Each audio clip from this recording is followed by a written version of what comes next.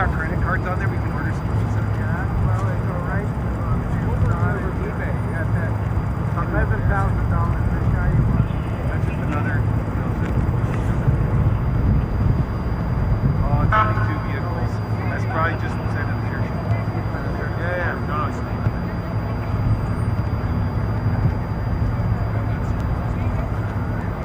By the way, you know, this time, Mr. Johnson, the Catholic State.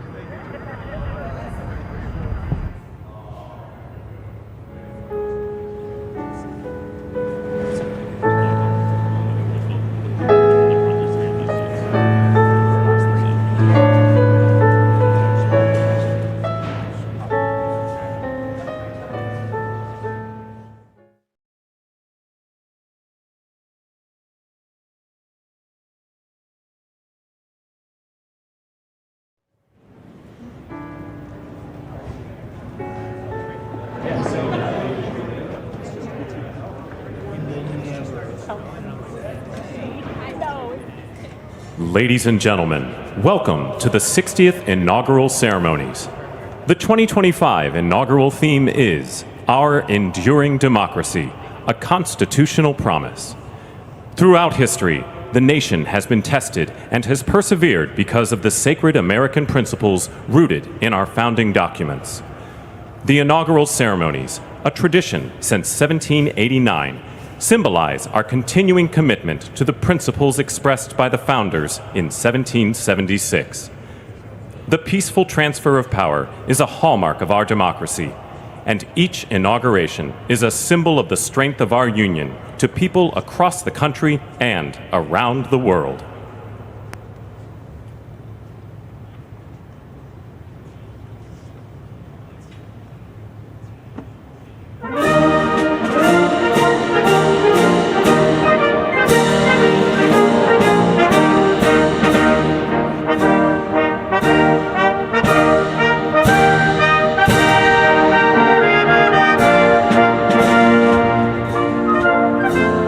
Among our invited guests today, the Director of the Government Publishing Office, the Honorable Hugh Halpern, the Attending Physician of the United States Congress, Rear Admiral Brian P. Monahan, United States Navy, Chaplain of the United States House of Representatives, Chaplain Margaret Grun Kibben, and Chaplain of the United States Senate, the Reverend Dr. Barry C. Black.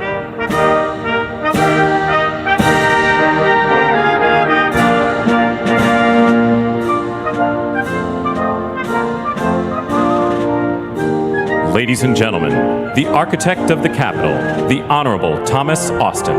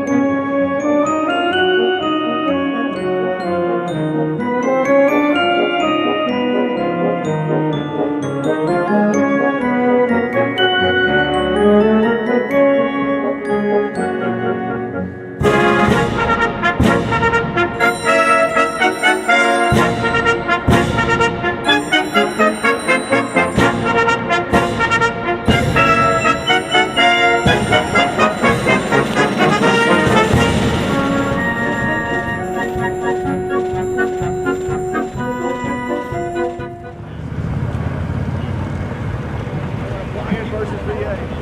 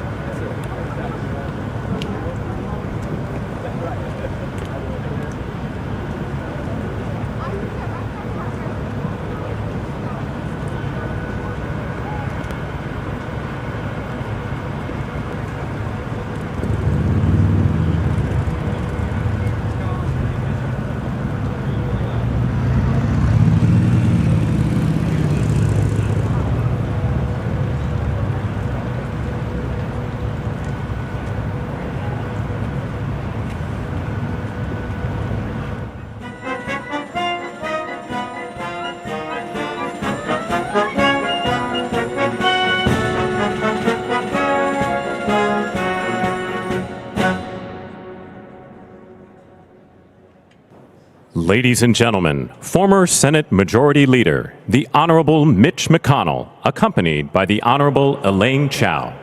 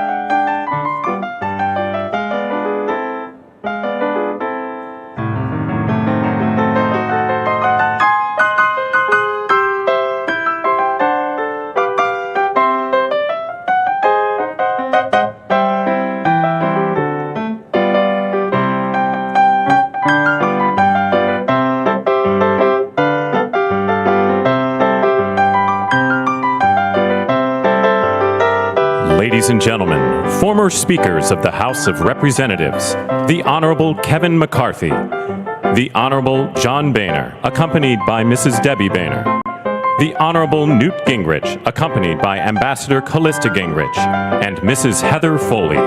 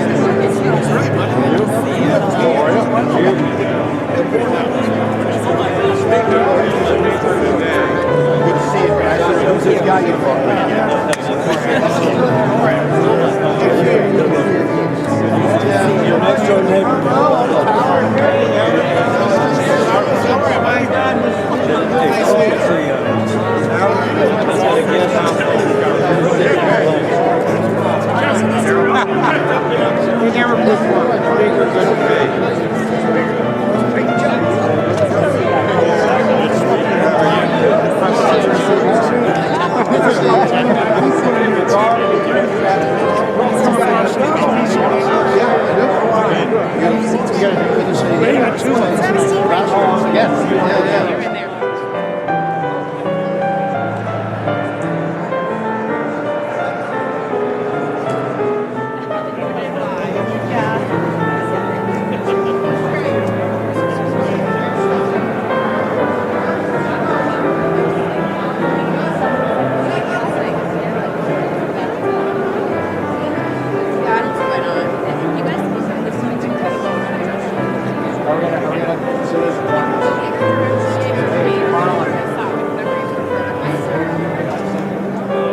My son called me from the Capitol. They were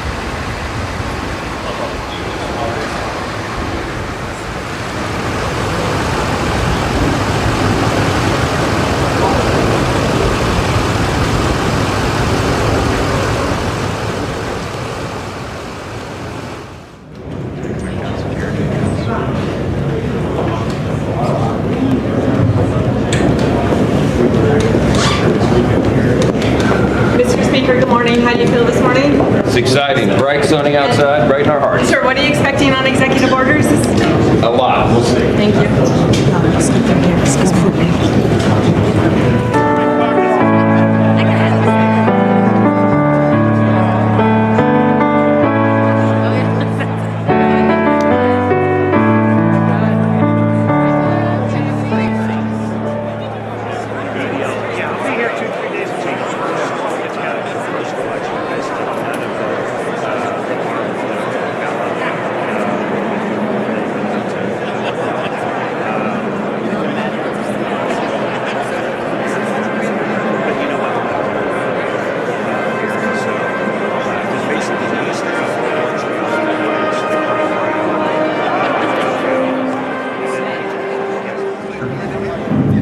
Mr. Majority Leader, good morning. How do you feel this morning? No interviews. Sorry. Thank you, sir.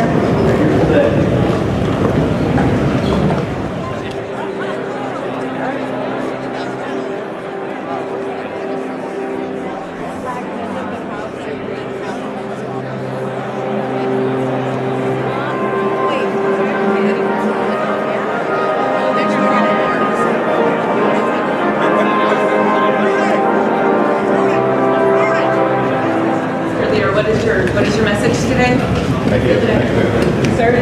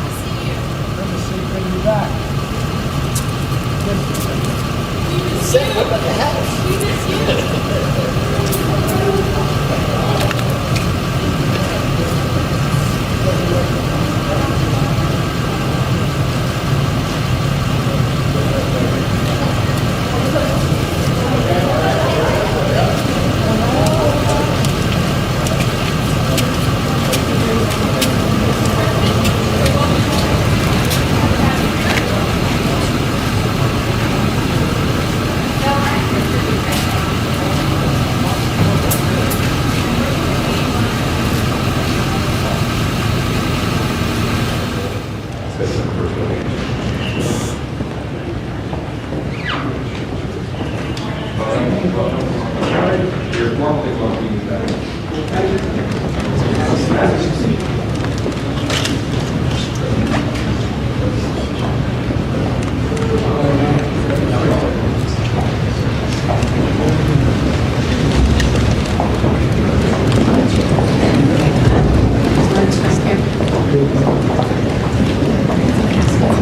Good morning, sir. How are you this morning? Good Mr. morning. Thank you. President Trump, how do you feel? President Biden? Well,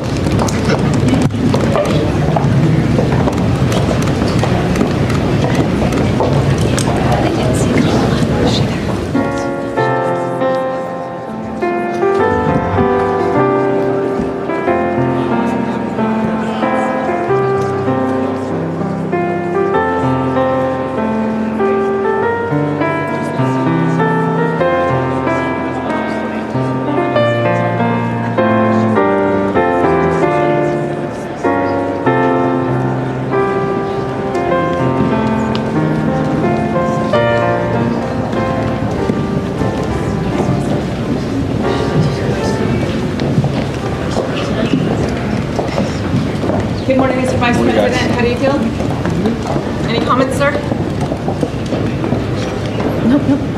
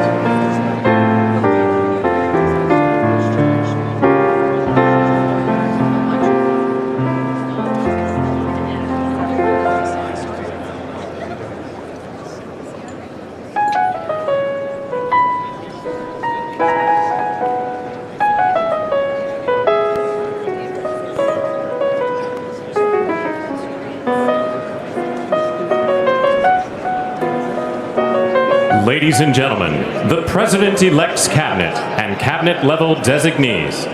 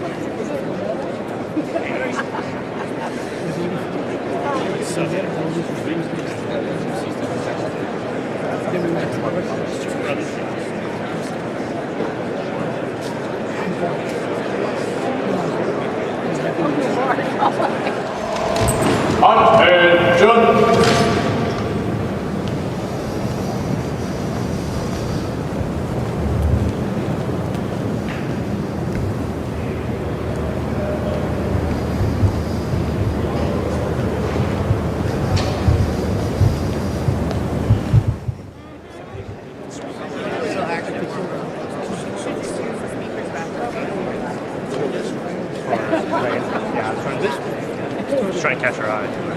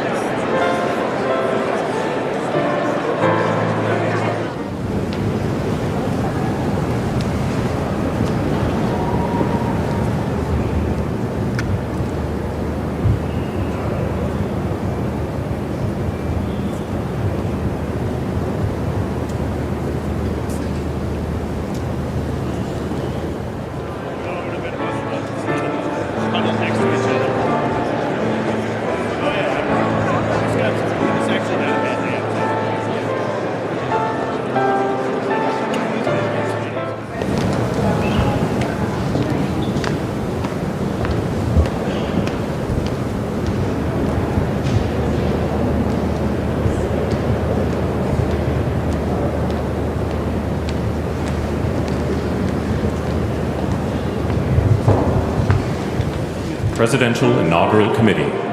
Committee Co-Chair, Mr. Steve Witkoff.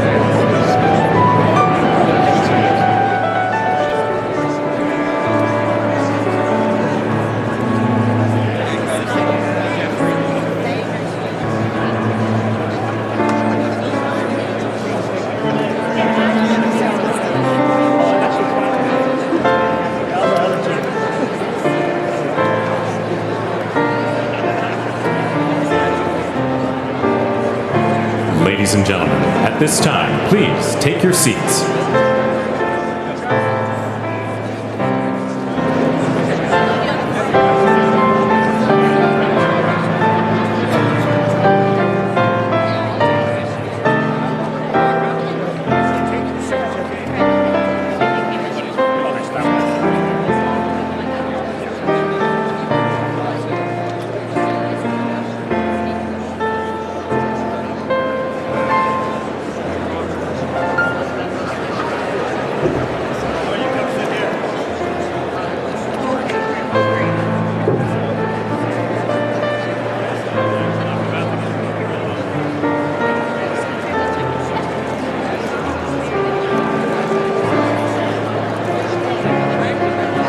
Ladies and gentlemen, at this time, please be seated.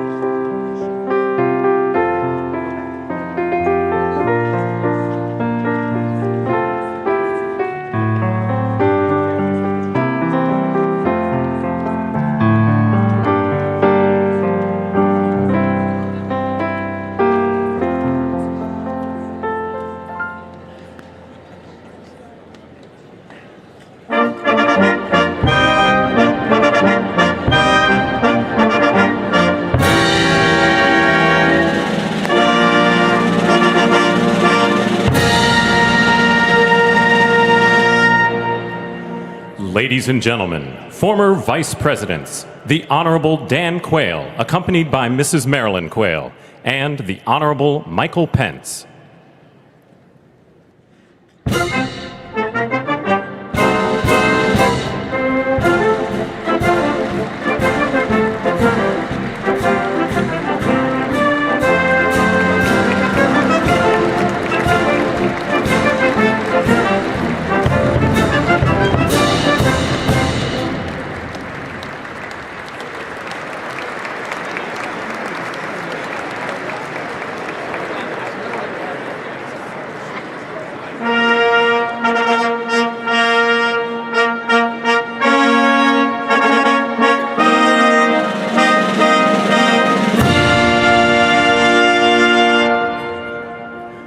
Ladies and gentlemen, the 42nd President of the United States, the Honorable William J. Clinton, accompanied by the Honorable Hillary Rodham Clinton.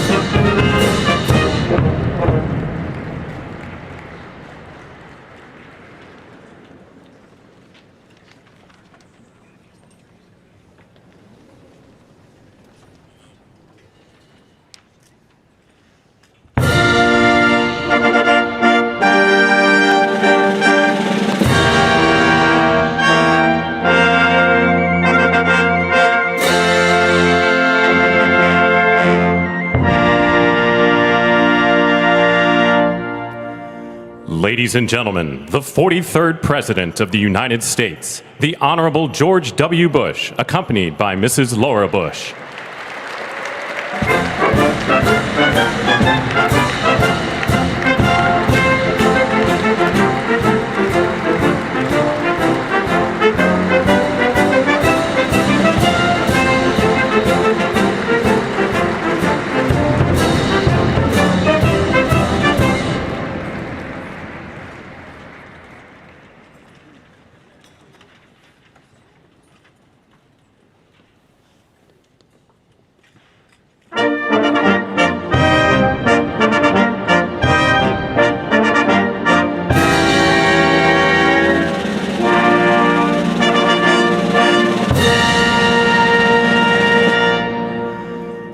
Ladies and gentlemen, the 44th President of the United States, the Honorable Barack H. Obama.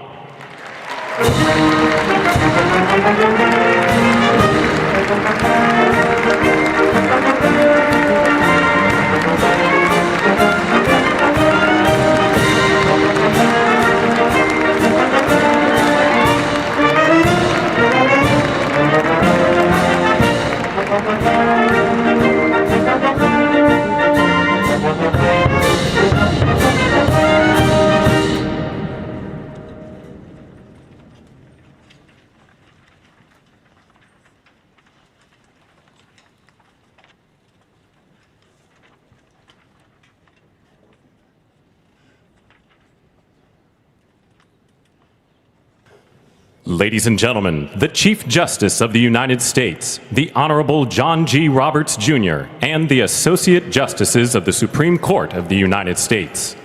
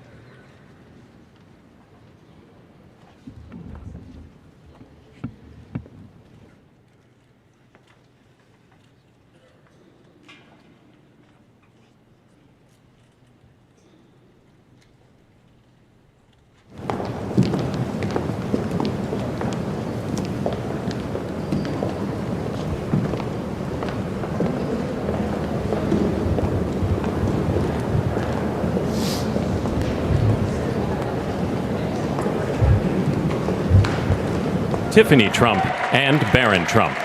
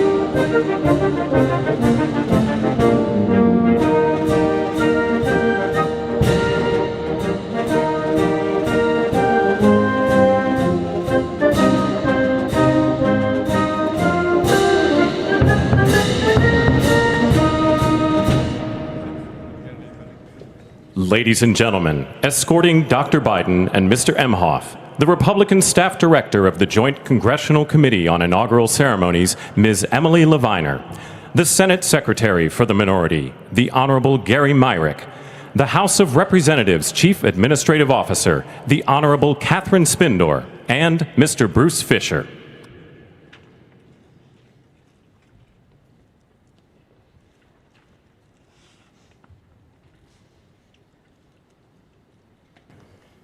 Ladies and gentlemen, Dr. Jill Biden and Mr. Douglas Emhoff.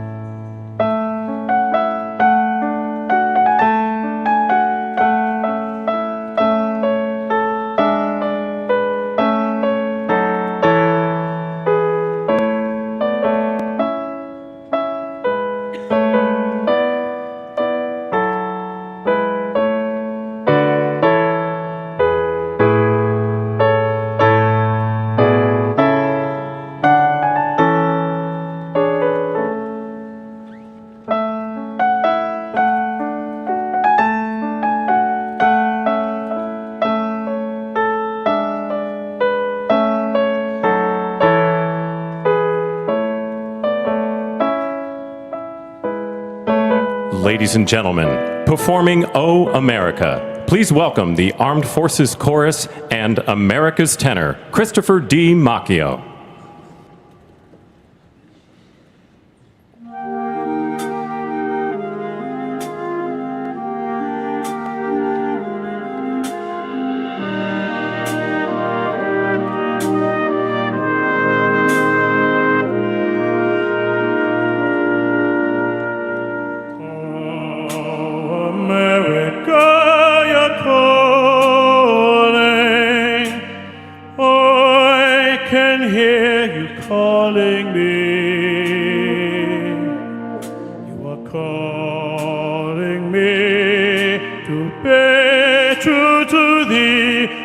To thee I will be.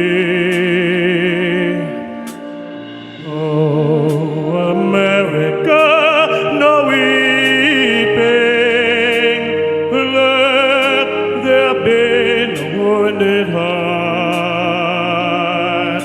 I will keep you in my keeping till there'll be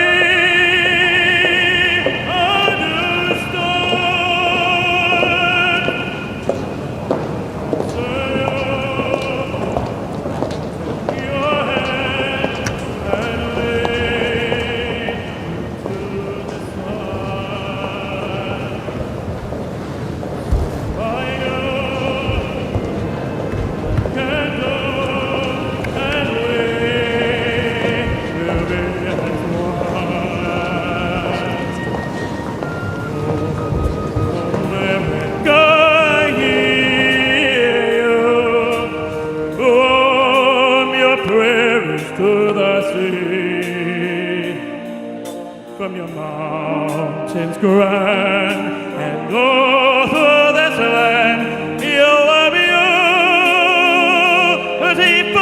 to me. Oh, America, you're calling. Oh, I can hear you calling me. You are calling me to pay to thee, to thee, oh, I will be.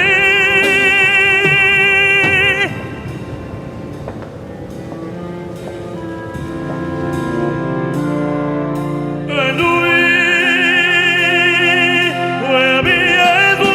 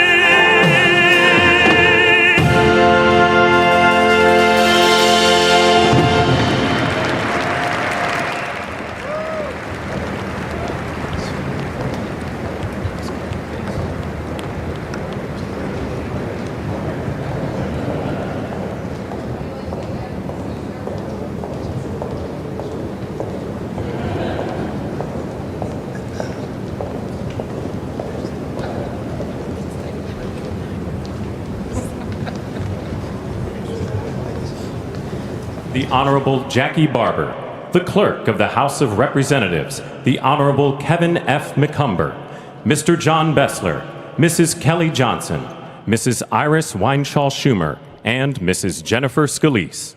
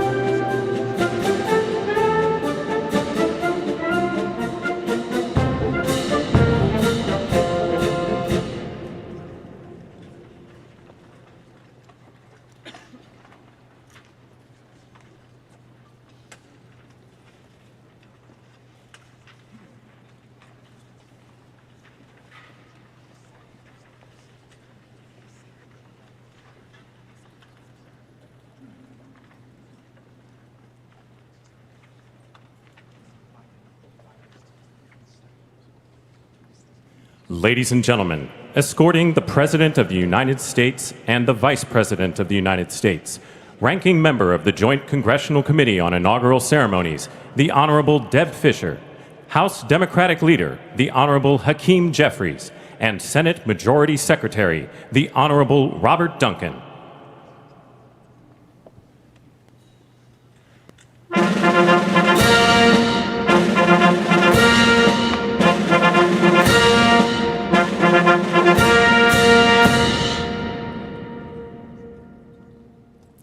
Ladies and gentlemen, the President of the United States, the Honorable Joseph R. Biden Jr., and Vice President of the United States, the Honorable Kamala Devi Harris.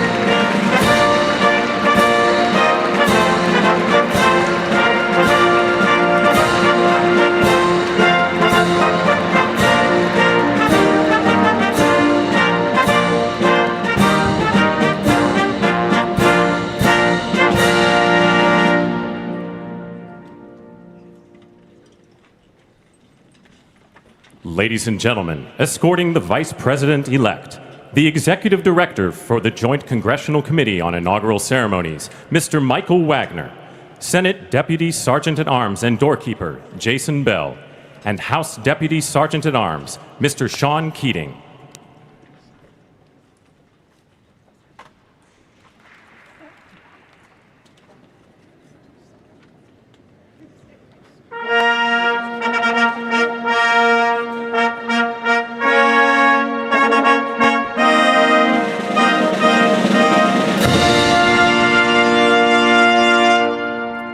Ladies and gentlemen, the Vice President-elect of the United States, the Honorable J.D. Vance.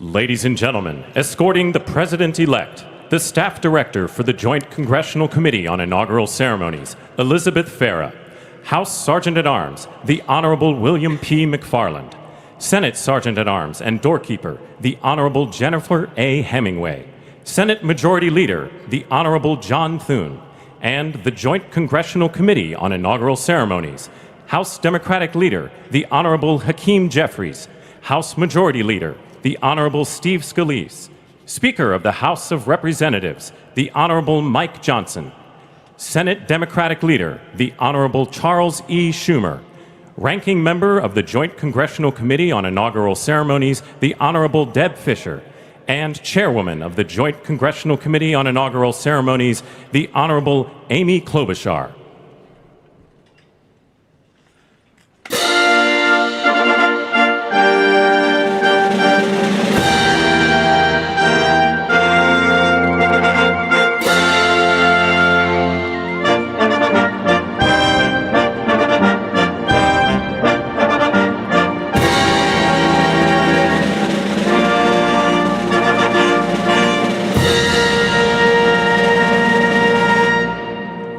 Ladies and gentlemen, the President-elect of the United States, the Honorable Donald John Trump.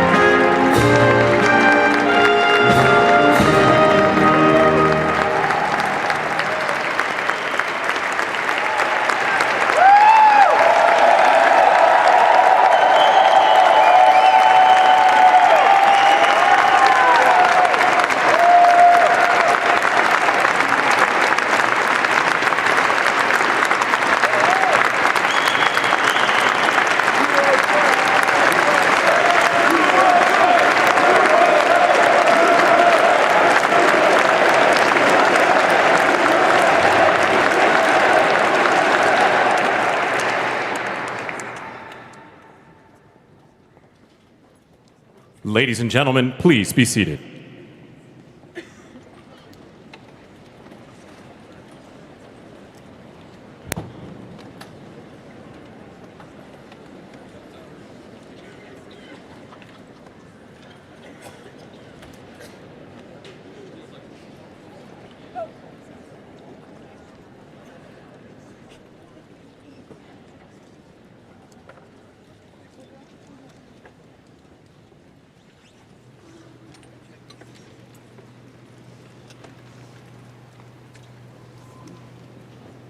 Please welcome the chairwoman of the Joint Congressional Committee on Inaugural Ceremonies, the Honorable Amy Klobuchar.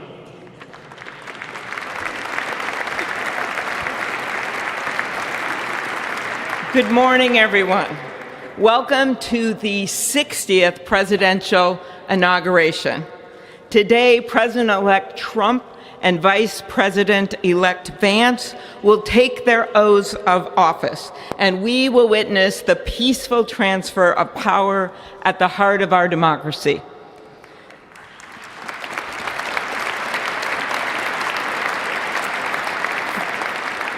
For the past year, I've chaired the Inaugural Ceremony Committee, which includes the leadership of Congress from both parties. We thank the committee and Capitol staff and law enforcement who worked so hard over the last year, and especially the last 3 days. You've done a beautiful job, and you have shown grace under pressure.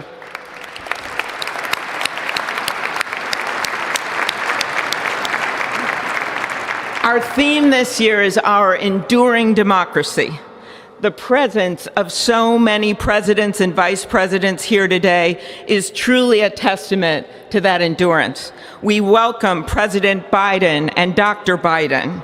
We welcome Vice President Harris and Doug Emhoff, President Obama, President Clinton and Secretary Clinton, President Bush and Laura Bush, Vice President Pence, Vice President Quayle and Marilyn Quayle. The justices of the United States Supreme Court are with us, all 9 of them I counted, and of course the Trump and Vance families. This ceremony marks what will soon be 250 years of our democracy. It is the moment when leaders, elevated by the will of the people, promise to be faithful to our Constitution, to cherish and defend it. It is the moment when they become, as we all should be, the guardians of our country. Through war and peace, through adversity and prosperity, we hold this inauguration every 4 years, and today it falls on Martin Luther King Day, a further reminder that we must strive to uphold the values enshrined in our Constitution, the freedoms, the liberties, and, as is inscribed on the entrance of the United States Supreme Court, equal justice under law.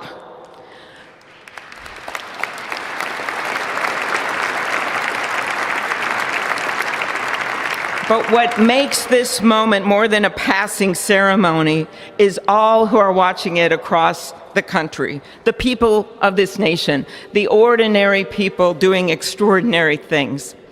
President Kennedy, who at one point worked as a senator in this building and would often walk through this very rotunda, once said, "In a democracy, every citizen, regardless of interest in politics, holds office. Every one of us is in a position of responsibility." With that responsibility of citizenship comes an obligation not to seek out malice, as President Lincoln once reminded us, but to view others with a generosity of spirit despite our differences. With that responsibility of leadership comes an obligation to stand our ground when we must and find common ground when we can. With everything swirling around us, the hot mess of division, it is on all of us, to quote an incredible songwriter who just happened to be born in my state, to ensure that our nation's democracy is our shelter from the storm. There's a reason this ceremony takes place at the Capitol. In other countries, it might be in a presidential palace or a gilded executive office building. Here it is traditionally held at the Capitol, the People's House. It is a fitting reminder of the system of checks and balances that is the very foundation of our government, 3 equal branches of government. That is how, for nearly 250 years, our great American experiment, grounded in the rule of law, has endured. So, as we inaugurate a new president and vice president, let us remember that the power of those in this room comes from the people. The construction workers who build our country, the teachers and healthcare workers who nurture us, the troops defending our freedoms, and yes, the firefighters in Los Angeles putting themselves on the line for us.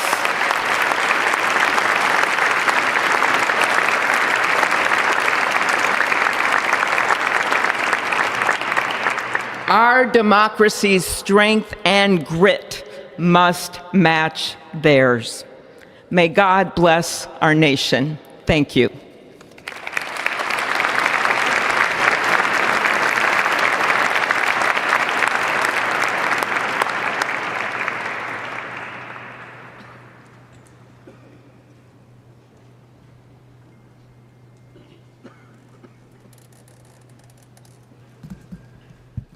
Good afternoon. Endurance through the years is the ultimate test. To persevere through time is the truest measure of an idea, an institution, and a nation. Our founders wrote the Constitution so that America could withstand all the twists and turns of time. They wrote it to guide us and to preserve forever our right of life, liberty, and the pursuit of happiness. But as much as the truths and principles enshrined in our Constitution remain the same, our democracy promises the American people the power to change, to chart their own destiny. That's the beauty. That is the importance of democracy. It allows the endurance, the permanence of a nation through change. It allows nations like our United States both to avoid the obstacles and to seize the opportunities God has placed before us, all while staying true to our founding principles. Today is our country's 60th inauguration ceremony. Like all the others before it, it is a celebration of our right to set our uniquely American course. The past several years have been trying at times for many, many Americans, and also for the nations of the free world that we humbly strive to lead. In November, Americans chose again to steer this nation towards greatness, the secure, safe, and prosperous future that our founders envisioned for all of us. And today, we celebrate not only their decision to do so, but also the simple right and wisdom of a free people to make their own choice so that their nation might endure. And now, allow me to welcome Archbishop Timothy Dolan and Reverend Franklin Graham, who will deliver our invocation. Please rise.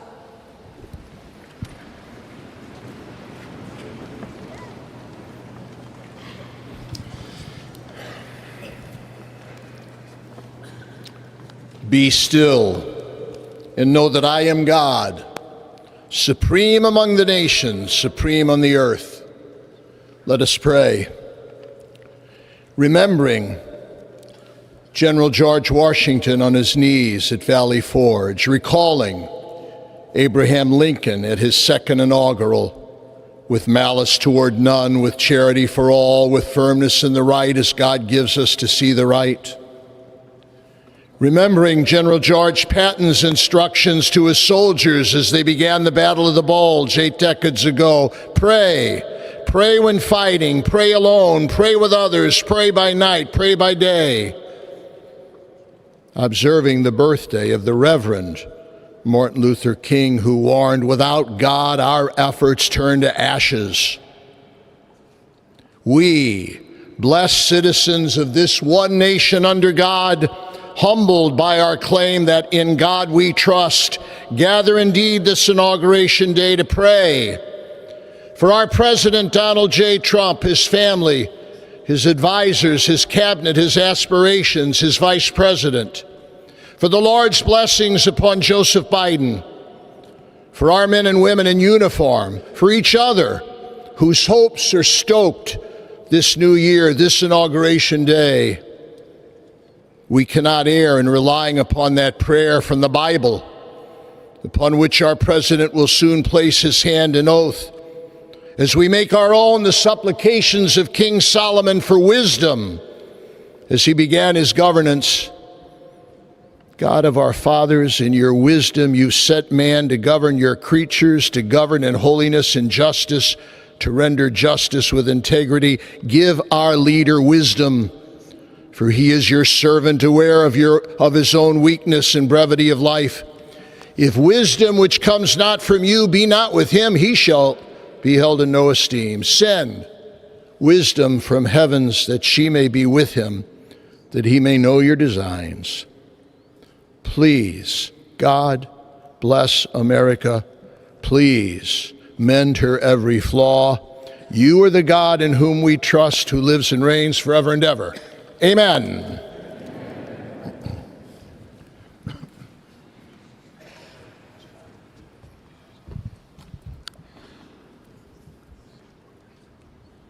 Mr. President, the last 4 years, there are times I'm sure you thought it was pretty dark. But look what God has done. We praise him and give him glory.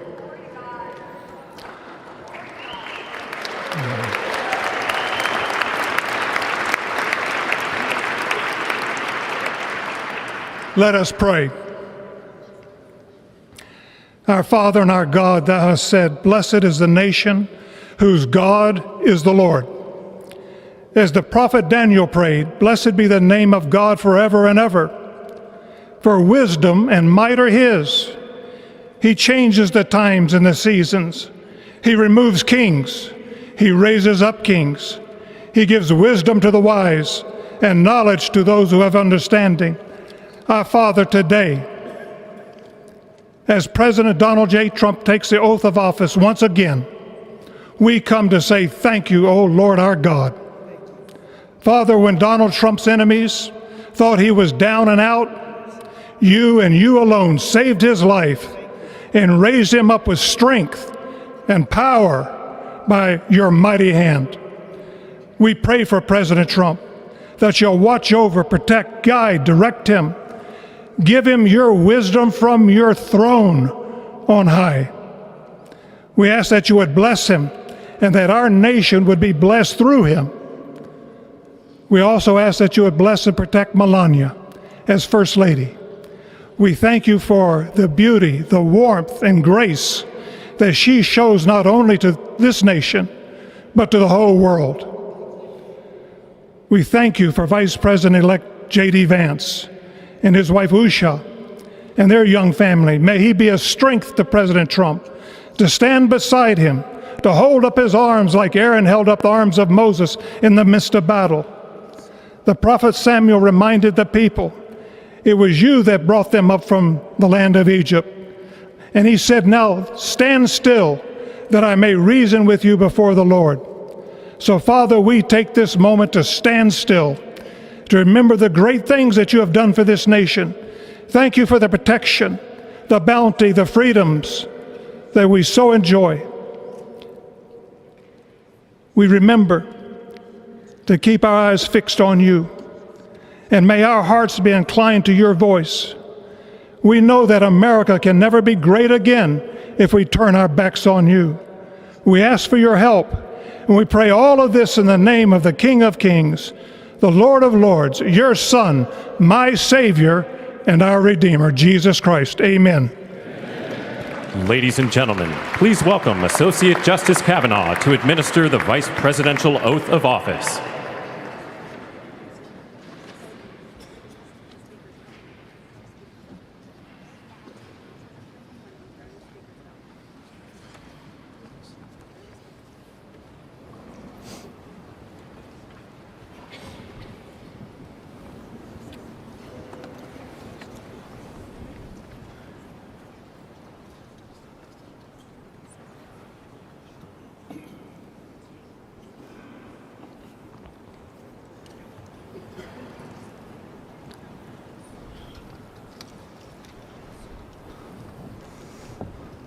Please raise your right hand and repeat after me.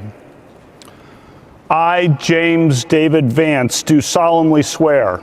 I, James David Vance, do solemnly swear that I will support and defend the Constitution of the United States. that I will support and defend the Constitution of the United States Against all enemies, foreign and domestic. against all enemies, foreign and domestic. That I will bear true faith That I will bear true faith and allegiance to the same. and allegiance to the same. That I take this obligation freely, That I take this obligation freely without any mental reservation without any mental reservation or purpose of evasion. or purpose of evasion. And that I will well and faithfully discharge And that I will well and faithfully discharge the duties of the office the duties of the office on which I am about to enter. on which I am about to enter. So help me God. So help me God. Congratulations, Mr. Vice President.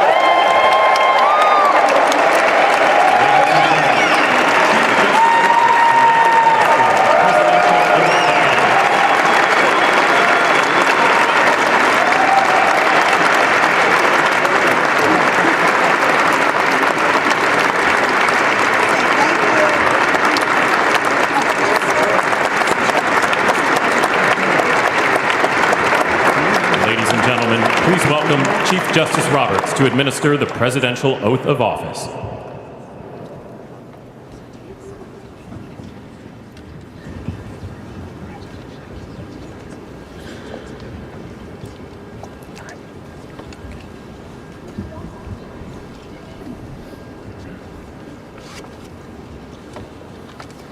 Please raise your right hand and repeat after me.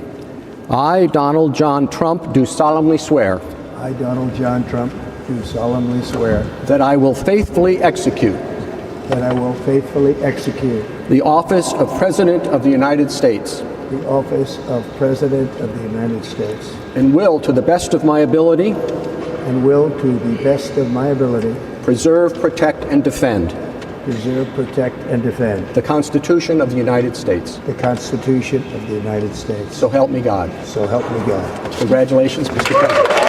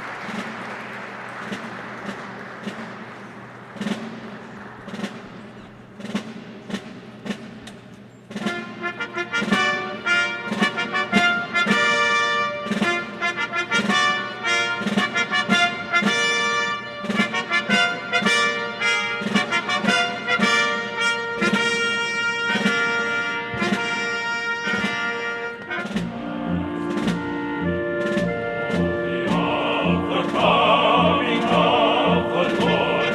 He is trampling out the vintage where the grapes of wrath are stored. He hath loosed the faithful lightning of his terrible swift sword. His truth is marching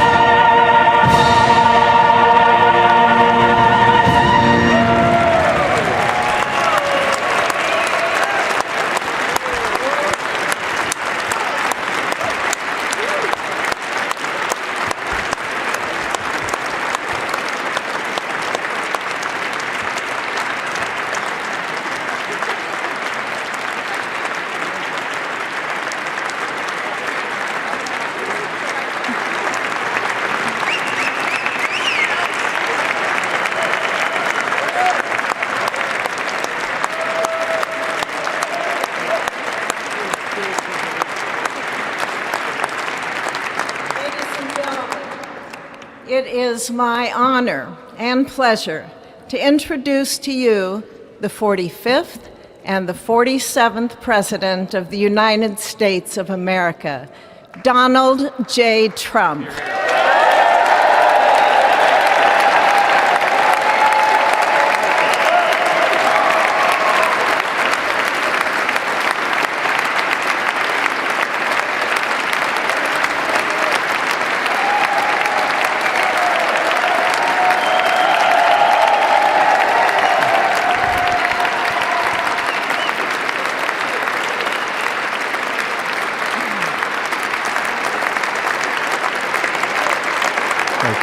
Thank you very much, everybody. Well, thank you very, very much.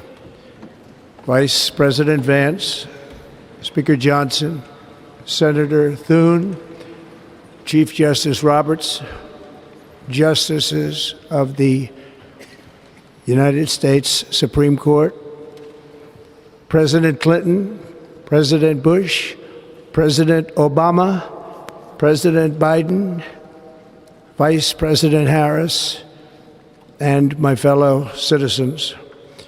The golden age of America begins right now.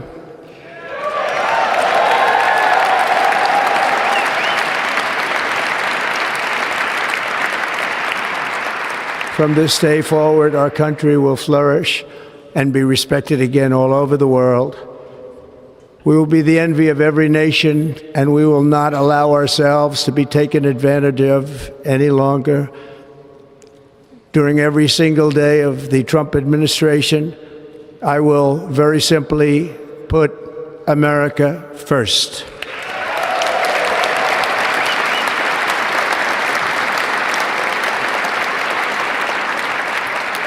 Our sovereignty will be reclaimed. Our safety will be restored.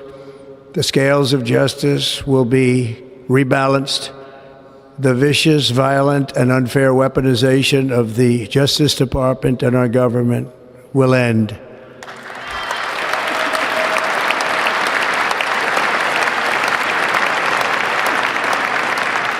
And our top priority will be to create a nation that is proud, prosperous, and free.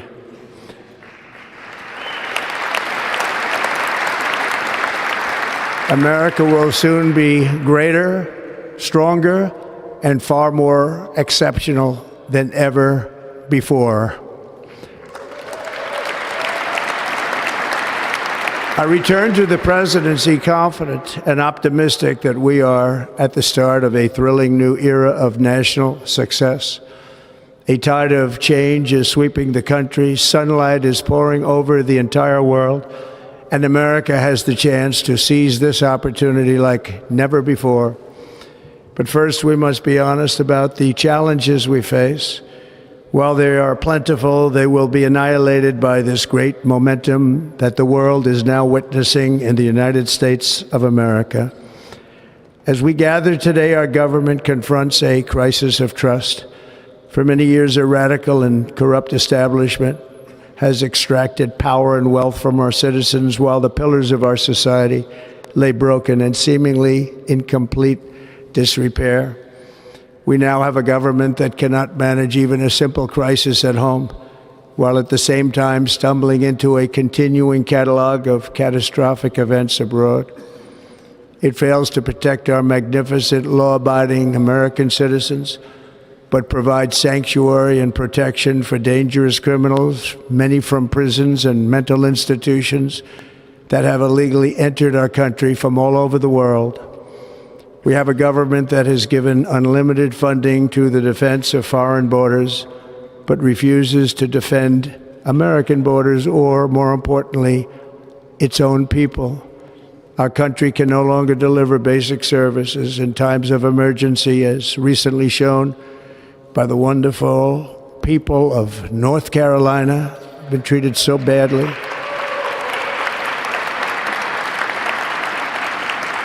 And other states who are still suffering from a hurricane that took place many months ago.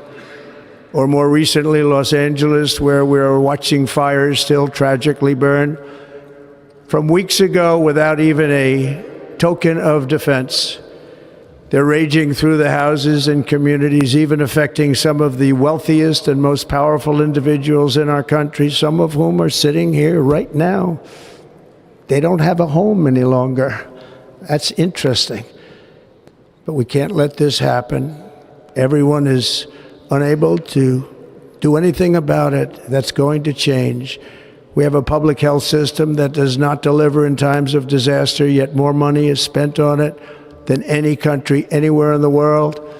And we have an education system that teaches our children to be ashamed of themselves in many cases, to hate our country despite the love that we try so desperately to provide to them. All of this will change starting today, and it will change very quickly.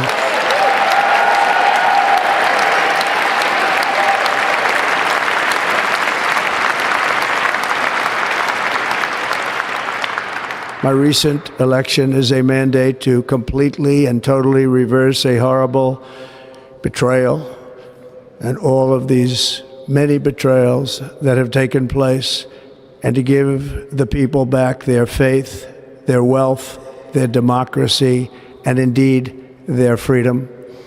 From this moment on, America's decline is over.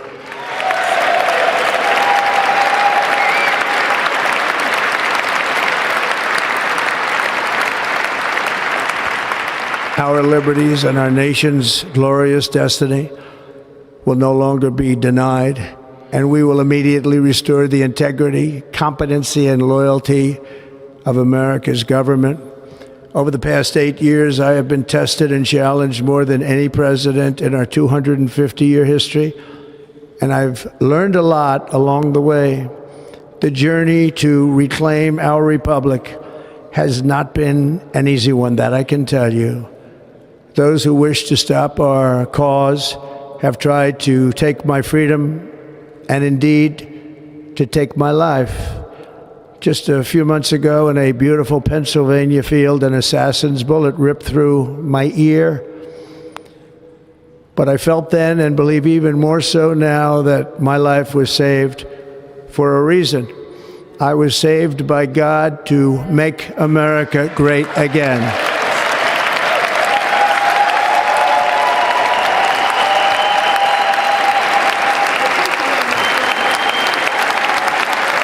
Thank you.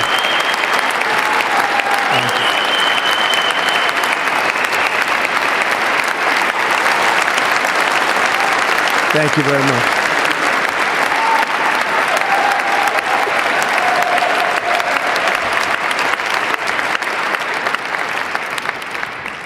That is why each day under our administration of American patriots, we will be working to meet every crisis with dignity and power and strength.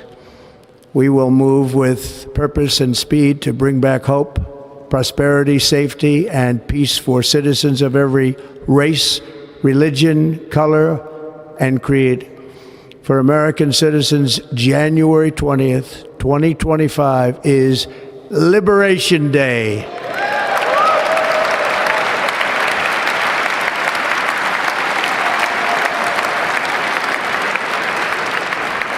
It is my hope that our recent presidential election will be remembered as the greatest and most consequential election in the history of our country. As our victory showed, the entire nation is rapidly unifying behind our agenda with dramatic increases in support from virtually every element of our society, young and old, men and women, African Americans, Hispanic Americans, Asian Americans, urban, suburban, rural, and very importantly, we had a powerful win in all 7 swing states, and the popular vote, we won by millions of people.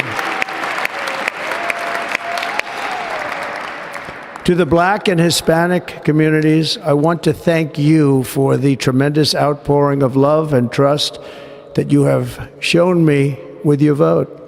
We set records, and I will not forget it. I've heard your voices in the campaign, and I look forward to working with you in the years to come. Today is Martin Luther King Day, and his honor, this will be a great honor, but in his honor we will strive together to make his dream a reality. We will make his dream come true.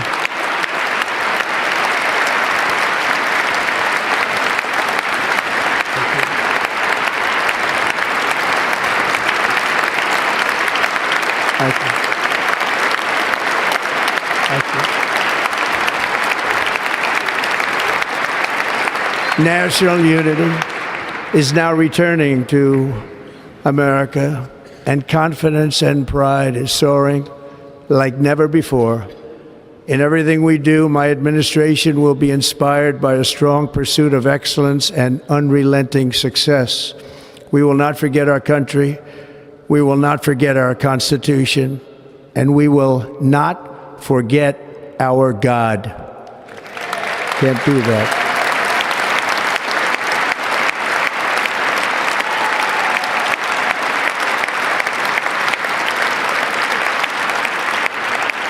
Today, I will sign a series of historic executive orders.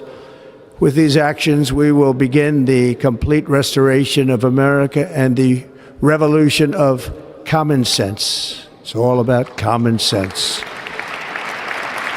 First, I will declare a national emergency at our southern border.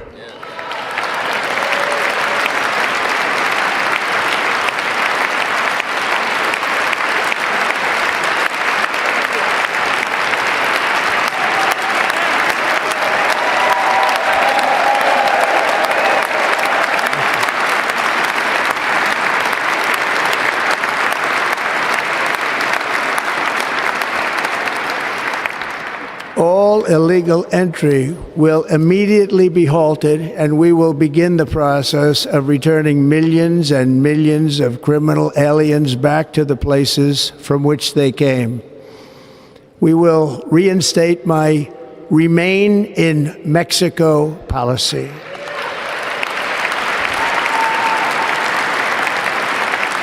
I will end the practice of catch and release. And I will send troops to the southern border to repel the disastrous invasion of our country.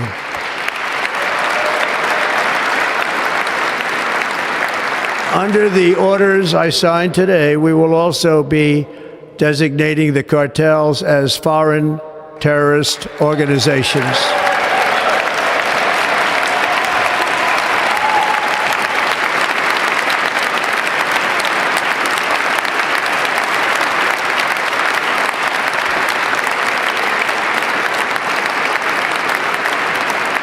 And by invoking the Alien Enemies Act of 1798, I will direct our government to use the full and immense power of federal and state law enforcement to eliminate the presence of all foreign gangs and criminal networks, bringing devastating crime to U.S. soil, including our cities and inner cities.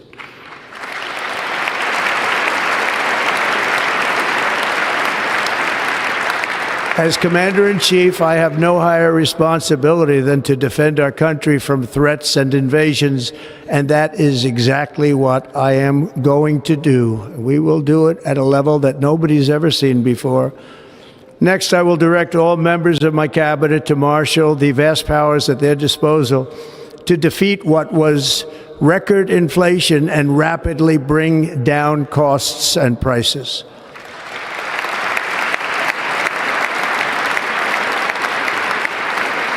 The inflation crisis was caused by massive overspending and escalating energy prices, and that is why today I will also declare a national energy emergency. We will drill, baby, drill.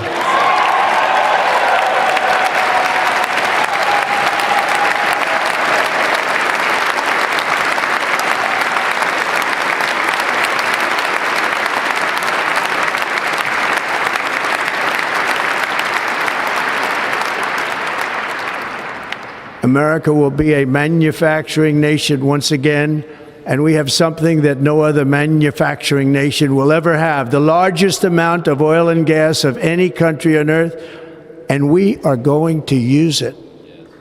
Let me use it. We will bring prices down, fill our strategic reserves up again right to the top, and export American energy all over the world.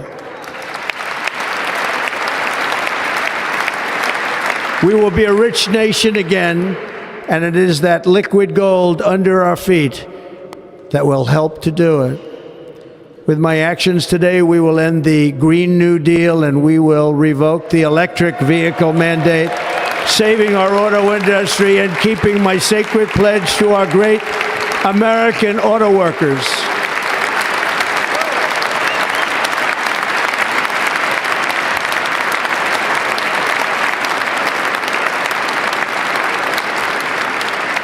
In other words, you'll be able to buy the car of your choice. We will build automobiles in America again at a rate that nobody could have dreamt possible just a few years ago. And thank you to the auto workers of our nation for your inspiring vote of confidence. We did tremendously with their vote.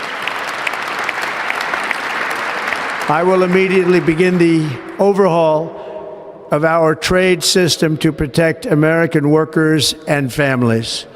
Instead of taxing our citizens to enrich other countries, we will tariff and tax foreign countries to enrich our citizens.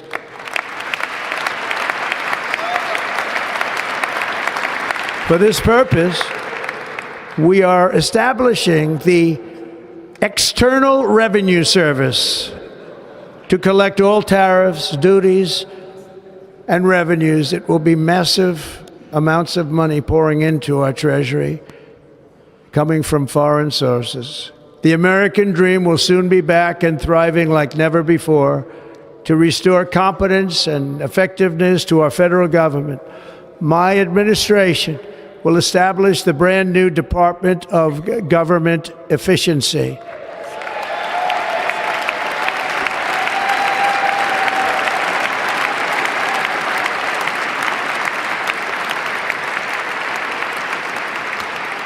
After years and years of illegal and unconstitutional federal efforts to restrict free expression, I will also sign an executive order to immediately stop all government censorship and bring back free speech to America.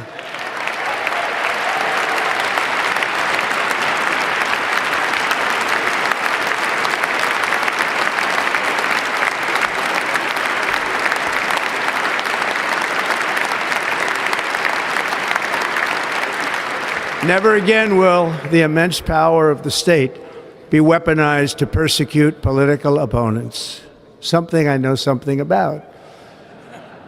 We will not allow that to happen. It will not happen again. Under my leadership, we will restore fair, equal, and impartial justice under the constitutional rule of law.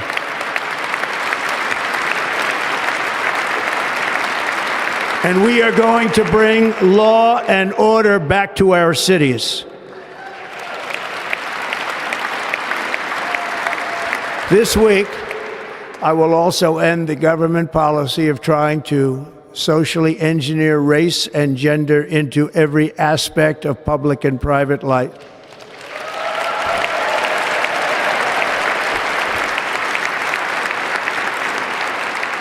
We will forge a society that is colorblind and merit-based.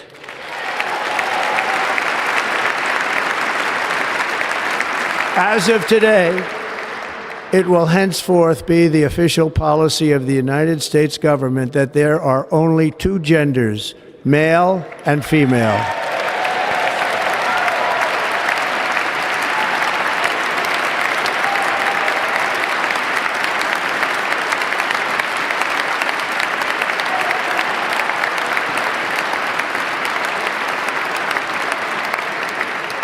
This week, I will reinstate any service members who were unjustly expelled from our military for objecting to the COVID vaccine mandate with full back pay.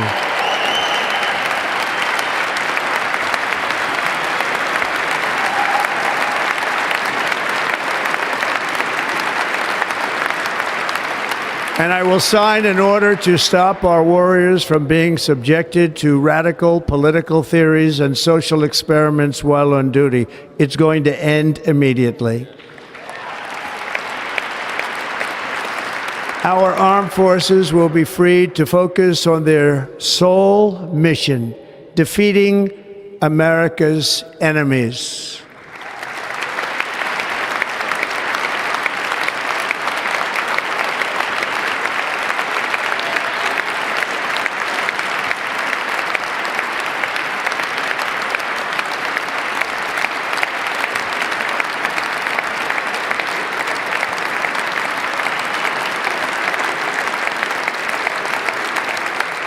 Like in 2017, we will again build the strongest military the world has ever seen.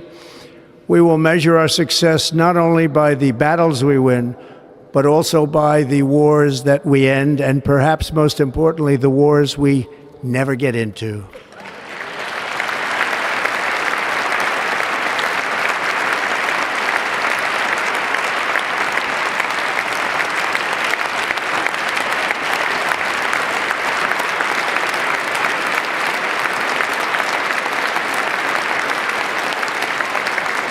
My proudest legacy will be that of a peacemaker and unifier. That's what I want to be, a peacemaker and a unifier.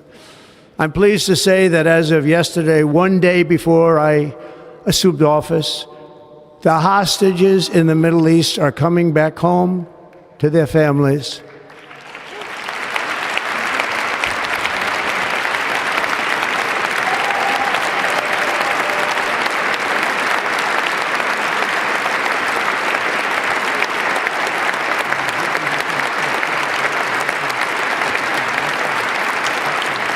Thank you.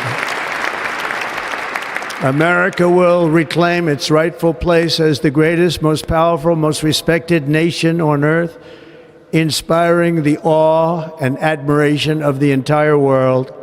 A short time from now, we are going to be changing the name of the Gulf of Mexico to the Gulf of America, and we will restore the name of a great president, William McKinley, to Mount McKinley, where it should be and where it belongs.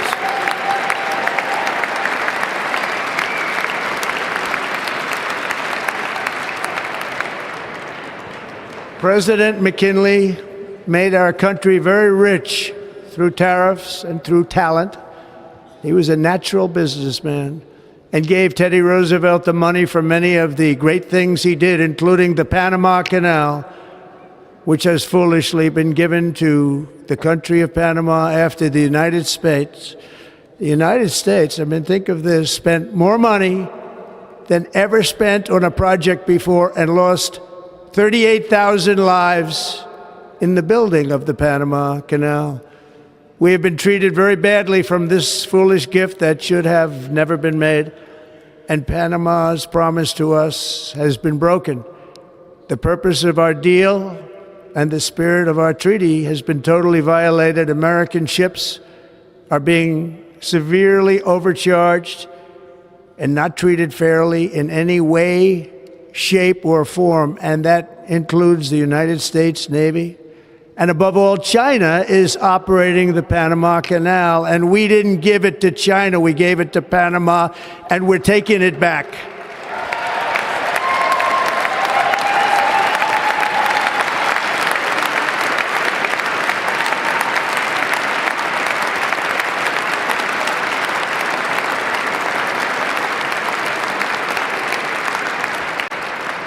Above all, my message to Americans today is that it is time for us to once again act with courage, vigor, and the vitality of history's greatest civilization. So as we liberate our nation, we will lead it to new heights of victory and success. We will not be deterred. Together we will end the chronic disease epidemic and keep our children safe, healthy, and disease-free. The United States will once again consider itself a growing nation, one that increases our wealth, expands our territory, builds our cities, raises our expectations, and carries our flag into new and beautiful horizons. and we will pursue our manifest destiny into the stars, launching American astronauts to plant the stars and stripes on the planet Mars.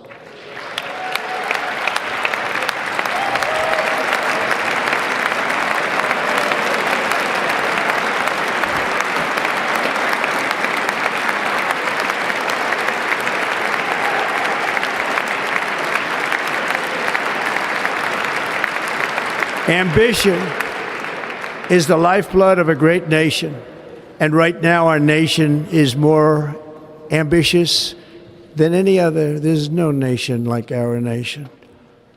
Americans are explorers, builders, innovators, entrepreneurs, and pioneers. The spirit of the frontier is written into our hearts. The call of the next great adventure resounds from within our souls. Our American ancestors turned a small group of colonies on the edge of a vast continent into a mighty republic of the most extraordinary citizens on earth. No one comes close. Americans pushed thousands of miles through a rugged land of untamed wilderness. They crossed deserts, scaled mountains, braved untold dangers, won the Wild West, ended slavery, rescued millions from tyranny, lifted billions from poverty, harnessed electricity, split the atom, launched mankind into the heavens, and put the universe of human knowledge into the palm of the human hand.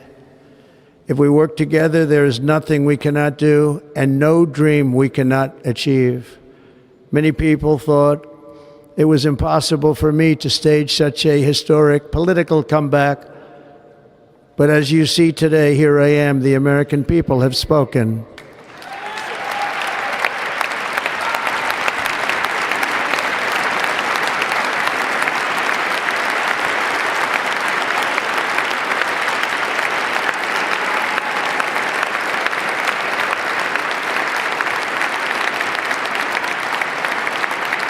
I stand before you now as proof that you should never believe that something is impossible to do. In America, the impossible is what we do best.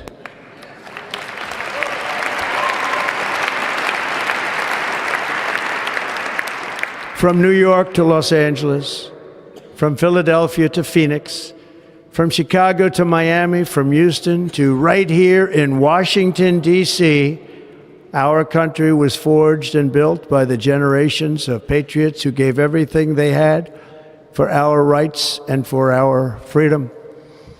They were farmers and soldiers, cowboys and factory workers, steel workers and coal miners, police officers and pioneers who pushed onward, marched forward, and let no obstacle defeat their spirit or their pride. Together they laid down the railroads, raised up the skyscrapers, built great highways, won 2 world wars, defeated fascism and communism, and triumphed over every single challenge that they faced. After all we have been through together, we stand on the verge of the 4 greatest years in American history. With your help, we will restore America promise, and we will rebuild the nation that we love, and we love it so much. We are one people, one family, and one glorious nation under God.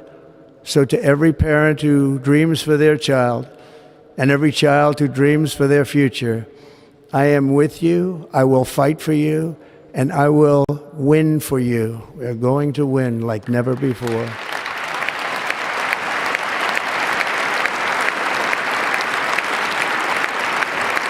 Thank you. Thank you.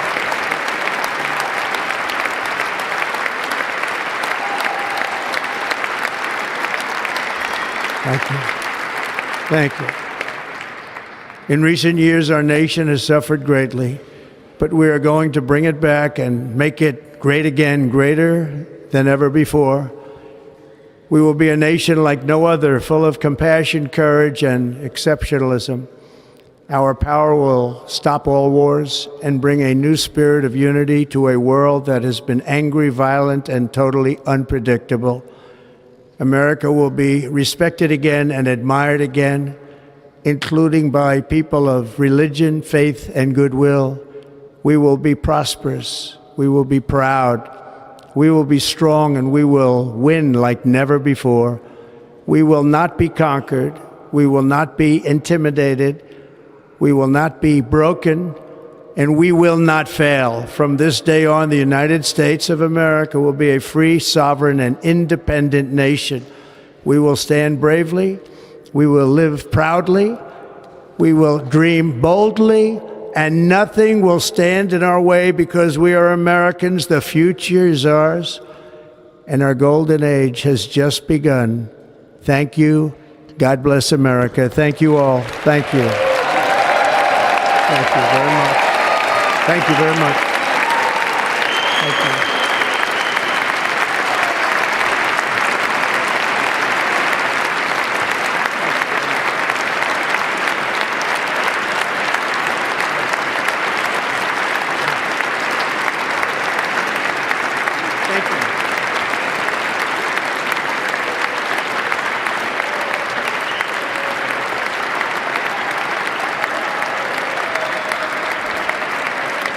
Ladies and gentlemen, performing America the Beautiful, please welcome the Armed Forces Chorus and Carrie Underwood.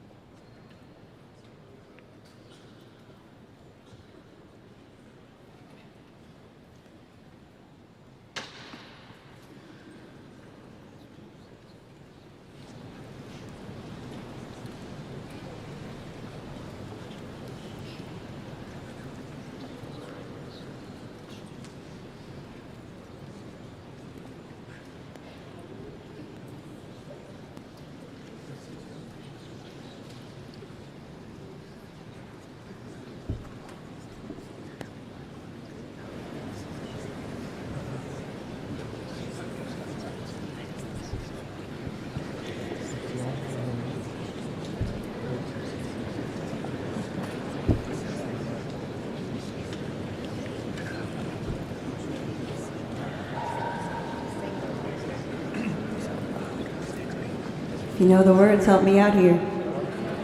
Oh, beautiful for spacious skies, for amber waves of grain, for purple mountain majesties above the fruited plain. America, America, God shed His grace on thee and crown thy good with brotherhood from sea to shining sea.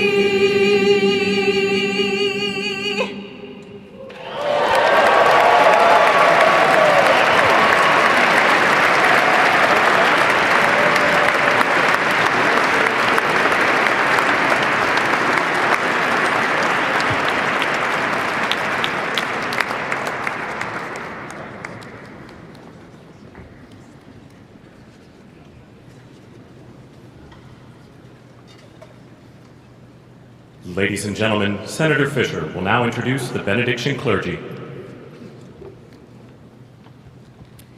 I now call on Rabbi Ari Berman, Pastor Lorenzo Sewell, and Reverend Frank Mund to provide prayers of benediction.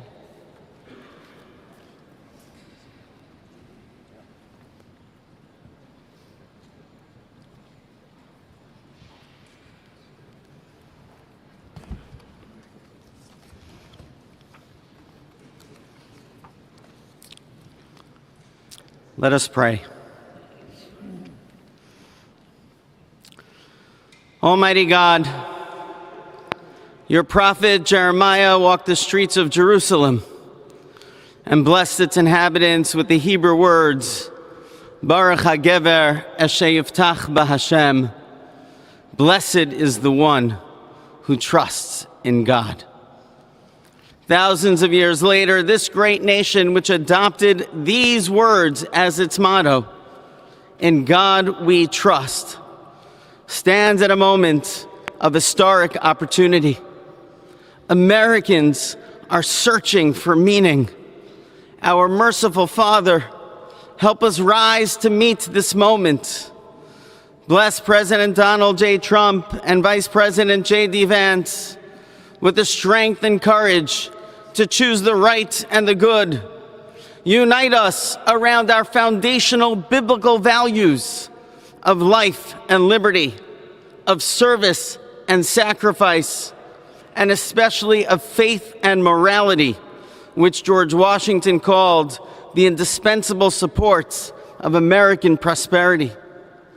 Guide our schools and college campuses, which have been experiencing such unrest, to inspire the next generation to pair progress with purpose, knowledge with wisdom, and truth with virtue. Hear the cry of the hostages, both American and Israeli, whose pain our president so acutely feels. We are so thankful for the 3 young women who yesterday returned home, and pray that the next 4 years brings peace to Israel and throughout the Middle East. Almighty God, grant all Americans the opportunity to realize our shared dream of a life filled with peace and plenty, health and happiness, compassion and contribution. Stir within us the confidence to rise to this moment. For while we trust in God, God's trust is in us, the American people. America is called to greatness, to be a beacon of light and a mover of history.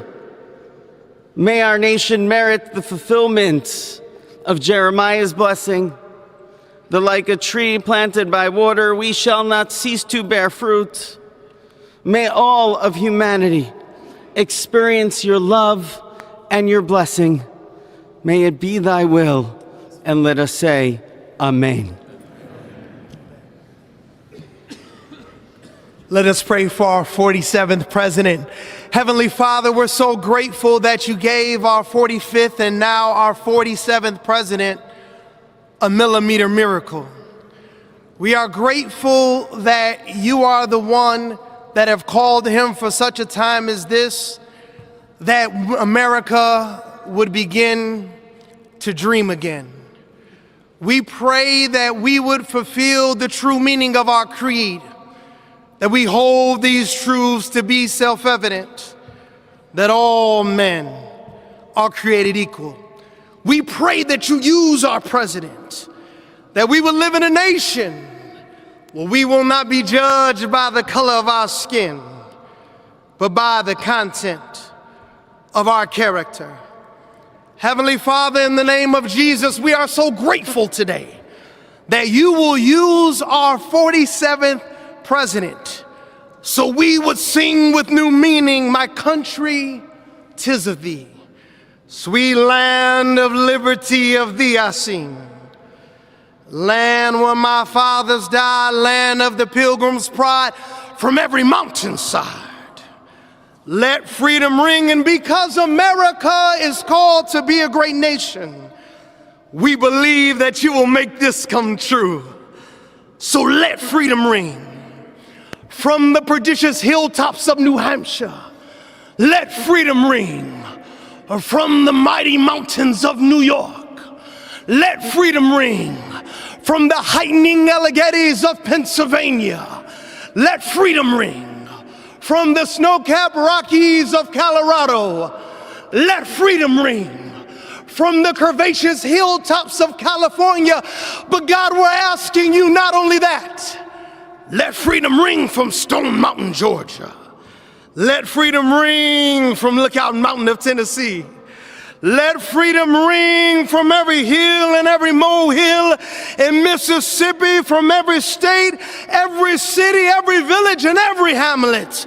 And when we let freedom ring, we will be able to speed up that day where all of your children, black men and white men, Protestant and Catholic, Jew and Gentile, will be able to sing in the meaning of that old Negro spiritual, free at last, free at last. Thank you, God Almighty. We are free at last. If you believe where the Spirit of the Lord is, there is liberty. Come on, put your hands together and give your great God great glory.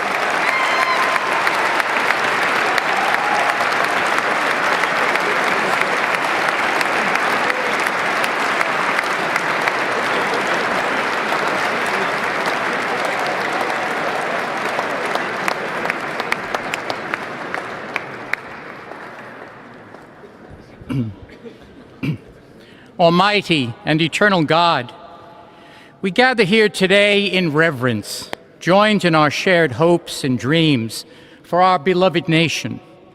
In this sacred moment of the inauguration of President Donald J. Trump and Vice President J.D. Vance, we turn our hearts to you, seeking your divine assistance and abundant blessings upon this pivotal moment in history.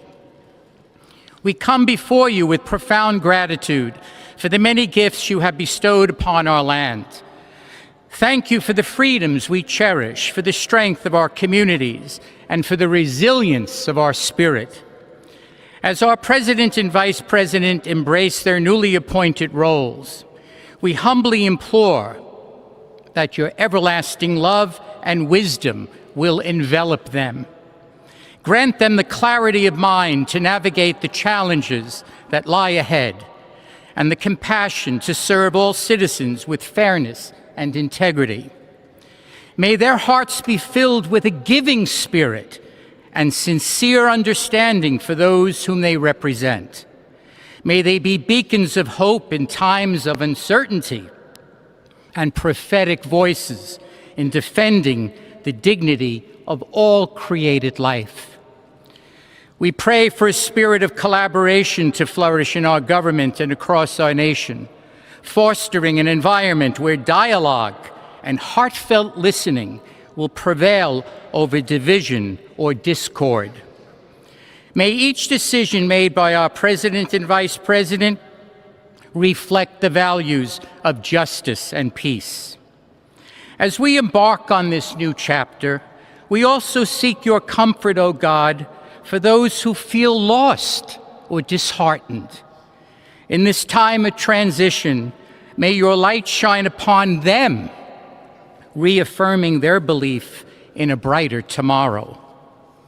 May we all strive to lift one another, supporting our fellow citizens with kindness and empathy, recognizing that together we can overcome any adversity. Grant us the strength to endure, the courage to face our fears, and the clarity to see the light that remains, even when clouds of uncertainty may gather. Inspire our new leaders to be champions for the vulnerable and advocates for those whose voices are often silenced.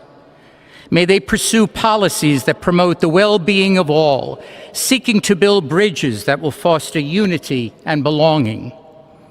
As we stand witness to this inauguration, we hold fast to our faith in the goodness of each of us and the possibility of change. We trust that with your guidance, O God, our nation can move forward to a future filled with promise, prosperity, and understanding. And finally, we lift our hearts in gratitude for the beloved parents of President Trump. Without Mary and Fred Trump, this day would never be the miracle that has just begun. From their place in heaven, may they shield their son from all harm by their loving protection, and give him the strength to guide our nation along the path that will make America great again. Let us go forth now with these words of President Trump's emblazoned on our hearts. As long as we have pride in our beliefs, courage in our convictions, and faith in our God, then we will not fail. We stand tall, we stand proud, because we are Americans, and Americans kneel to God, and to God alone. Amen. Ladies and gentlemen, please remain standing for our national anthem.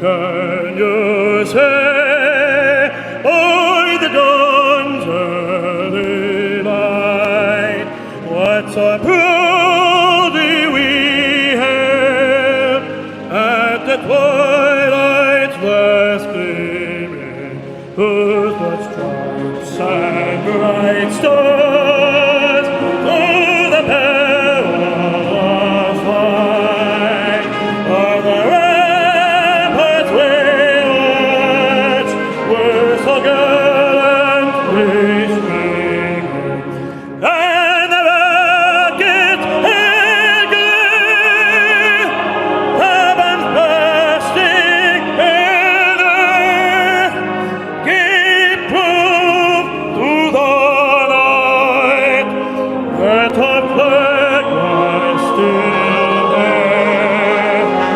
Oh, say does that star-spangled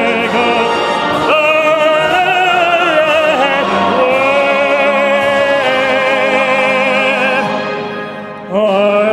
wave?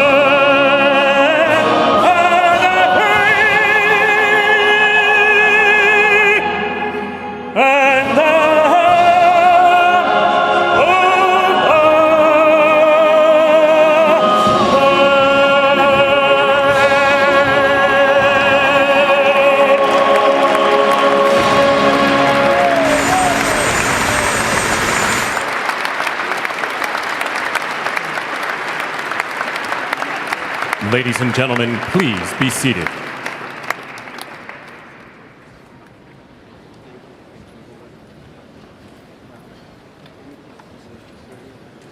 Ladies and gentlemen, please remain at your seats while the President and official party depart the platform.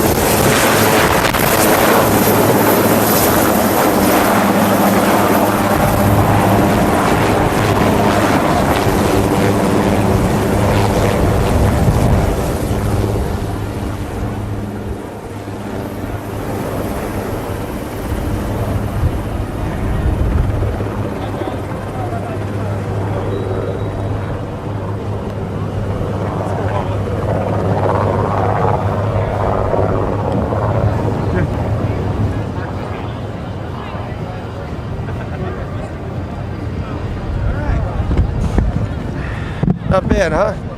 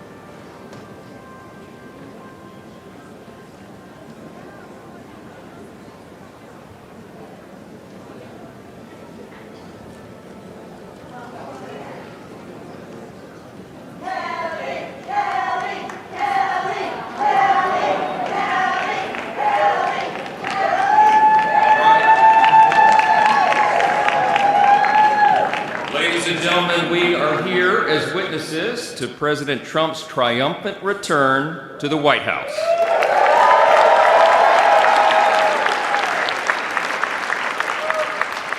Right now, already this morning, you can feel it around the country. We certainly felt it here in the city. America is coming together and roaring back again, and it begins today, as the president just told us. I know we'd all rather be gathered together on the National Mall with hundreds of thousands of our closest friends, but our disappointment is well overcome with our excitement for the future that we feel today. We have the chance to make the next 4 years the most consequential period in our nation's history. And as Speaker of the House, it is my great pleasure, my great honor, to introduce to you the man who will lead us to this new golden age, the decisive winner of the Electoral College and the popular vote, the 45th and the 47th, and the greatest president of our lifetimes, Donald J. Trump.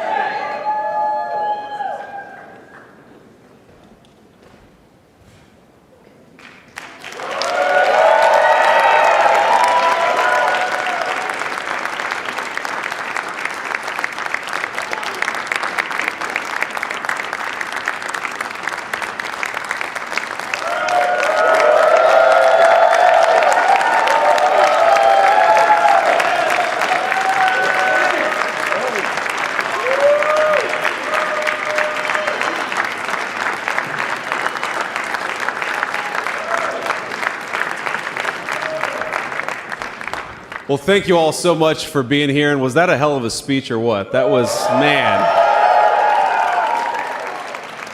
That was a good way to start it off. You know, I didn't know exactly what the president would put in that speech, and I hoped to myself that he wasn't going to hold back, and sir, you didn't hold back. That was a hell of a way to start the next 4 years. But I just want to say from the bottom of my heart, and I know I speak for the president and for all of us, thank you, thank you, thank you for making this possible. We love you. We wouldn't be here without you, and we're going to make America great again together for the next 4 years.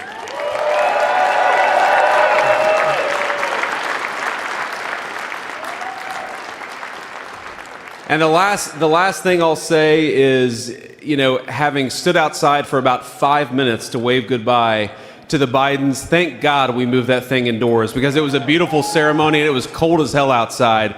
So, sir, the 45th and 47th President of the United States, Donald J. Trump.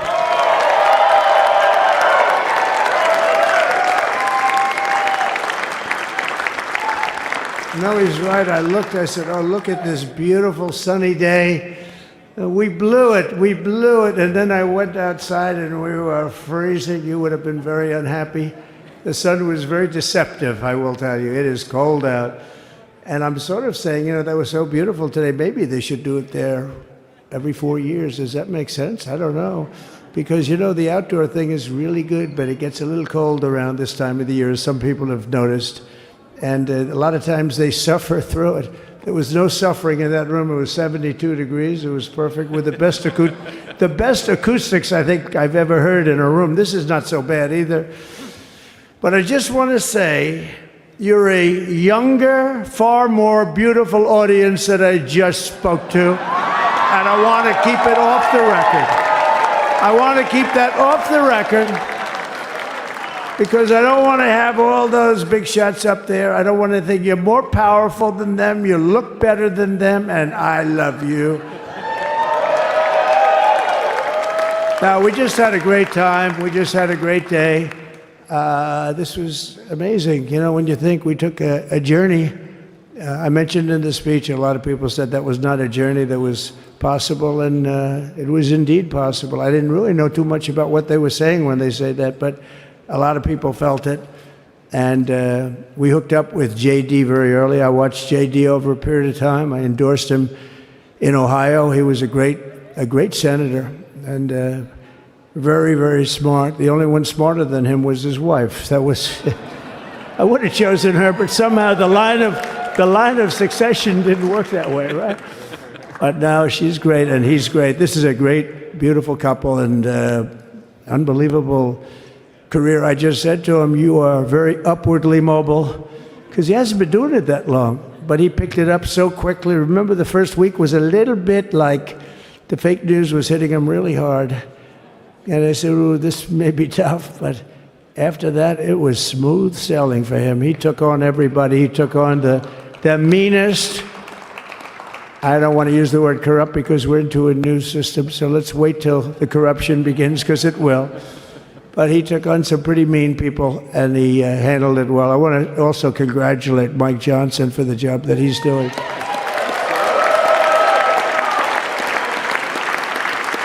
Steve, we gave him a majority of almost nothing, and then I said to make it tougher on him, let me take 2 or 3 of the people, right? I said he'll only have to suffer with that for about 3 months. How are they doing, by the way? Are they? Is that moving along? Totally unified. I said, do you mind if I take this one, that one, and a couple of others? He didn't mind. He can handle it. No, he's a man that's liked by everybody. I've never met a man like this. You've got how many is it, 219 or 220 or something? 220. And of the 220, 219 really like him. I noticed he got 1 negative vote once about 2 weeks ago. But I think even 220 like him, if you want to know the truth. And that's very unusual.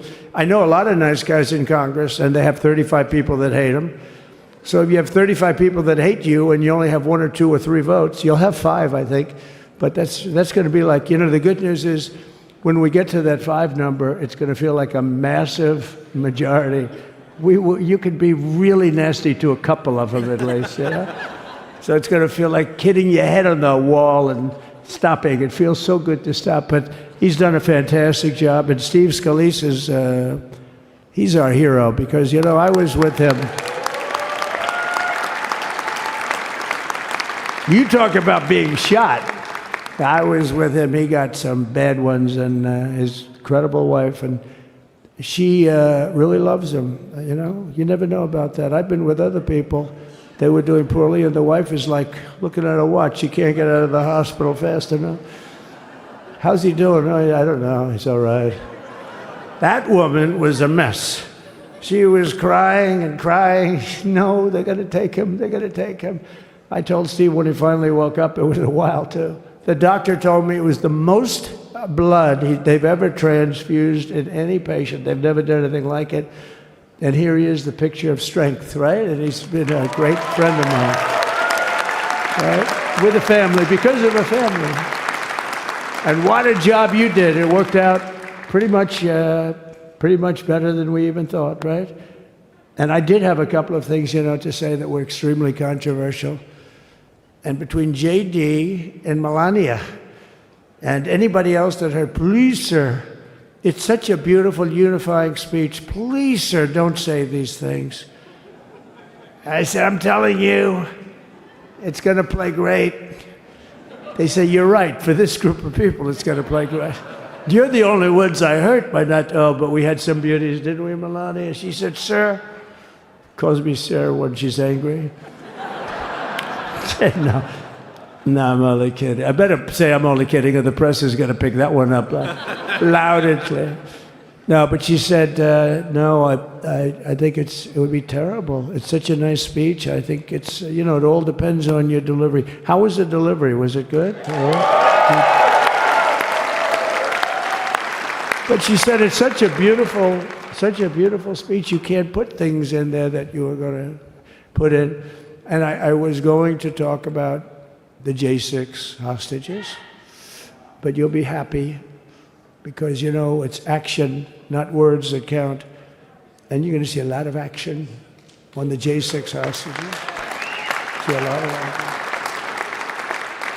And I was going to talk about the things that Joe did today with the pardons of people that were very, very guilty of very bad crimes, like the Unselect Committee of Political Thugs, where they literally, what they did is they destroyed and deleted all of the information, all of the hearings, practically not a thing left. They deleted all the information on Nancy Pelosi having turned down the offer of 10,000 soldiers. You wouldn't have needed 10,000, you could have had 500, and it would have stopped.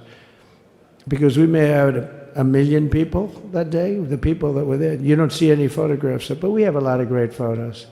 But you don't see those photographs. They don't put them in. They show the people at the Capitol. But I was talking about that. I was going to talk about that. They said, please don't bring that up right now. You can bring it up tomorrow. I said, how about now in front of I'll bring it up right now. This little time delay is good because we're getting great reviews on the speech. Now watch. They'll take the speech and say, I didn't like it because he left there and he's talked to people. But we're giving you a little more information than we gave upstairs. But no, they pardoned a lot of people. They pardoned, before we even get to today, they pardoned, 33 murderers, absolute murderers, the worst murderers. When you get the death sentence in the United States, you have to be bad, because they don't give it much. And he pardoned almost everybody having a death sentence. And if you went through the crimes that were committed, you wouldn't even believe them. The level of violence, the people that were killed, the innocence of people that were killed, and children killed by these people. And he pardoned them for whatever reason.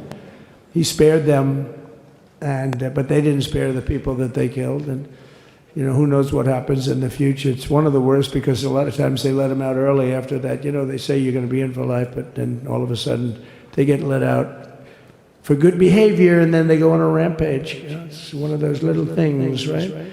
But I was going to talk about that. But I was really going to talk about the level of, what's going on. Why are we doing this? Why are we trying to help a guy like Milley?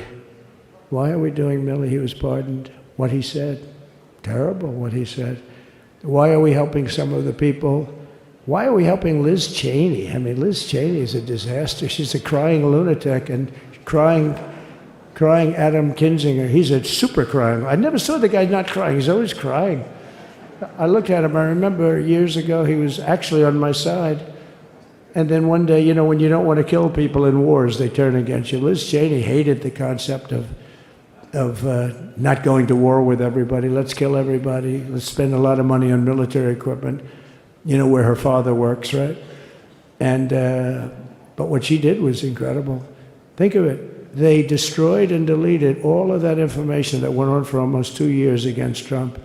And the reason they did, because it was all false. Like the person that said, I tried to strangle a Secret Service agent. That's one of the toughest human beings I think I've ever seen.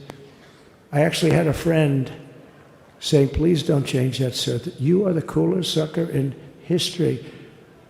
Remember, she said, I put my hands around his neck because he wouldn't go to the Capitol. Made up fiction. And I was rebuffed. And the guy on the right is a massive weightlifter, probably stronger than me. Do you think he's stronger than me, honey? You know who I'm talking. Possibly stronger than me. Slightly younger than me, like, I won't say how many years because I don't want to talk about that, but a lot of years. But I had a friend that said, why are you disputing that story? That's the coolest story I've ever heard. That I would attack a karate champion, get slightly rebuffed, and then throw my arms around a guy with a neck about this big.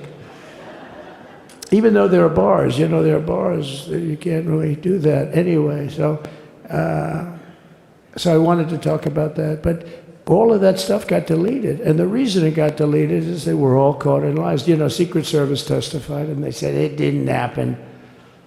Actually, the two guys were very embarrassed. They're suffering because their friends are saying, did Trump really do that to you? But they gained a whole new respect for me.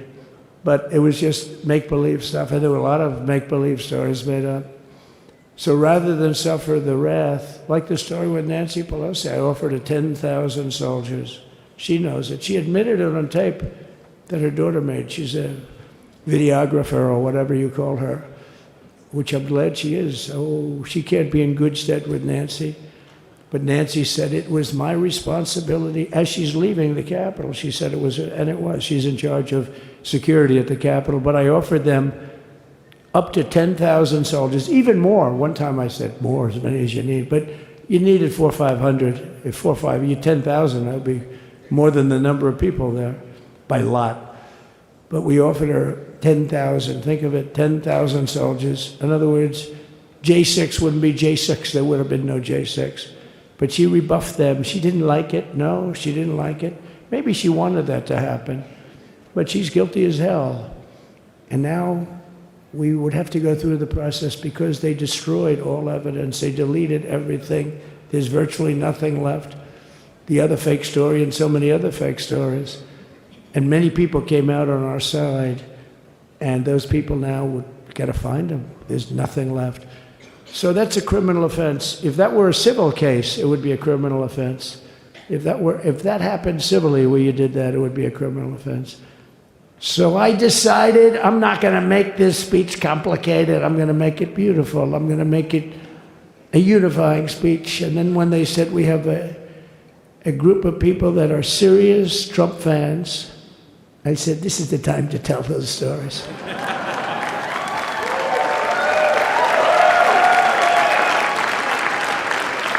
He knows. So anyway, but seriously, I'd like to, I think it was a tremendous success. I think we're very lucky we put it inside because it is really cold. We just went to the helicopter out of respect. It's something that's taken place for a long time. I guess it's as old as helicopters. You used to get into a stagecoach, now you get into a helicopter. Times change. But it's pretty old custom. And it's a beautiful custom, actually. It's a beautiful custom. I wish we could have had a better relationship. I wish we could have had a better relationship between Republicans and Democrats. I was with Senator Schumer. I said, Chuck, I think it's time we all start getting along a little bit because it doesn't make sense.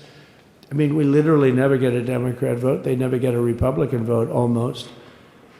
And although there is a bill coming up very shortly that we have a lot of Democrat votes, right? That's going to be a very beautiful bill. We're going to have a signing, I would say, within a week or so, I think. And it's going to be a very good bill. You all know what I'm talking about. So I just want to thank you all for being here. You have been our fans from day one. All these people all over. You've been our fans. This has been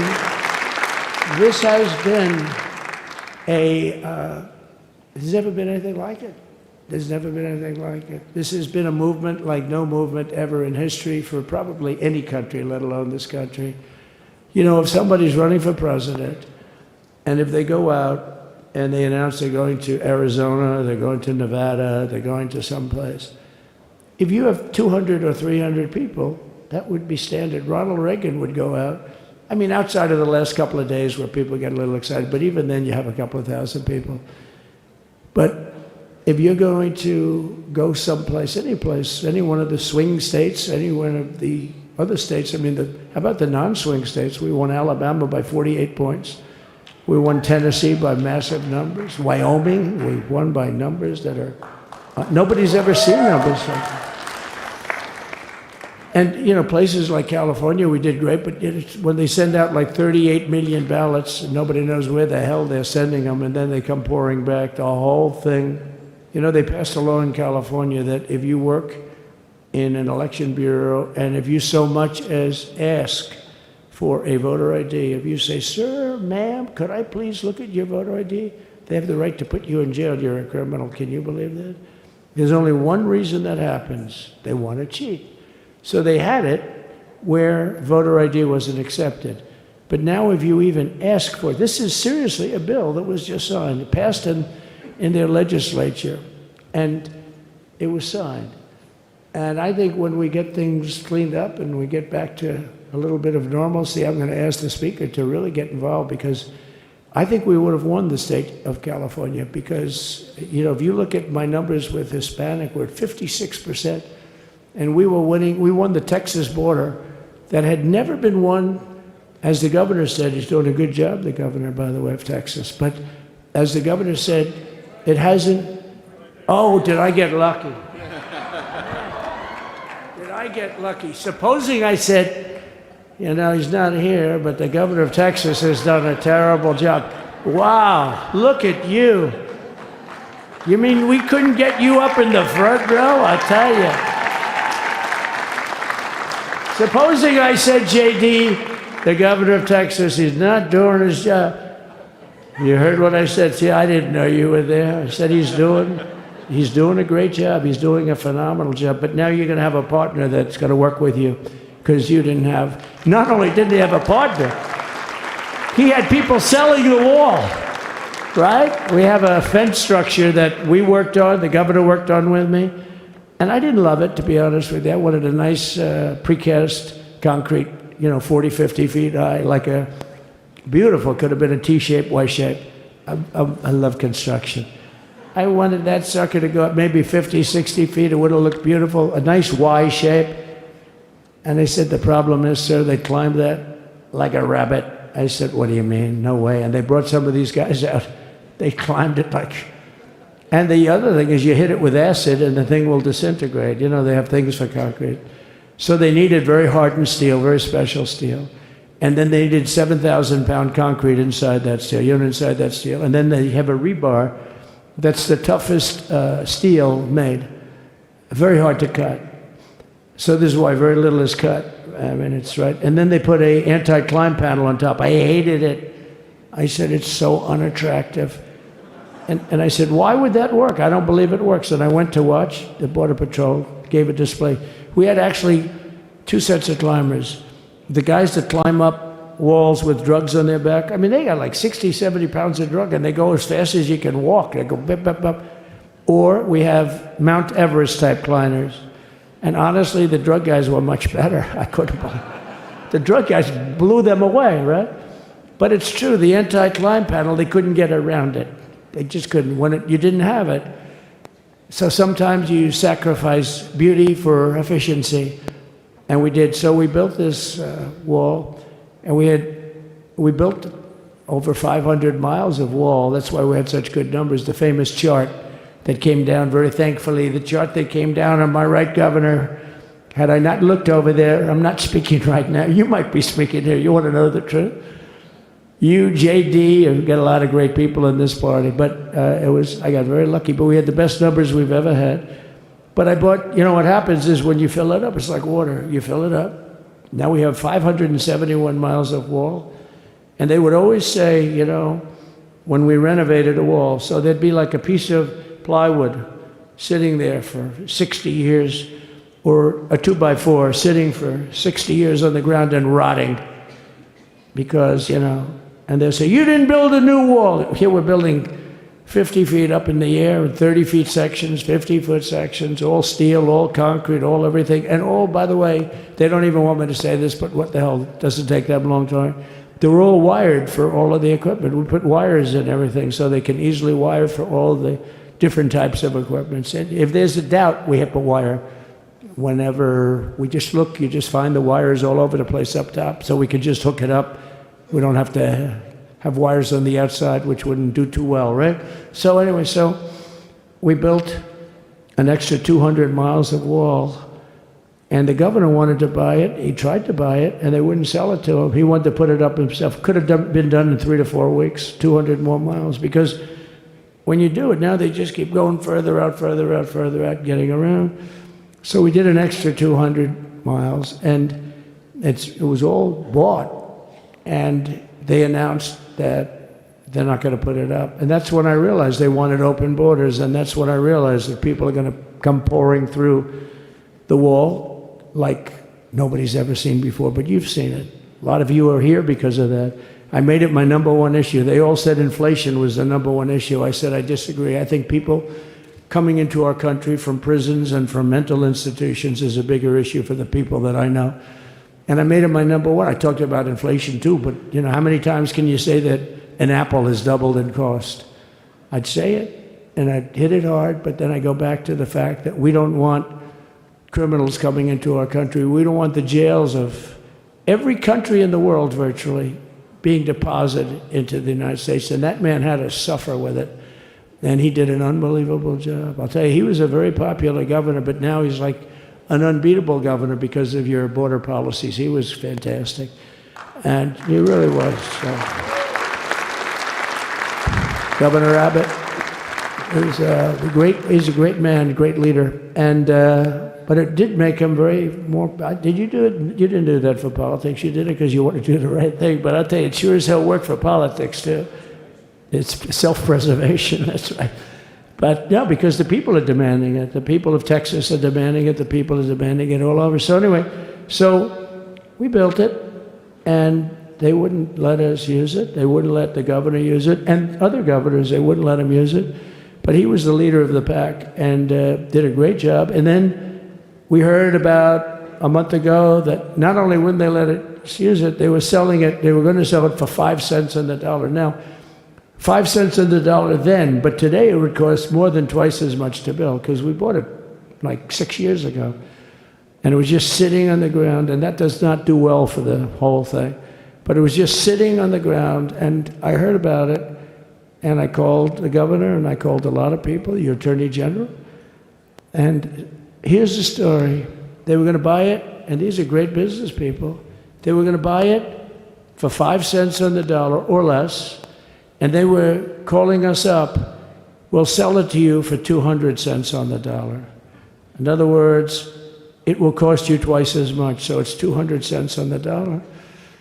I said, can somebody explain that to a judge? I mean, how corrupt is that? You'd think they'd say, maybe we'll sell it to you for 20 cents, 30 cents, but not 200 cents. So they were going to buy something for 5 cents, and they were going to sell it to us for a fortune. They were going to make they'd have it down in Fortune magazine, they'd put it of the deal of the year, okay? You buy something like that. But it was so corrupt and so horrible. And when we told that to the administration, they didn't care. They just kept going forward. They couldn't care less. And they kept going forward. They knew that they were trying to sell it back to us. They would have sold it back to us. You would have ended up buying it. You would have paid probably 50, 60 cents, who knows. But they were going to use it for scrap metal, but then they made a much better deal. They could just buy it and sell it to us for 15, 20 times what they paid. 20 times, think of it, like 20 times what they paid.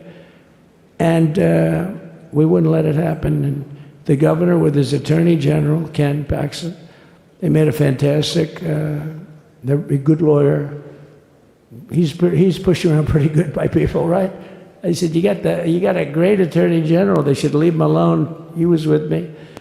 But Ken and the governor went to court, and a judge actually became incensed and actually called for an investigation. How could a thing like this happen?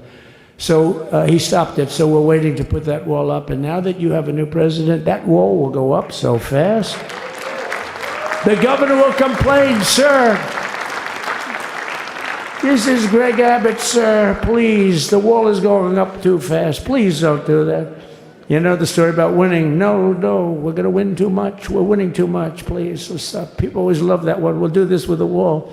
Governor Abbott calls, sir, the wall is going up too fast. We can't take it. We just can't take it. No, I think you'll be very happy if the wall goes up too fast, right? But we'll get that done. We'll work with you on that. But it was a great decision by a great Texas judge, right? And it was beautiful, beautiful to watch. He stopped them right in their track. I mean, they were literally loading this stuff onto trucks. It was terrible. Honestly, it was terrible. And he wouldn't take it. So I'm so glad I mentioned that they have a really good governor in Texas. And I swear, I didn't know he was here. I swear to you, it sounds like a setup. I didn't know you would end. Did I get lucky? I said the right thing. Because there have been moments when I wasn't so happy with him, you know? But not too many, I can tell you that. So anyway, it's good to see you too, Governor. Great. But I just want to thank everybody. You've been incredible. I recognize so many of you. It's so crazy. But this has been a long journey. This was a journey that started in 2015, probably started 20 years before that. People used to say, you're going to run for president? You're going to run? And I always said, no, I don't want. And then one day I said, let's give it a shot. And what I talked about then was the border, too. I think it probably was the number one issue for me. Back in 2015, 2016, I talked about the border. And now I talked about the border, but this border is much worse. We fixed the border. It was totally fixed. There was nothing to talk about. 2020, by the way, that election was totally rigged, but that's okay. It was a rigged election. You know the only thing good about it? It showed how bad they are, showed how incompetent, and frankly, historically, this is a much bigger event. If that would have gone like it should have, the bad thing about it is some bad things happen, like a lot of people in our country that wouldn't be in our country right now. So you know that's the bad part. But I will say that it started in 2015, and right from the beginning, we went to the top. Day one, they announced Trump, and Trump went to number one and stayed there for the whole primary. And then we took on Hillary. She didn't look too happy today. We took on Hillary, a very nice person, but we took on Hillary and we defeated Hillary, and then we did much better the second time in 2020. You know, we got millions more votes. We got millions, like 10, 12 million more votes than we did the first time. No president has ever gotten that many more votes. I got like 9 million more than anybody else had ever gotten. And they said we lost. And because of that, I said to Melania, what do you think? And she said, you want to do this again? And had we lost, and had I thought we lost, I wouldn't do it again, because that's like the ultimate poll, right? But I knew how well we did, and this time we made it too big to rig. It was so big. They tried like hell in the butt. They tried to do it, and around 9:02 they gave up. Last time they did bad things, but this time they just said, you know, I don't know if you saw Mr. Speaker in Washington, they had placards. They were all set to march. They thought it'd be closer. A gentleman asked me, a very respected gentleman asked me yesterday, how come the polls were so wrong? They showed you winning, but not in a landslide.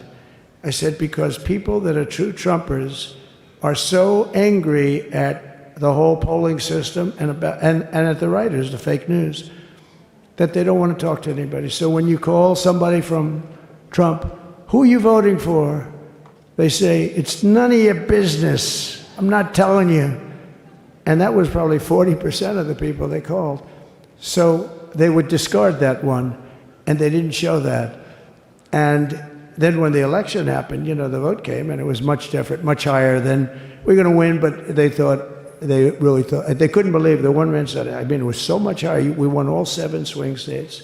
We won the popular vote by millions of votes, which is hard for a Republican.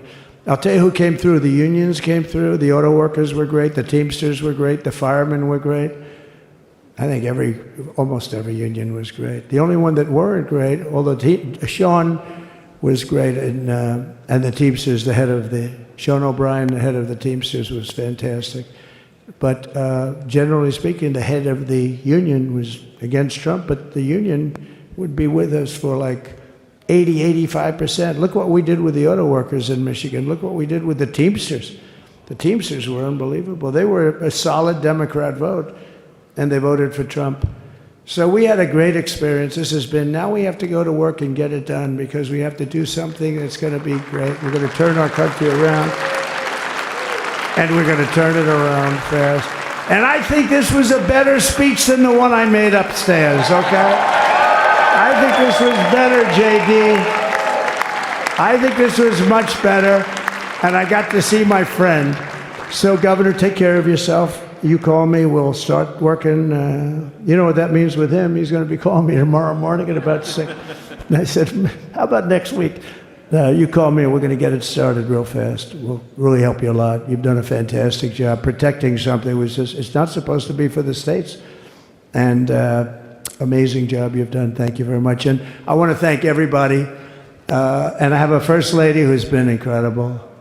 She's been incredible. I shouldn't say this. I'm going to get hell when I say this, but her feet are absolutely aching. You know, those heels. And we thought we were leaving. We were going home. Sir, would you be able to go down and say hello to some of your other fans that are here? I said, oh, I didn't know that. Wow. Did you get to see pretty clearly the picture, I hope? Good. That's good. But because you wouldn't want to make the same speech again, right? But she said, darling, I love you so much, but my feet are killing me. I said, honey, let me just see how far it is. I asked the person. Oh, not that long, maybe 400 or 500 yards. That's 5 football fields. I said, can you make it? She said, we're going to make it no matter what. We're going to make it because we have to go. Right? Right? And then we went out to the helicopter, though, just prior to this, and said goodbye. And it's a custom, and the wind is blowing like crazy. And with the hat that she's wearing, she almost blew away. We almost lost off her. She was being elevated off the ground. She almost blew away. No. So we all appreciate it, because you've been a great First Lady. A beautiful and a great First Lady. And they love our First Lady.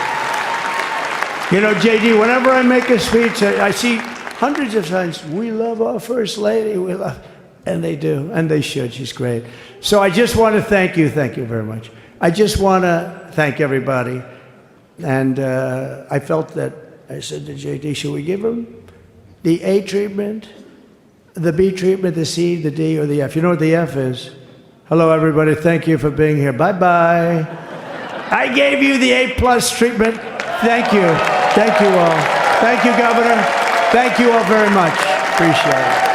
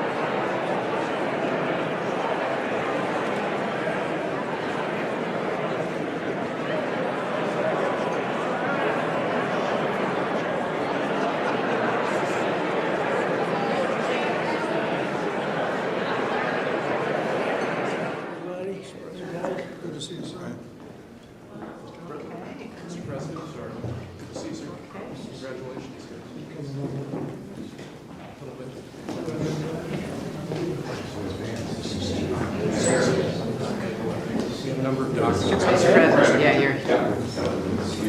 Excuse me, Mr. President. It was a great event. We went to the helicopter. It was freezing. The sun is a little deceptive. Yes, it is. So what would you like us to do? Sign your orders. Official documents. Okay, I assume they're going to be happy with these documents? Yeah, they're just, they're. Try. We might not be here. It's the next step. It's a tradition. Sir, the first is 22 cabinet and cabinet level appointments for your signature. Okay.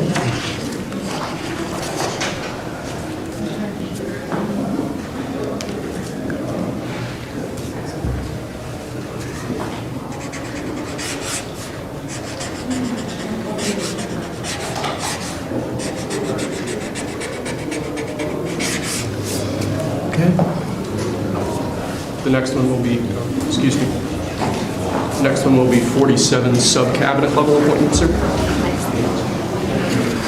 But you don't have to sign 47 times.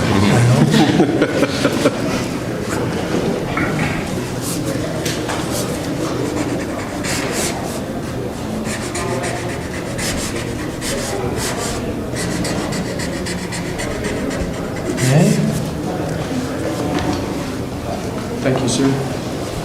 We now have 31 acting designations and appointments to effectively take control of the government. Let's do that. That's important. Sounds important, isn't it?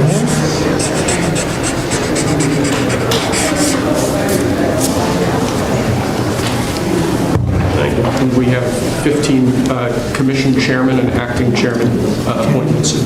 Send here. Commission chairman and acting chairman.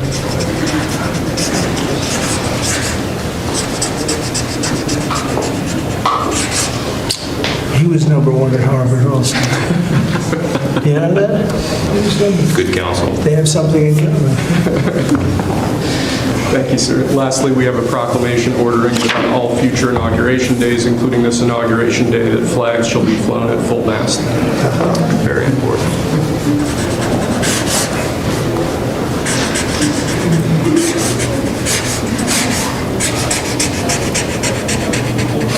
It was a beautiful place to have an inauguration tonight. The sound was so good. The temperature was 72 degrees, but the sound was so good. So maybe something to think about. Thank you. Okay. Good acoustics. Yes. All right. Now Thank you. we go to lunch. Great. Very Nice good. to meet you. Thank you very much. There you go. Take that. All right. See you. Thank you, Mr. Thank you, President. sir. Mr. President, did you have a good meeting with former President Biden? Very nice. Very nice. It's a beautiful custom. Mr. President, It goes back as long as helicopters. Before that, it was a stagecoach. But it was, I thought it was beautiful. Thank you. Great job. Great job. Thank you. Check. Mr. President, do you have any reaction to the pardons President Biden did at the last minute?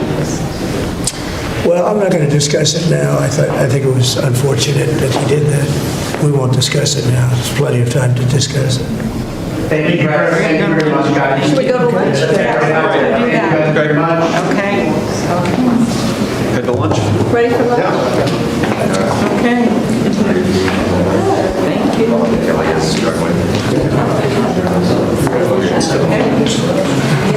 right. Okay. That was 3 times the number of appointments you did in 2017, sir, on day 1. Plenty of time. Just getting started. A lot of good work to do. Closure.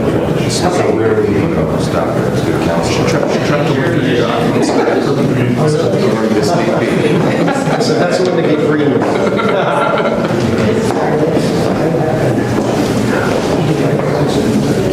Thank you. That was great. That was great. That was great. Standing ovation. I liked it.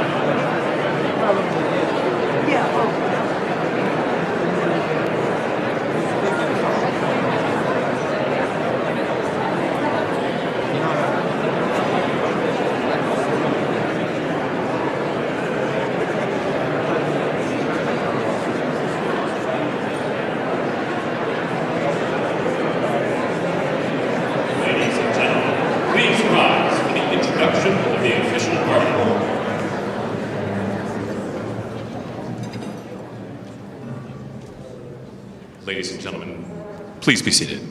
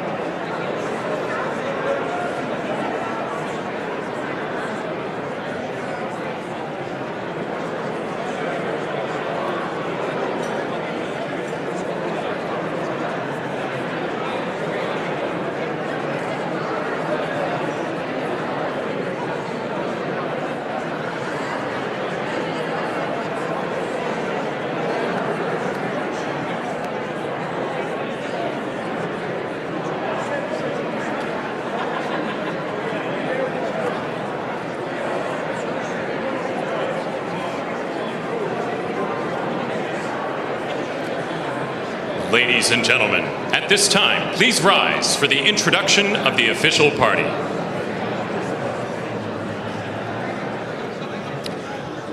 Please welcome members of the Joint Congressional Committee on Inaugural Ceremonies, the Speaker of the House, the Honorable Mike Johnson, accompanied by Mrs. Johnson, Senate Democratic Leader, the Honorable Charles Schumer, accompanied by Mrs. Weinschall Schumer, House Majority Leader, the Honorable Steve Scalise, accompanied by Mrs. Scalise, and House Democratic Leader, the Honorable Hakeem Jeffries.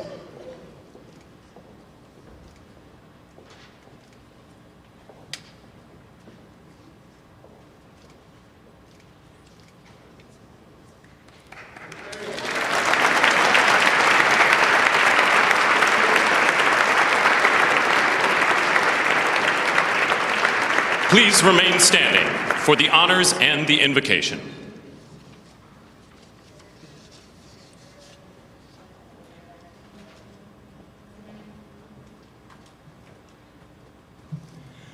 Ladies and gentlemen, escorting the Vice President of the United States, ranking member of the Joint Congressional Committee on Inaugural Ceremonies, the Honorable Deb Fischer and Mr. Fischer.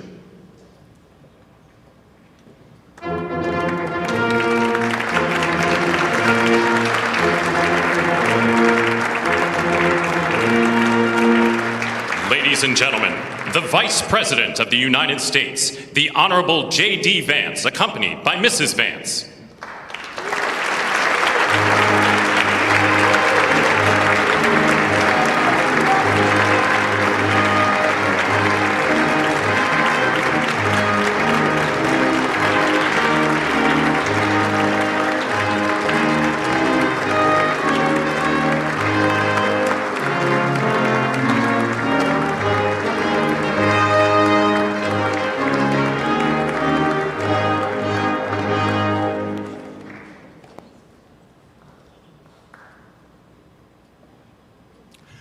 Ladies and gentlemen, escorting the President of the United States, the Chairwoman of the Joint Congressional Committee on Inaugural Ceremonies, the Honorable Amy Klobuchar and Mr. Bessler.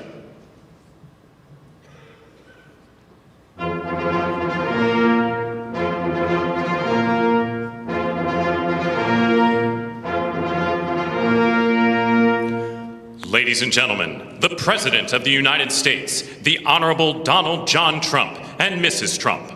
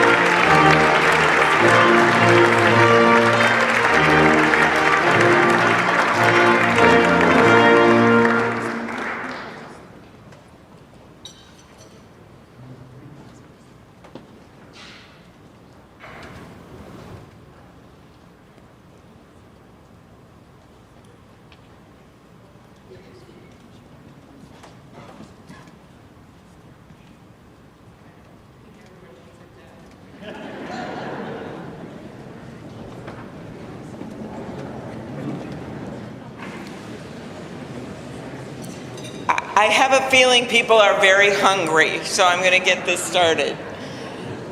Mr. President and Madam First Lady, Mr. Vice President and Madam Second Lady, my colleague Senator Fisher, distinguished guests including the Speaker, Leader Jeffries, and Senate Leaders Thune and Schumer, on behalf of the United States Congress, welcome to the 60th inaugural lunch. Big surprise, we are featuring Nebraska beef and Minnesota apples for dessert. We are here in Statuary Hall, where these luncheons have taken place since President Reagan's first inauguration in 1981, and where the House of Representatives once met over 150 years ago. That would be before you were born, Mr. Speaker. In 1864, after the new House wing of the Capitol was built, and in the midst of the Civil War, Congress dedicated this chamber to host statues chosen by every state. Walking into the hall, we all passed under the arch, holding the marble Car of History clock. The statue shows Cleo, the Greek muse of history, holding a book to record events as they happen. And as you can see, she's heard a lot of stuff. And as she rides her chariot forward into the future, she looks behind her to remember the past. She remains here as she has for hundreds of years, a reminder that history will remember the events of the present, and it is on us to write that history right now. Speaking of art, the painting right here before you, I chose this painting for this lunch this summer, and it's titled American Horizon. It's by Jane Wilson, who grew up on her family farm in Seymour, Iowa. Coming from the middle of our country, Senator Fisher and I both liked the painting because the artist is from America's heartland, but the horizon could easily be Florida, Mr. President. I will also note that this is the first time in history we are featuring the work of a woman artist at this lunch, and we thank the Art Institute of Chicago for their assistance. Looking at the vast open landscape of this painting, we're drawn to the bottom of the frame where the land or the water, depending on where you're from, meets the sky, and the horizon endures. The enduring horizon is especially meaningful for us today as we mark our enduring democracy as we approach its 250th anniversary. It's a reminder that what's over the horizon is our next chapter.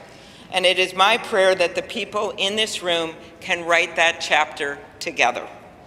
I'd now like to ask U.S. Senate Chaplain Dr. Barry Black, and we thank God he is back with us and in good health, to deliver the invocation, after which lunch will be served. Thank you.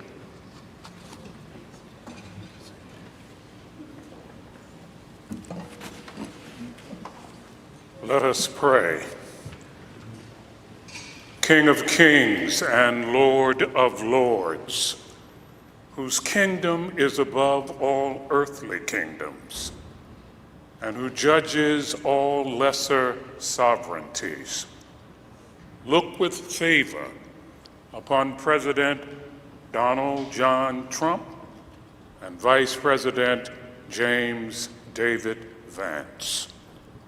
Empower them with the wisdom and courage needed for our times.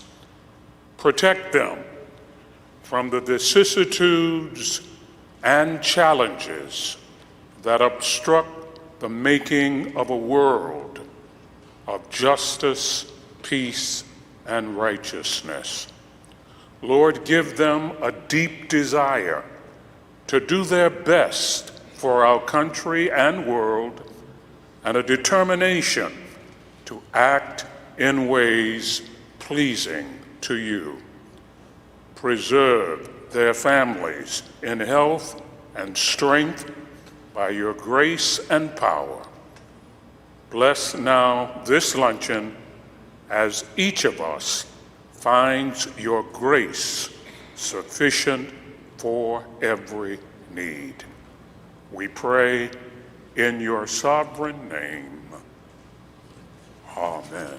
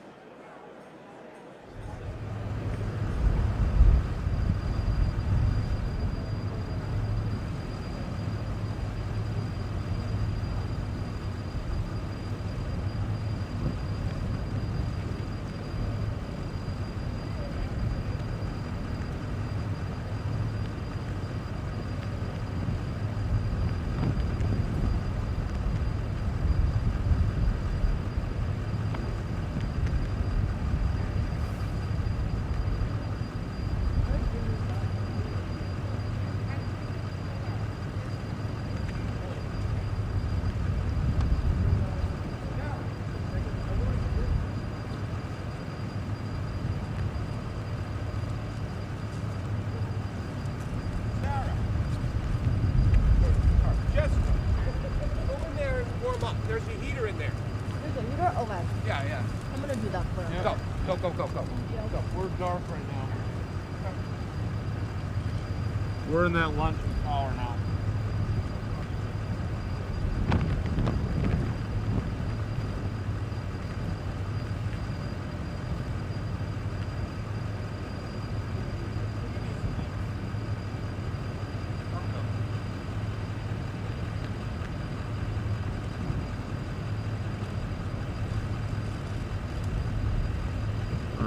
Supposedly have 30 minutes.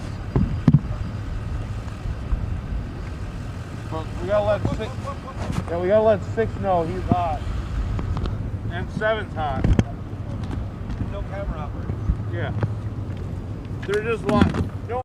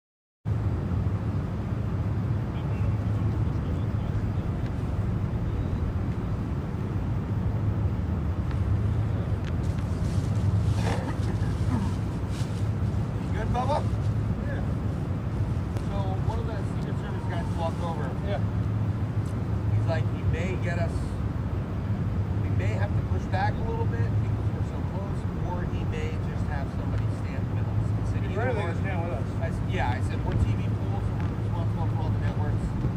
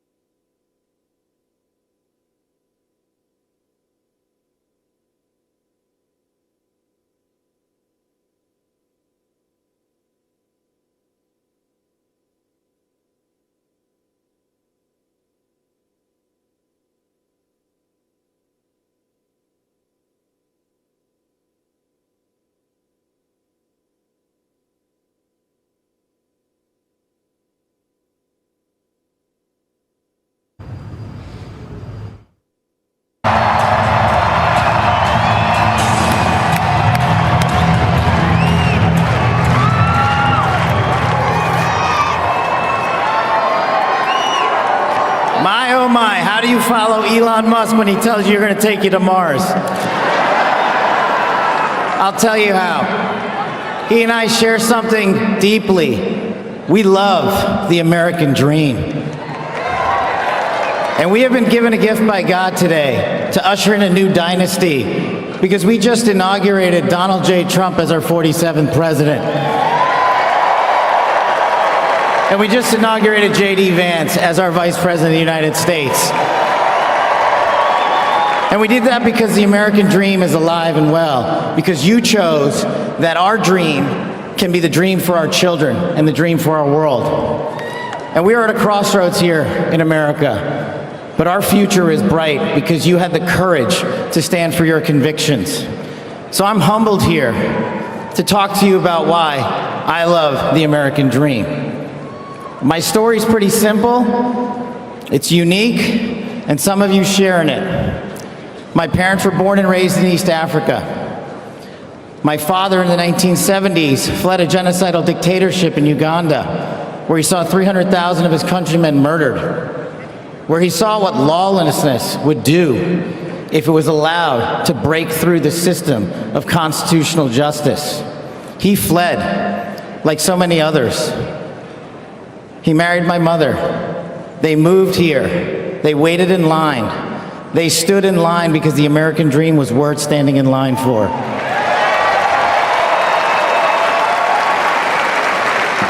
That dream is woven into the fabric of this nation, and our immigration policy is the greatest policy in the world. And now that we have Donald J. Trump and J.D. Vance, it will become the greatest policy in the world again.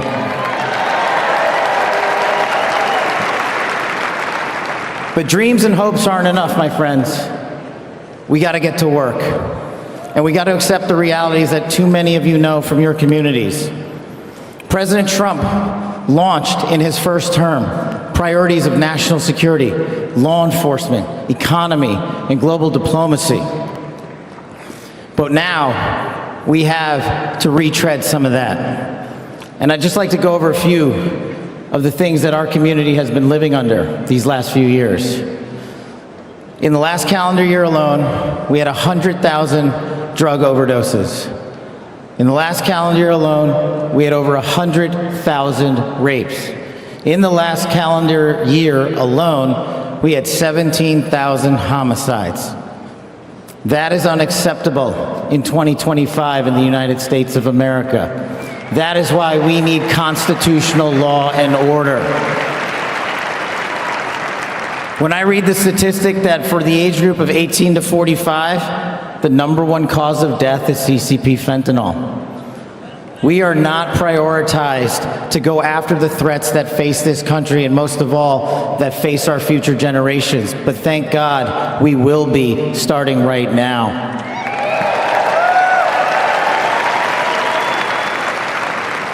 President Trump and J.D. Vance's leadership and administration will usher in the priorities that I cherished during my 16 years in government service. That we will always, always honor the men and women who wear the cloth of our nation and stand on that wall and tell you nothing's getting by them tonight. And so to them, thank you.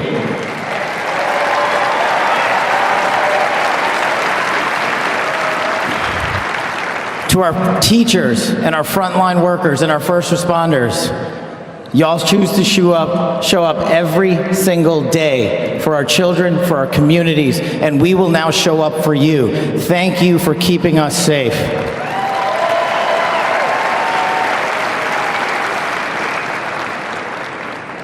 To the men and women in law enforcement, and maybe I'm biased on this one, our police officers, our sheriffs, our federal agents are some of the greatest warriors that God has ever created. And we will put them first because they have our backs, and now we will have your backs.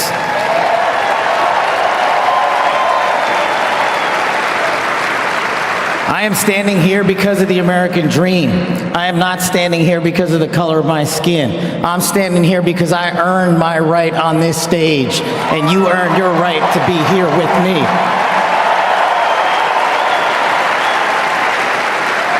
And I promise you this, with every fiber of my being, that our law enforcement, that our teachers, that our first responders, that our veterans, that our men and women in uniform who dare to serve this country and put themselves below the rest of our needs will be reprioritized to the top of the heap because they are standing on that wall, and we will not let that light go dark on them.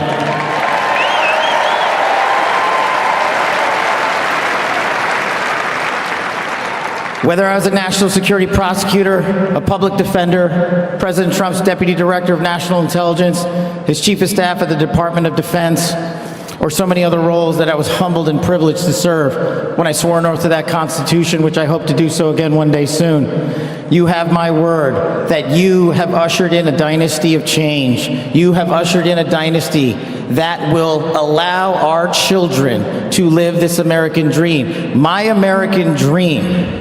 I am living the world's American dream. I am the son of lawful immigrants. We worked our tails off just like you all do, and I'm gonna make you a deal.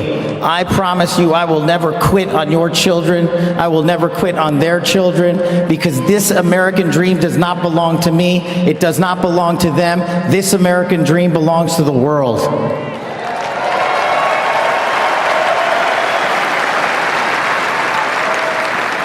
So in closing, I just want to tell you this. It's pretty cool to be speaking in Capital One Arena right before the boss.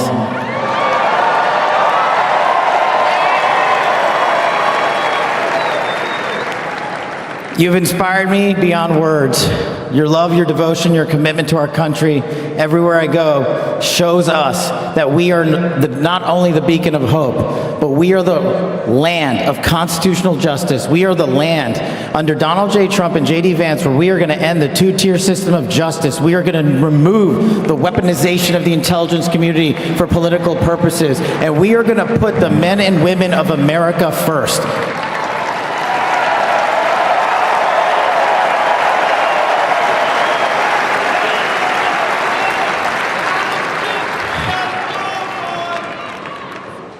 So listen, there's just one thing left to do. We all got work to do. We've got the greatest president and the greatest vice president in the history of the world. And so I just need you all to do a little bit more. Every time you see a law enforcement officer, every time you see a veteran, every time you see a teacher, shake their hand. Give them a little bit of your time, because they're giving us all of our time. And don't forget to enjoy the ride, ladies and gentlemen. God bless America. God bless these United States of America. God bless every one of you. I'm living the American dream. My name is Kash Patel, and I ain't going anywhere. Let's go to work.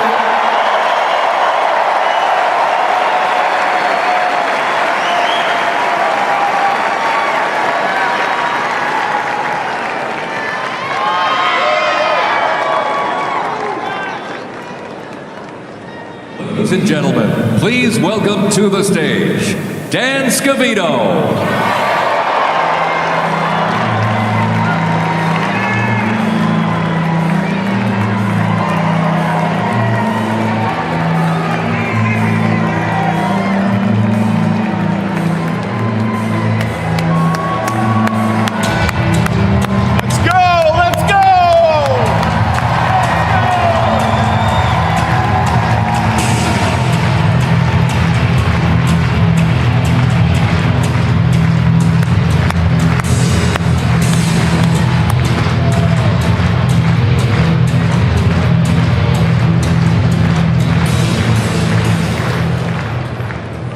Hello, Patriots. How's everybody doing this evening?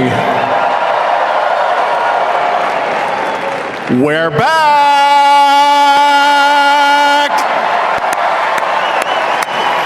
USA! USA! USA! USA! USA! USA!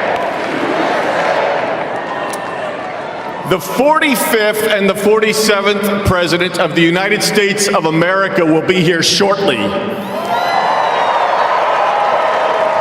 He's down at the Capitol. He'll be in a little while. He'll be here. They asked me to come out and say a few words and say hello to you great American patriots that came from all over the country. Thank you for being here today.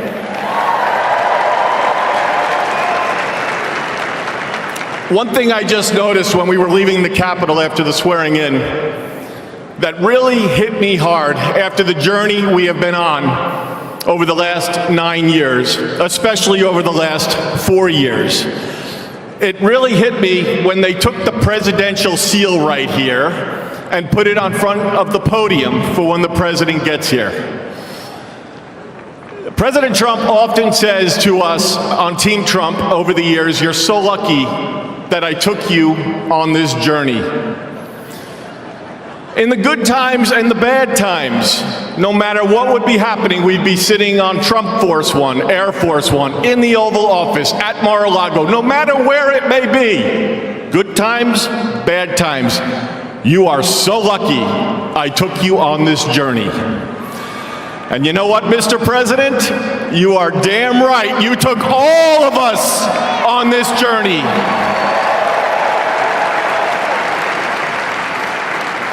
There's been a lot of stops along the way from 2016 when we started back in 2015 with a small campaign team flying around the country, doing rallies, small team, 6, 7, maybe 8 people.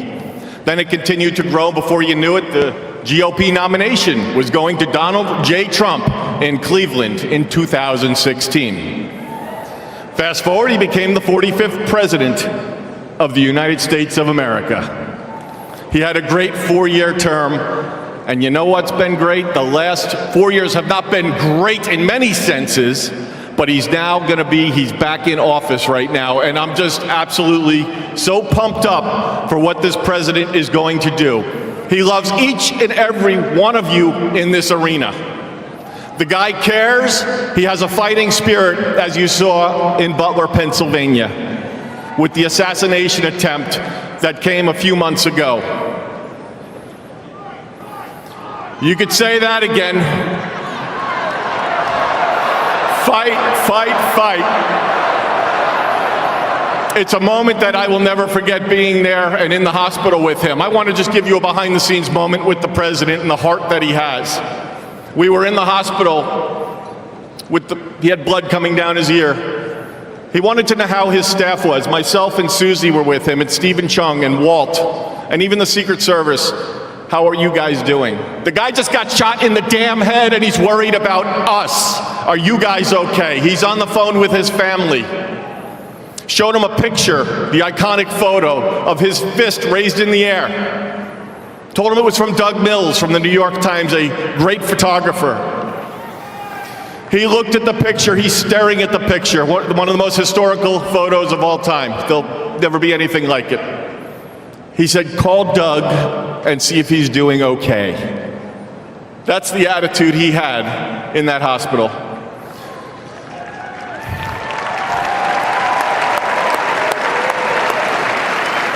Our president has been resilient through a lot. And I don't need to get into all of it because you're all familiar with it, and I'm convinced much of it that went on over the last 4 years is why he won the election in an electoral landslide.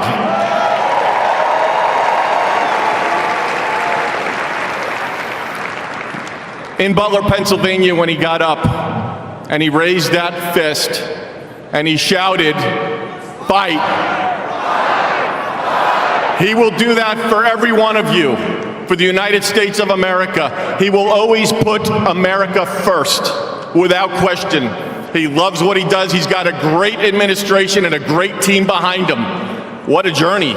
McDonald's, drive-through window, garbage trucks showing up at a rally, and him on the plane putting on his orange vest. "Sir, are you going to take that off?" "I'm going to the rally in my orange vest." The guy is 1 in a trillion. There will never be anybody like this man again. Enjoy this moment. Enjoy this movement. And together, we will continue to fight, fight, fight, put America first, and make America great again. God bless everybody here. We love you. Thank you.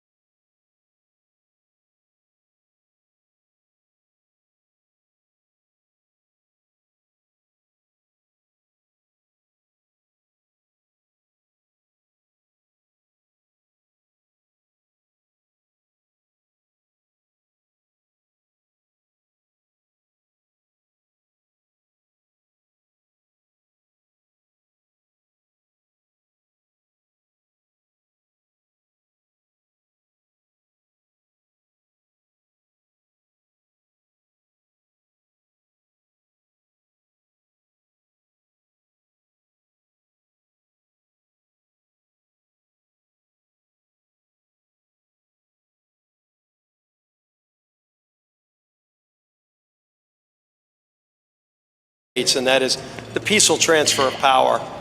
And when President Trump spoke over in the beautiful rotunda, wonderful that it was indoors, Mr. President, because I don't think the crowd would have wanted to be in the 20s or below. But one of the things President Trump said that I thought was the most touching, he said, "In America, the impossible is what we do best." And I think that epitomizes the spirit when you think about this room, this statuary hall, and you look at some of the statues. Thomas Edison, he did the impossible. Elon Musk, I'm not sure if Elon's still here. Elon does some of those things himself. But you look at somebody like Rosa Parks, and she did something that many would have said couldn't be done with just a simple gesture of saying, "I'm not going to sit in the back of the bus." And so the impossible is what we do in America. And President Trump said something else. He said, "Our golden age has just begun." America's ready for another golden age. Mr. President, we present to you these flags that were flown over the United States Capitol at full mast in honor of being sworn in as President of the United States.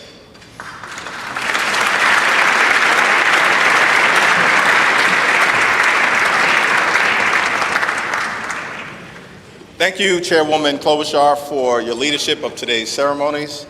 President Trump, Madam First Lady, congratulations. I have the honor of presenting the Vice President with our nation's highest symbol, the American flag. As a United States Marine, the Vice President put on the uniform to protect and serve America, like so many men and women before him in our nation's history. Old Glory was adopted in wartime by the Second Continental Congress in 1777. A full 12 years before the office of the Vice Presidency was even created, or the House of Representatives convened for the first time. The resolution said that the flag would be 13 stars, white in a blue field, representing a new constellation. Out of many, one. Some 250 years later, from Appalachia to Anacostia, Middletown to Mar-a-Lago, the Bayou to Brooklyn, we remain one nation under God.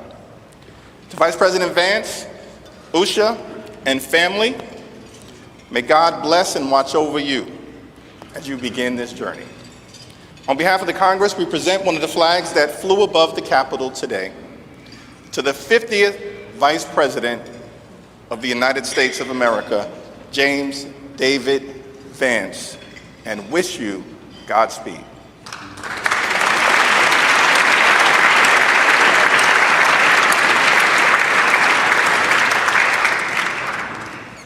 Thank you, Leaders Scalise and Jeffries. I now ask my friend Senator Deb Fischer of Nebraska, as in the beef you had for the entree, who has been an excellent partner in planning today's events, to come up and present the inaugural photographs. Well, my thanks to Chair Klobuchar for putting together again in the last 2 days the 60th inaugural ceremony here at the United States Capitol. Amy did a wonderful job, along with all of the committee, all of our staffs, in order for this to come together and be a very memorable experience. It is a tradition that the committee give our new President and First Lady, our Vice President, and Mrs. Vance the official photographs taken at the swearing-in ceremony. And so it is such an honor to be able to have those presented to you. I hope you will display them with pride, with honor, and with a humbleness that I know you will carry with you every single day that you serve the people of this country. May God bless you all.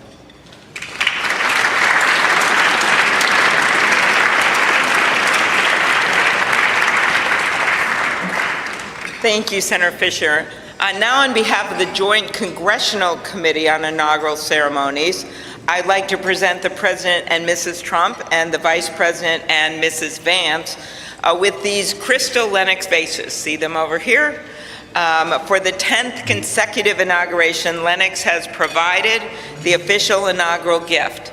The hand-cut etched vases display the White House for the President and the U.S. Capitol for the Vice President, because I know that he is going to enjoy not only being the Vice President, but also, as Senator Thune and Schumer know, the President of the United States Senate, and there's no better job than that. These gifts symbolize our equal branches of government as well as our enduring democracy. There they are.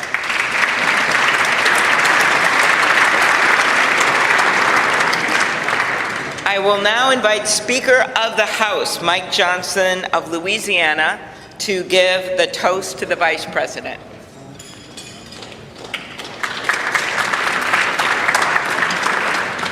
Thank you so much. It is my great honor to offer a toast to our new Vice President, Mr. J.D. Vance. J.D., you wrote something very poignant in your memoir, actually many things very poignant, but let me quote you here. What separates the successful from the unsuccessful are the expectations they had for their own lives. That's really meaningful. That expectation is a powerful thing. We remember the people in our lives who provided that to us. We all need that. Everybody needs hope and encouragement. They need a greater expectation. We need people in our lives who will make us look farther and reach higher. JD's written a lot about the people in his life that have done that. He's written about, we know the great story of your grandparents and what they did in your life. He's written about his professors and mentors that he met in law school. He speaks a lot about his gracious, beautiful wife, our new second lady, Usha. Is a great inspiration as well. And JD, you yourself have been inspiring people. Your story really has. It's one of the reasons that I believe God has raised your platform as he has, because you've been so faithful to tell that story and to inspire so many others. And so our hope and our prayer is, as you continue to do this, that as you go to help us execute on the America First agenda, that you also do what you've been doing so well all along, and that is providing a model for what is possible in America. What a great story, what an inspiring story you've had, and it's just getting started. I pray specifically that you inspire a lot of the young men in America. Some of them feel hopeless and stagnant sometimes, and you're a great example to all of them and to all of us, that if you work hard and you play by the rules and you do the right thing, you can make a better life. You're now the Vice President of the United States, my friend. So everyone, will you please join me in raising a glass to our own mentors, the people who inspired all of us, to the possibilities of our own future, to these great new horizons. What a perfect choice this was for the painting, the artwork today, and to the great example of our new Vice President, Mr. J.D. Vance. You're here.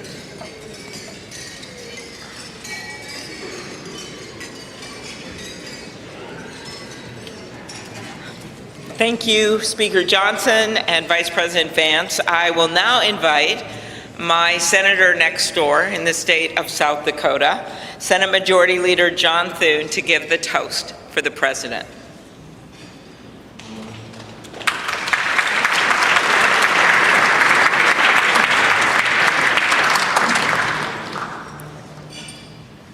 Well, Mr. President, Madam First Lady, congratulations.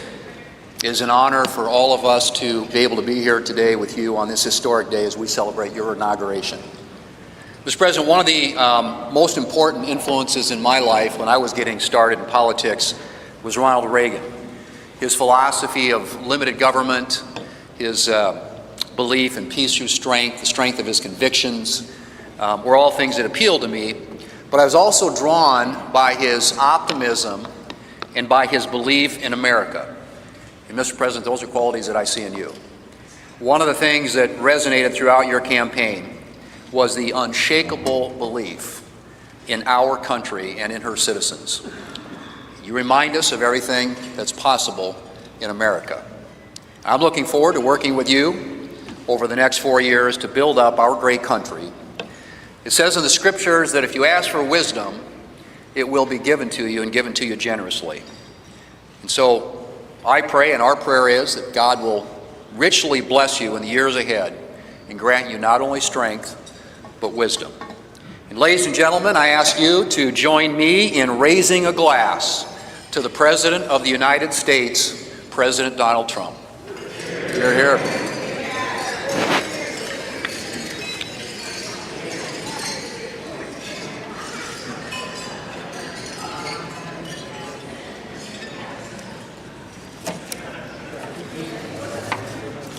So, this has been a long day with many other things ahead for so many of you. But I want to thank you for attending the 60th inaugural ceremonies.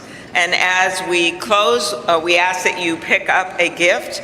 All of our guests are going to get a set of commemorative glasses in embossed leather featuring the Great Seal of the United States, which Senator Fisher and I selected together, and maybe Senator McConnell added some bourbon from Kentucky. Just saying.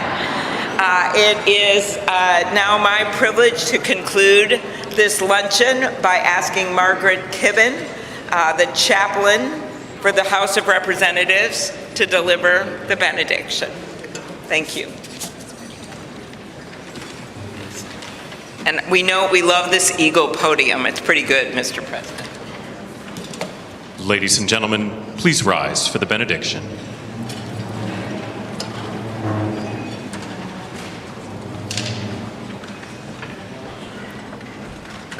Would you pray with me? Holy and merciful God, having witnessed another successful moment in the experiment that you have entrusted into the hands of the American people, we pray your blessing on our 47th President of these United States, Donald J. Trump, and Vice President James D. Vance.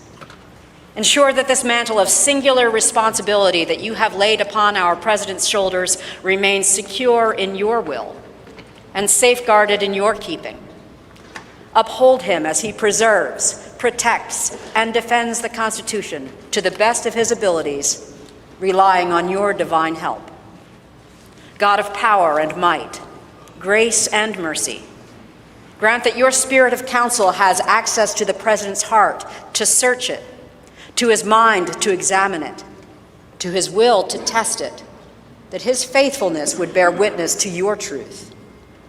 Surround him with angels and advisors who will serve as your agents to guide and guard him, caution and encourage him to remain upright and blameless in your sight. Buckle the belt of truth around his waist. Place the breastplate of righteousness over his heart. Fit his feet with readiness, that your gospel of wisdom and justice will shine forth throughout President Trump's administration. We offer this prayer to the one whose voice we follow, to guide all that we do and all that we hope for. Amen. Ladies and gentlemen, please be seated. Please remain at your seats as President Trump, Vice President Vance, the Joint Congressional Committee on Inaugural Ceremonies, and the official party depart National Statuary Hall.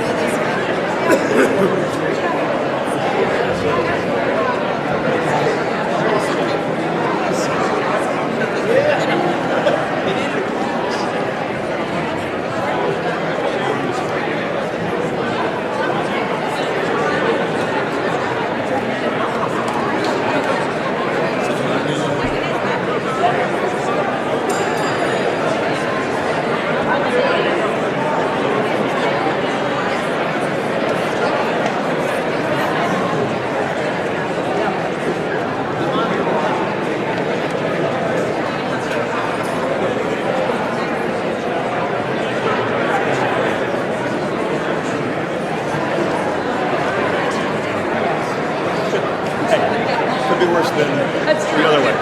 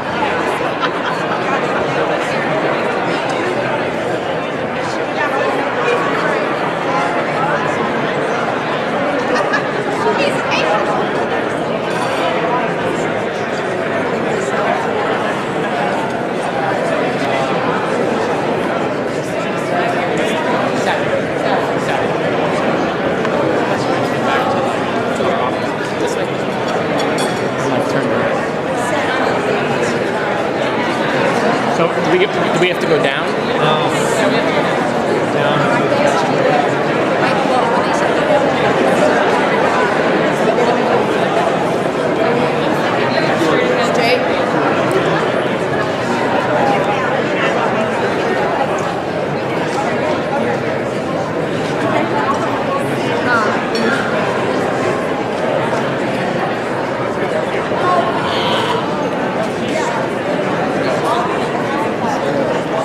Just a little step to the governor's mansion, and then 1600 Pennsylvania.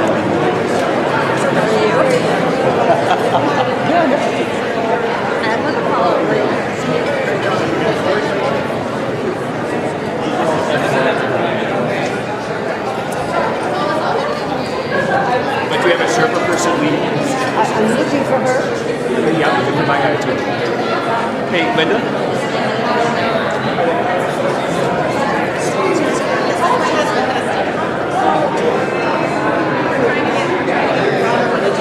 She wants to do ed policy. Oh, you're kidding.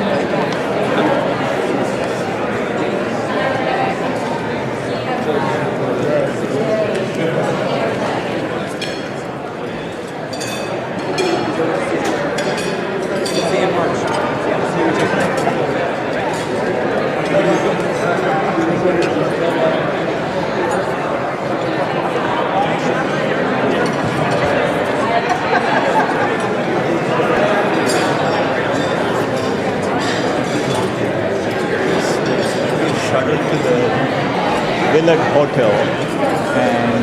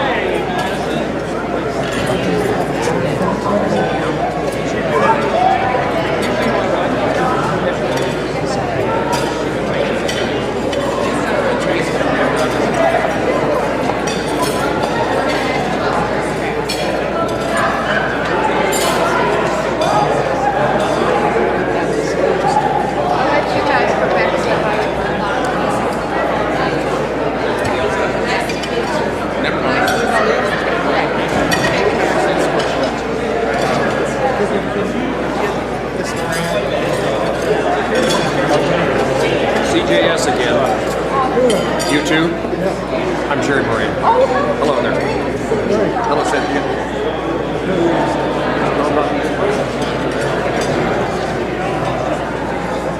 Same spot.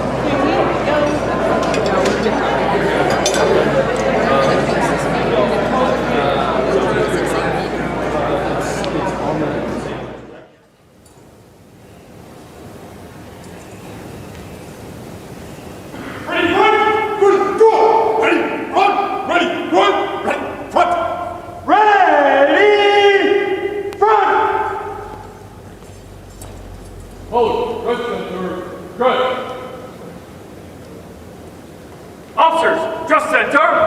Just! Hold, ready, front. Officers, ready, front. Ceremonial. Ceremonial. At ease. Hold, stand at ease. Attack. Ceremonial. At ease.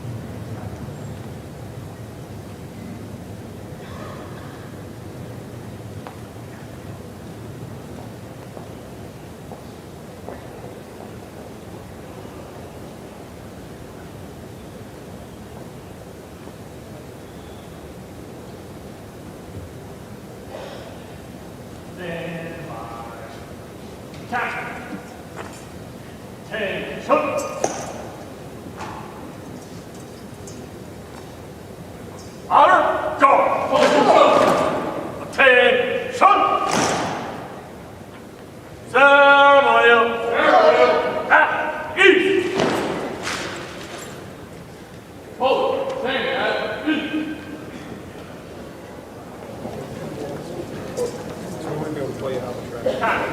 Ceremonial. At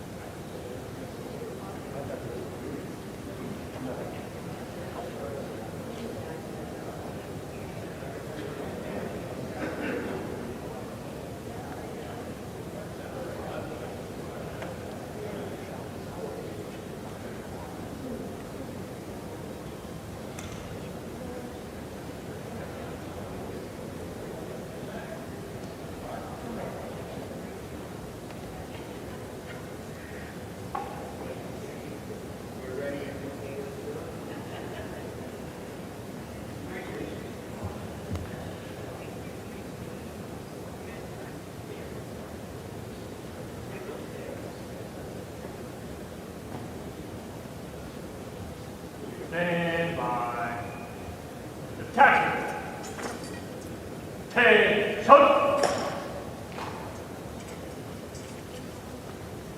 Honor, guard! Attention! Hold, right, shoulder, hold!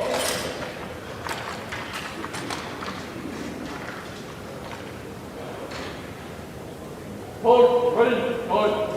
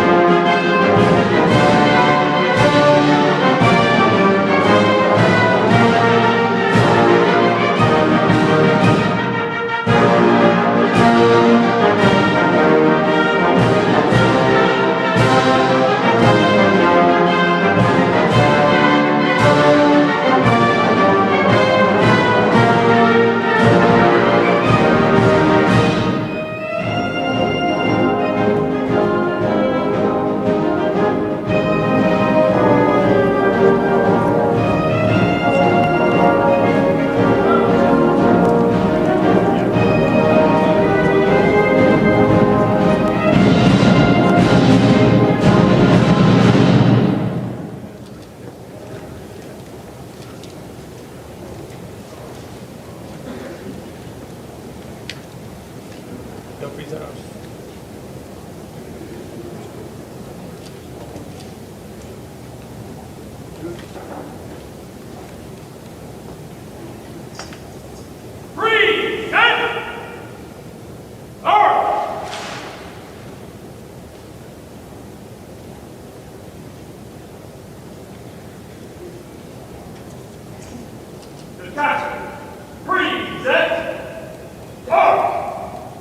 Present.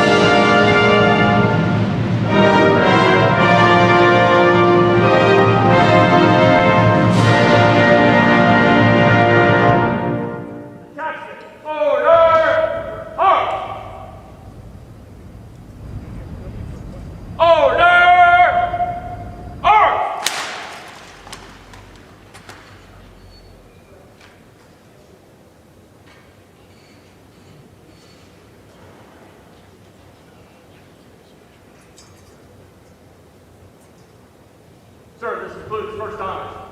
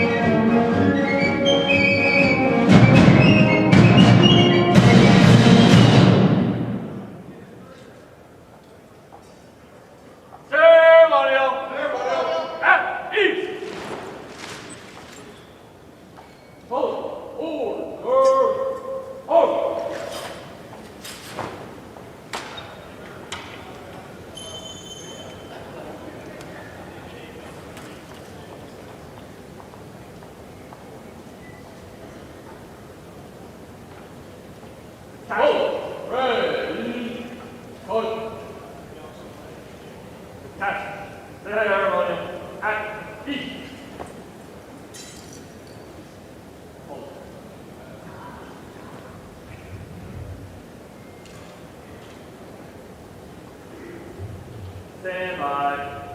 Attack. Hey, shoot. Honor, guard. Hold. Attention. Hold. Right shoulder up.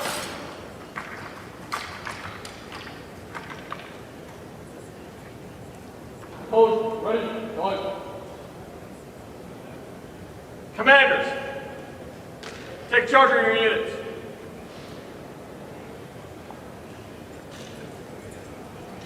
Right. Back. Forward. Forward. Forward. Right. Hands. Forward. Left.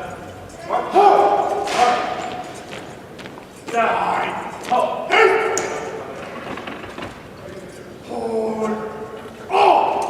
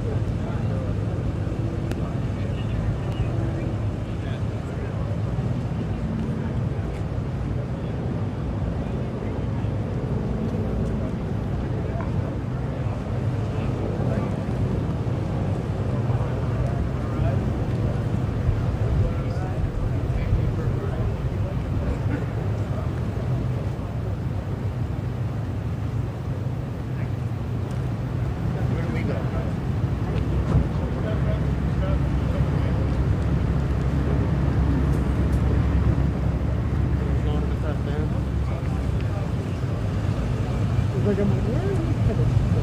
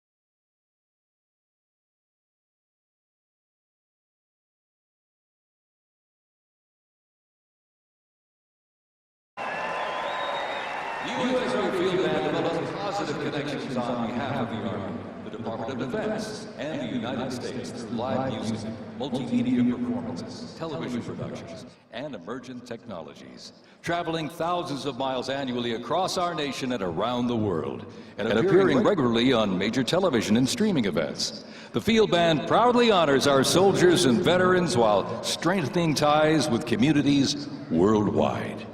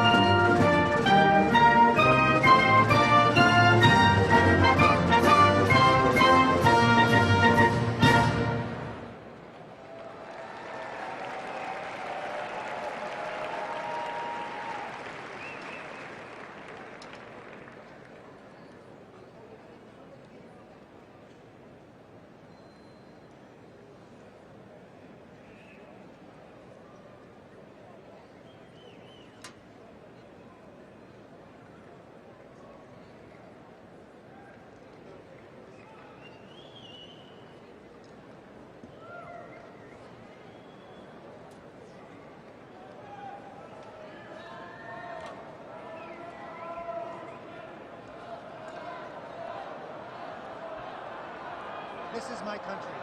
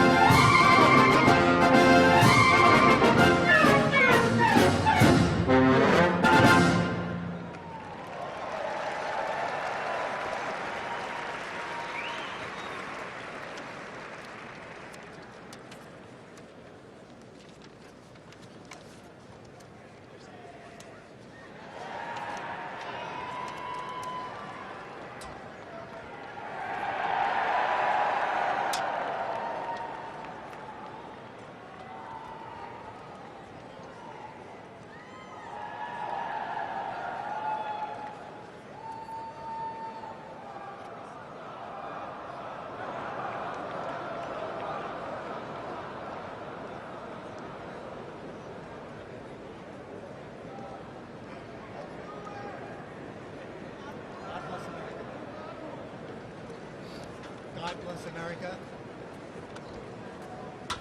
God bless America.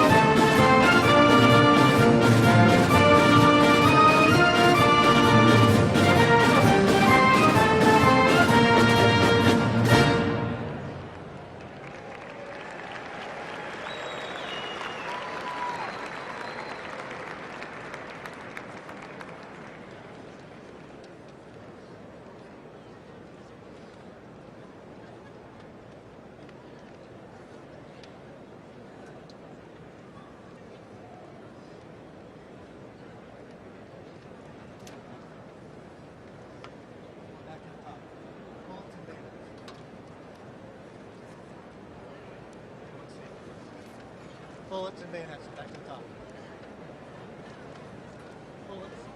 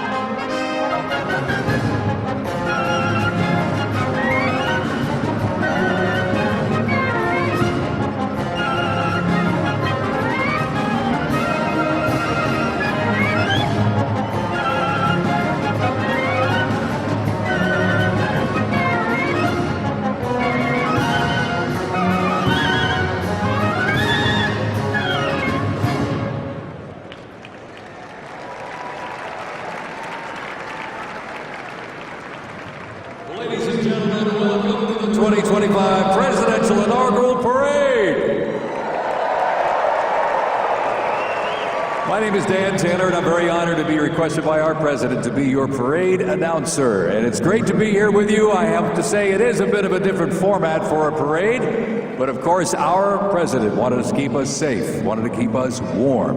And I can tell you something, the talent that's going to be coming through these doors into this arena, it is going to get hot in here tonight.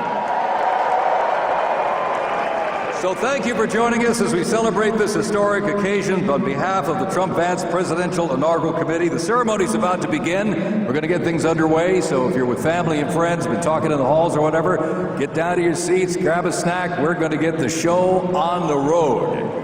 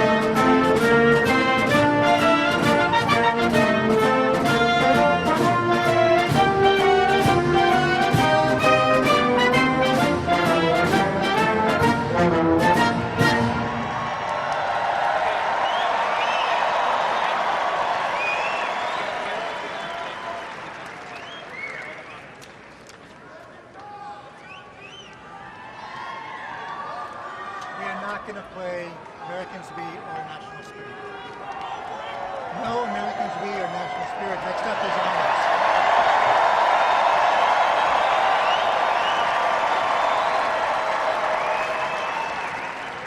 Next up, the Herald will play honors.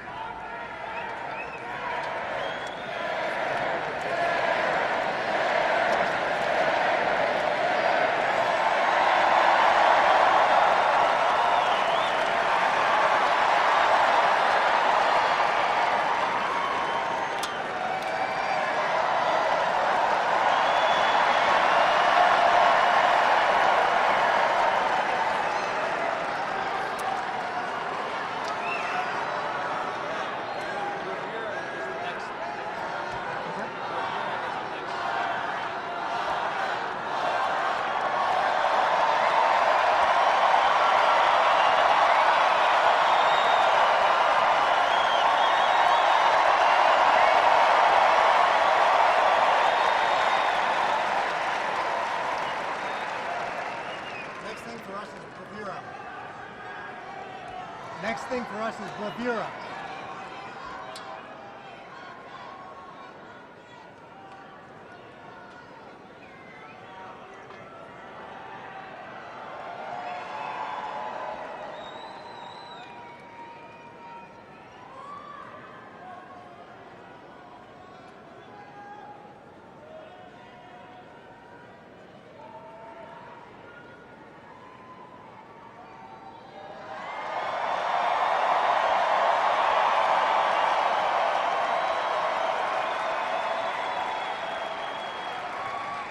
Ladies and gentlemen, we'd like to welcome the official fanfare music group of the President of the United States. Under the direction of Major Aaron Morris, the U.S. Army Band Herald Trumpets performing their fanfare that's actually written for the 47th President of the United States. Listen to this, it's amazing. This is Brass and Glory.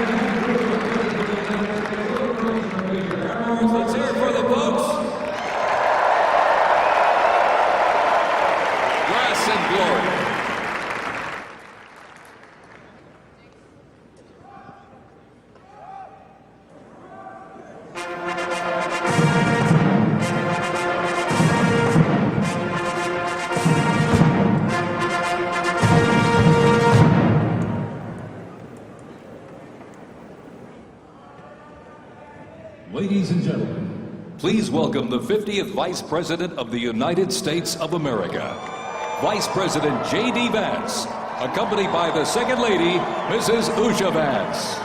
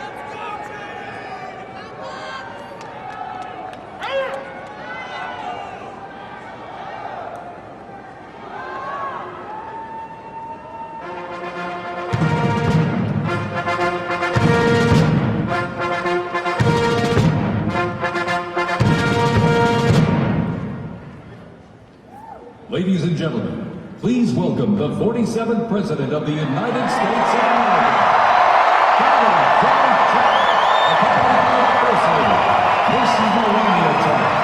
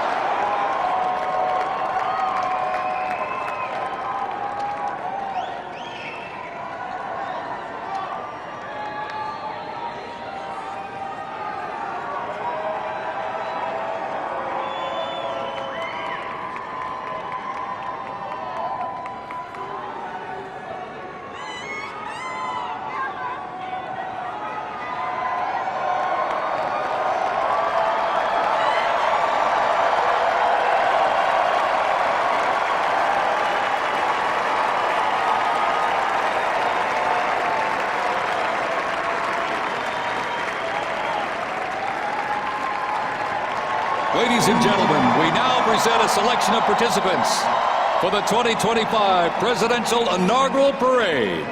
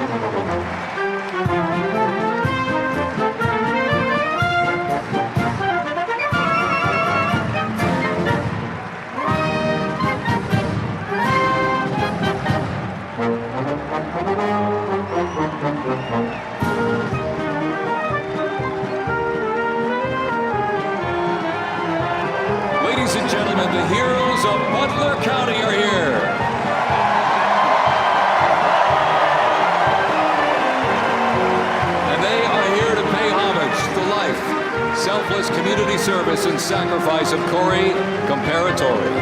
Mr. Comparatori, a 10-year U.S. Army Reserve veteran and past fire chief to the Buffalo Township Volunteer Fire Company, who died during the assassination attempt on the life of President Trump in Butler, Pennsylvania, July 13th, 2024. Their formation consists of Pennsylvania State Police, local police, county sheriffs, emergency services unit, EMS, 911 radio dispatch, and hospital personnel, who all heroically stepped into action during the horrific attack.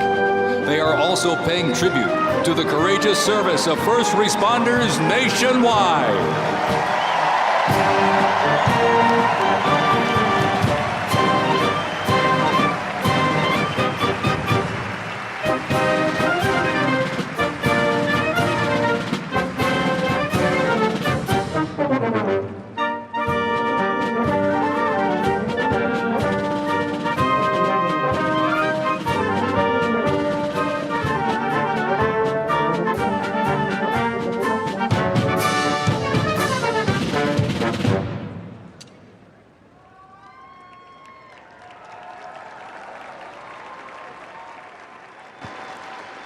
Ladies and gentlemen, at this very special event, let us now take a moment of silence in honor of Corey Comparatori.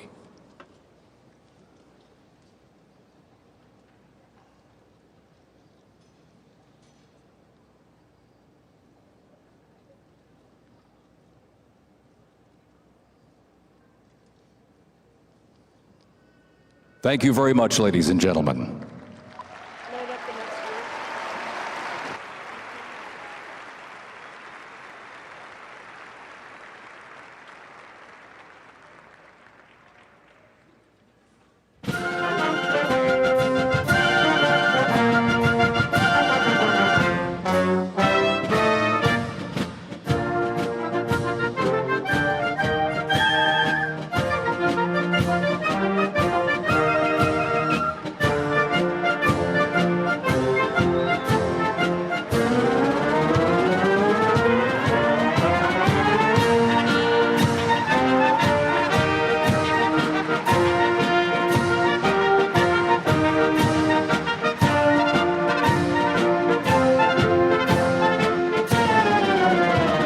Present to you the New York Military Academy from Cornwall-on-Hudson, New York.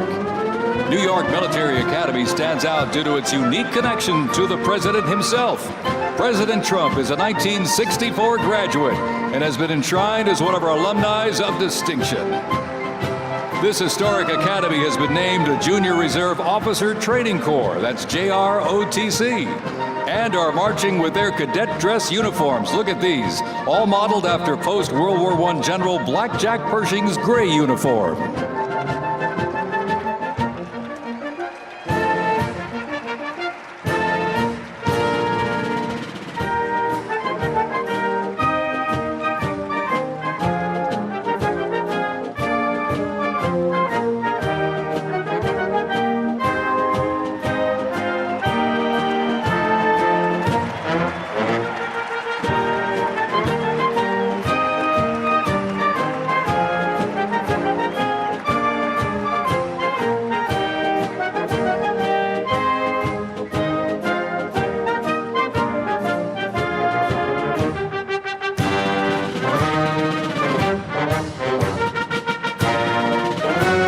Introducing the Palm Beach Police and Fire Honor Guard unit, representing the town of Palm Beach, Florida.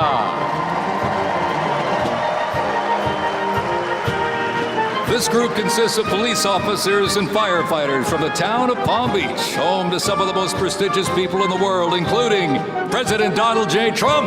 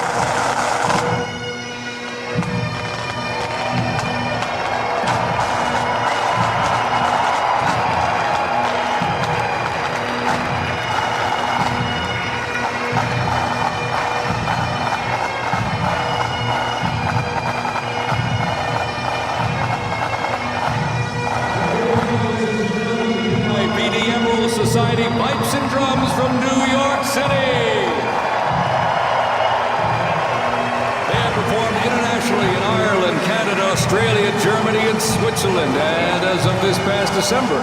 The band has had the distinct honor to perform at the 75th commemoration of the attack on Pearl Harbor in Oahu, Hawaii. The band has also played for hospitalized children, military veterans, as well as the 1980 and 2005 presidential inaugural parades, and His Holiness Pope John Paul II. The NYPD Emerald Society Pipes and Drums formed way back in 1960. And you know, they are the oldest, largest police pipe band in the United States, comprised of all active and retired police officers of various ranks and assignments. Listen to those bagpipes. Let's hear it for them, folks.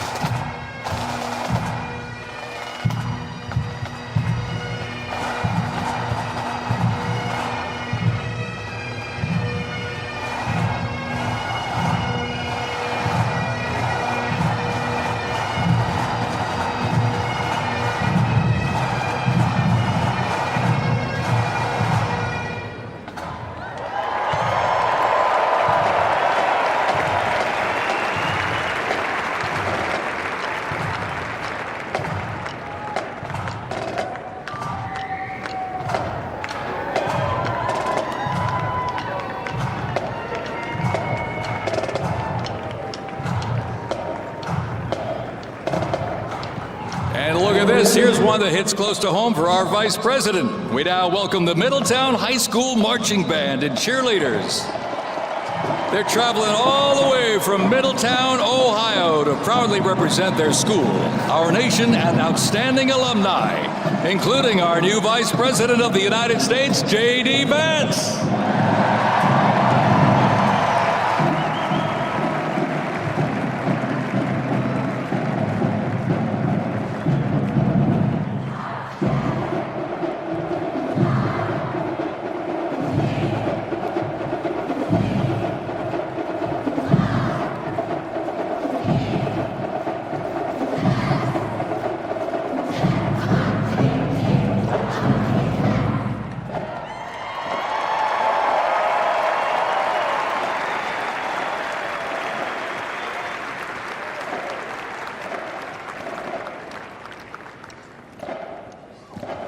The band has performed in countless parades, community and sporting events, as well as competitions. They have also always qualified for the Ohio Music Educators Association state finals for 23 years straight. How about that? And have earned the highest rating in 18 of those appearances. Woo! And today they performed America's Sweet Land of Liberty.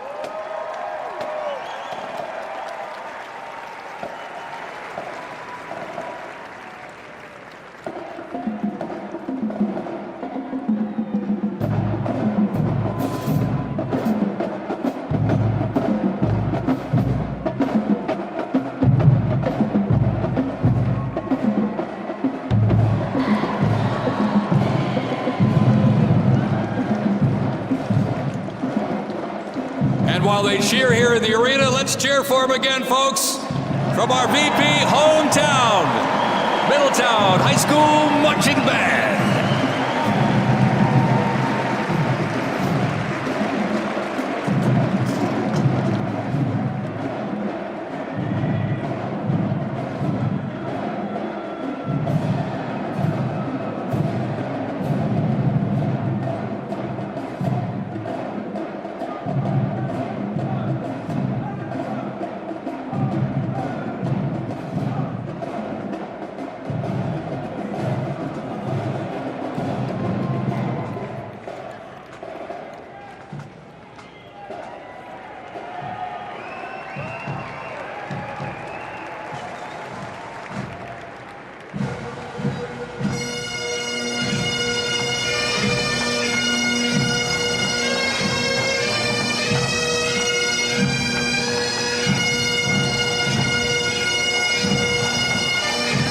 Ladies and gentlemen, entering the arena right now, traveling from Boca Raton, Florida, the Florida Firefighters Pipes and Drums. And they are well seasoned when it comes to civic events. They've played and participated in parades, memorials, and other ceremonial events across both the United States and Europe. Today, they are wearing their most notable uniforms. What a great photo opportunity. Consisting of the Glengarry headgear and kilts. And they are proud to honor their fallen brothers and sisters each and every day.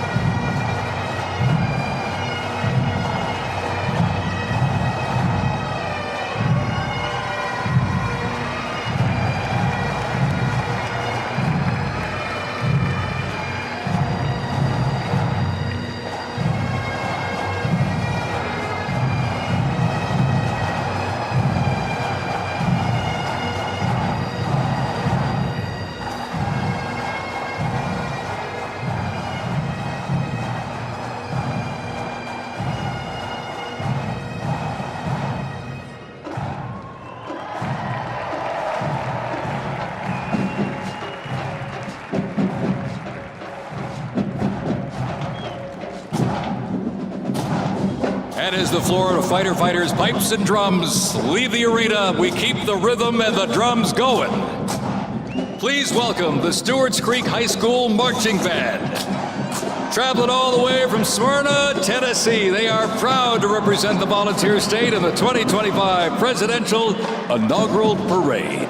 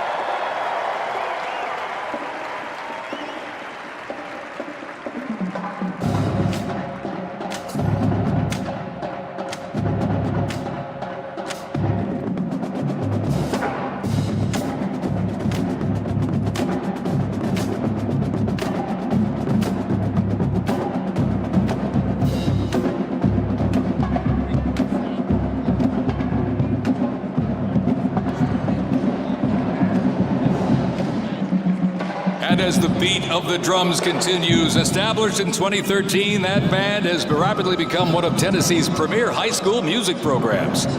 This band has participated in numerous civic events that honor significant moments in our nation's history, like the 75th anniversary of the attack on Pearl Harbor, Captain Jeff Cuss, United States Marine Corps Memorial Dedication, Chicago Thanksgiving Day Parade, and a Lincoln Memorial performance as well. The Stewart's Creek High School Marching Band, everybody! Make them feel welcome here in D.C.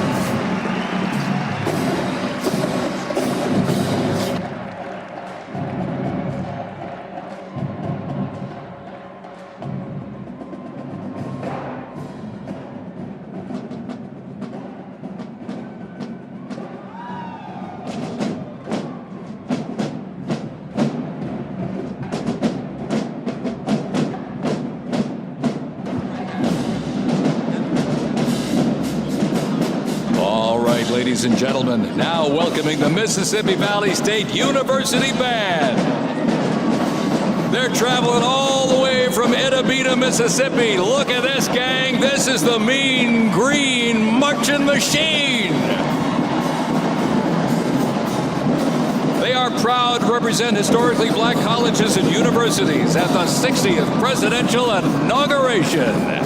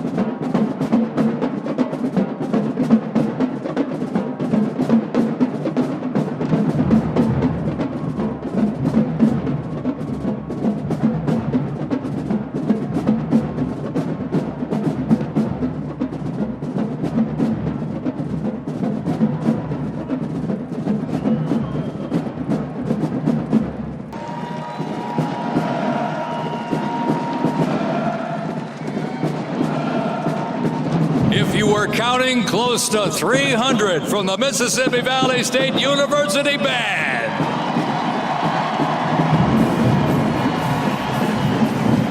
You know, since its founding, the band has consistently played a significant role at their university and across the United States. They have performed for athletic events, Mardi Gras parades, Rose Bowl parades, and many, many more. The Mississippi Valley State University Band takes great pride in presenting culturally diverse presentations for students, faculty, and the surrounding Mississippi communities. Take a look at that brass out there. Woo! That's just part of the big green marching machine. The Mean Green Marching Machine from Itta, Mississippi, ladies and gentlemen.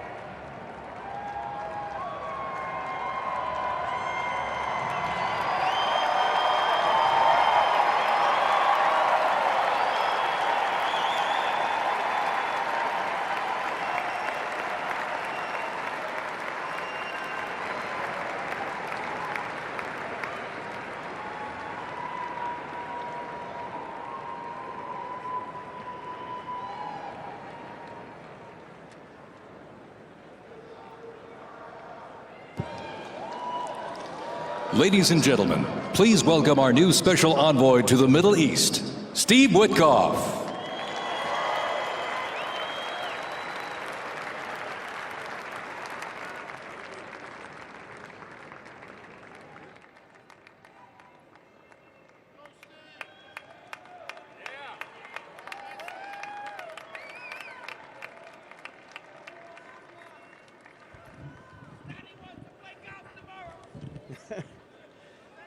Good evening, everybody. I was appointed by President Trump to be the special envoy for peace in the Middle East.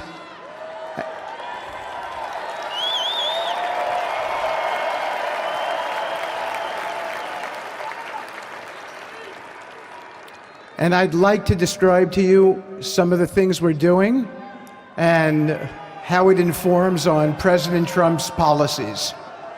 First of all, it is an honor to stand before you today as I reflect on the enormity of the role that President Trump has tasked me with. I am constantly reminded of the privilege it is to serve under the leadership of my boss, President Donald J. Trump.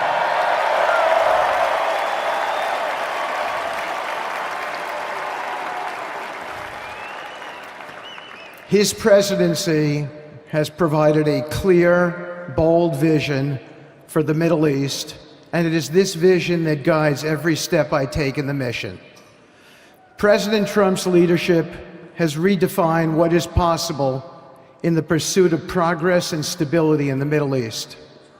His decisive, pragmatic approach ensures that even the most entrenched conflicts are met with fresh perspectives and innovative strategies.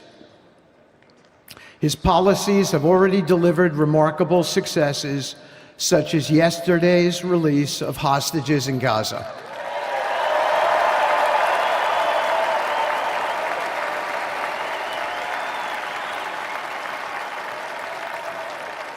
Thank you. This achievement demonstrates the strength of President Trump's leadership and the respect he commands on the global stage. It is yet another example of his ability to deliver results in the most complex and challenging situations. The Abraham Accords, a testament to his vision and determination, have also brought historic progress to the region, transforming old rivalries into new alliances. These agreements are not merely symbolic. They represent a practical roadmap for peace, economic cooperation, and mutual respect across nations. My role, as President Trump has tasked me, is straightforward yet profoundly challenging: to turn his vision into actionable outcomes. He sets the agenda, he lays the framework, and he inspires people like me into bold action. My responsibility is to implement his vision, engaging with leaders across the region to find pathways towards sustainable peace and stability. And let me tell you, having Donald Trump as a boss makes this task not only possible, but far more effective.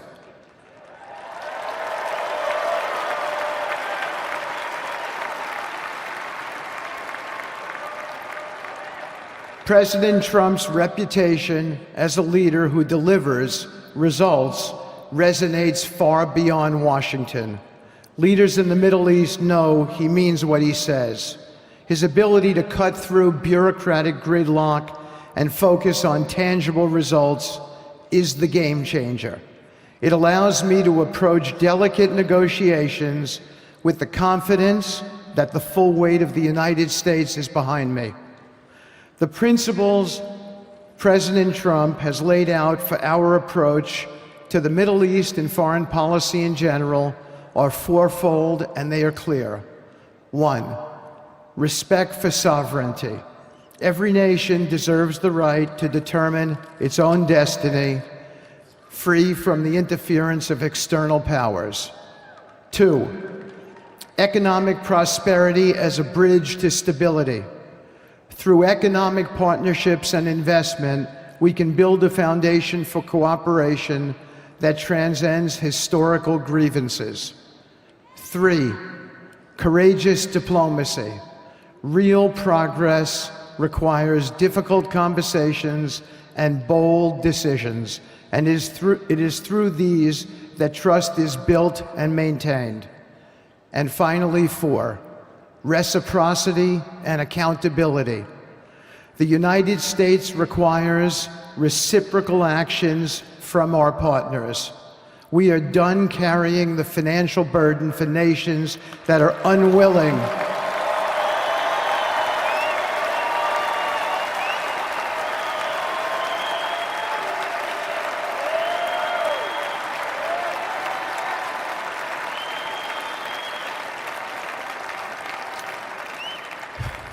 We are done carrying the financial burden for nations that are unwilling to fund their own progress. The days of blank checks are over.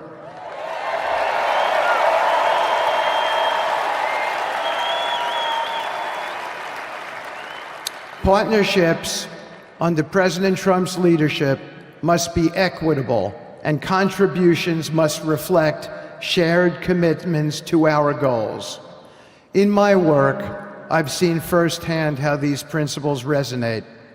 They provide a foundation that transcends politics and speaks to the shared humanity of all people in a region. Leaders across the Middle East recognized that this Trump administration is serious about results, not symbolic gestures, but real, meaningful progress that improves lives. Thank you.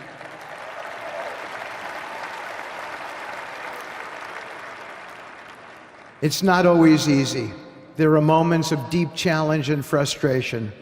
Decades of mistrust cannot be undone overnight. Yet I take comfort in knowing that I am not in this alone.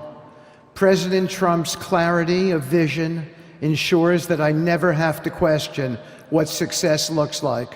His leadership provides the confidence and direction necessary to navigate these complexities. As we move forward, my commitment is to continue the work of advancing President Trump's vision for the Middle East.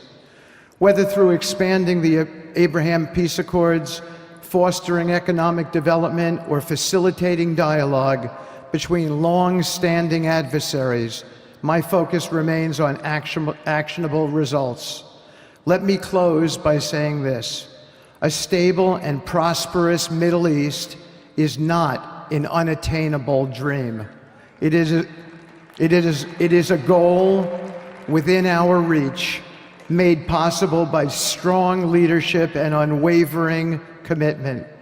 Under President Trump's guidance, we are proving that the impossible can become reality. Thank you, but I have one more thing to say. We have some special people for me to introduce you to tonight. President Trump has been talking to them as well. They are the families of hostages from Israel who have been in Gaza for the last year and a half. There are many of them here today. Several of the families have lost children and loved ones, and they're here because they're part of an effort to retrieve their bodies so they can be buried in a proper way. Several have children who are still in captivity. There is an American family here whose loved one is scheduled to come out in 14 days, and they're going to be meeting the president tonight. So let's give them all some love and a big hand. Come on up.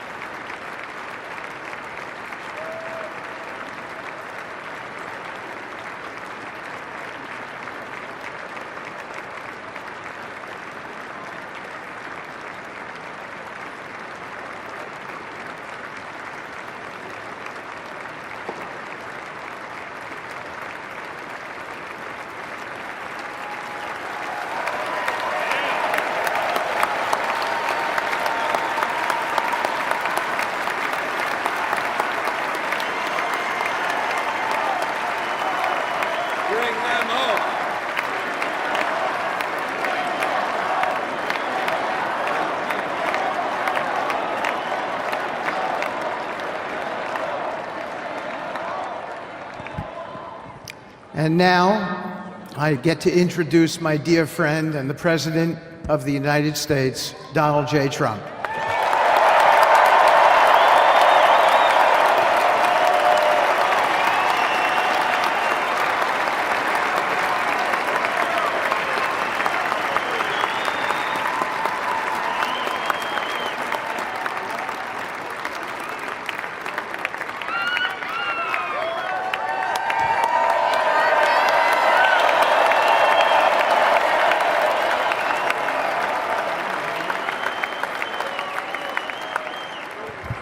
Thank you very much, everybody. Appreciate it. Thank you.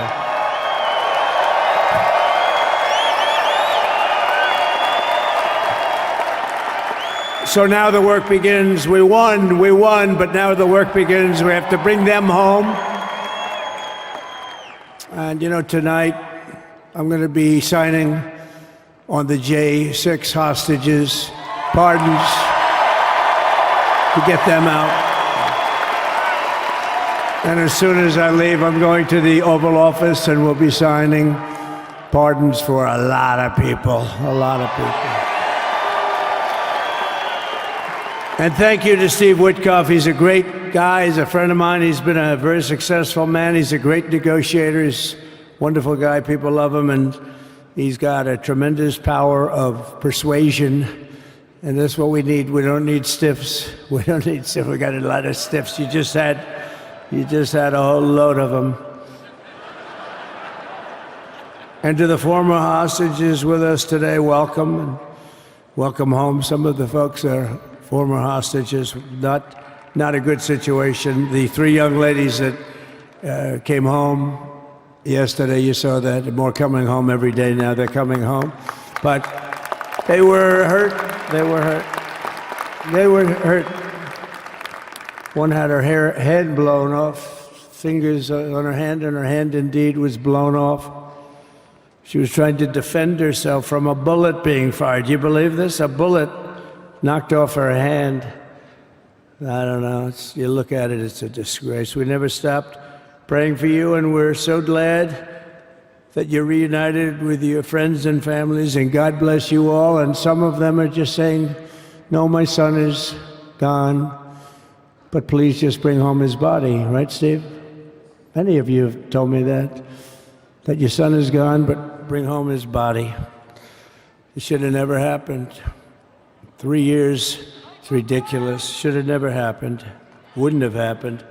I also want to express my tremendous gratitude to the hundreds of thousands of proud American patriots who came from all across the country to join us in this celebration. It's a celebration of a big win.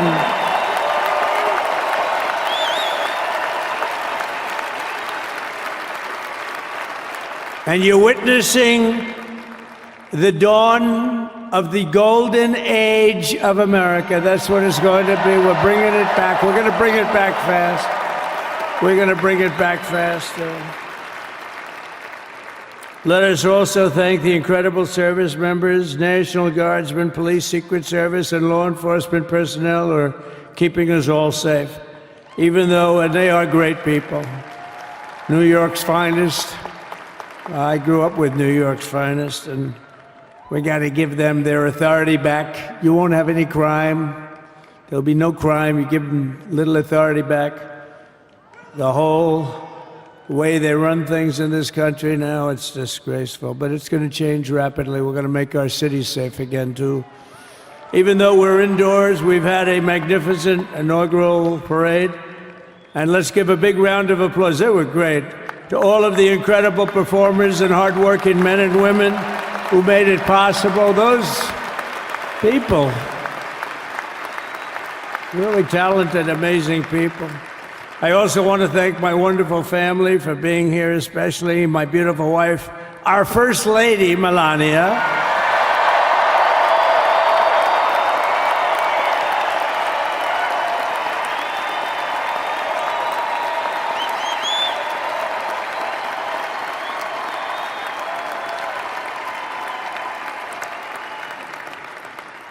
I love our First Lady. And also, JD. How good has JD been? And his beautiful wife, Usha. How good is JB? JD has been great. He's another good negotiator, Steve. He's a great negotiator, too. We need negotiators in this country. But so many of the people on the stage behind, not only family members, as an example, Lara Trump, the wife of Eric. She was the head of the Republican Party, along with my friend Michael. Stand up, the two of you. What a job. What a job they did. They worked so hard. They knew there'd be rigging, but they said, we're going to make it too big to rig, and we did. We made it too big to rig. We won every swing state by a lot. We won the popular vote by millions and millions of votes. We won the whole ball of wax. And now we're going to go and drill, baby, drill, and do all the things that we've wanted to do and bring your costs down, your prices down, and make our country safe. So thank you very much, Michael. Thank you very much. What a job you've done, Michael. I'm never moving you, you know. He was thinking about getting a nice job in the administration. I said, no, I'm leaving you right where you are. You've done a very good job. We're not moving you, Michael. I'm sorry. Anyway, thank you very much. Appreciate it. Appreciate it very much. Right here with us also in the arena, I'm about to sign some very important executive orders of our new administration.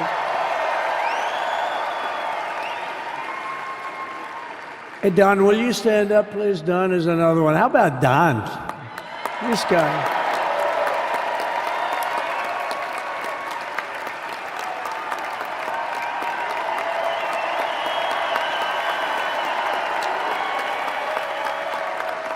He's a popular one. He goes out and speaks. He gets a big crowd.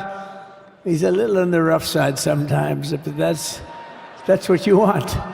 He's done a fantastic job, and he loves our country. Thanks, Don. Great job. You've done a great job. And Ivanka.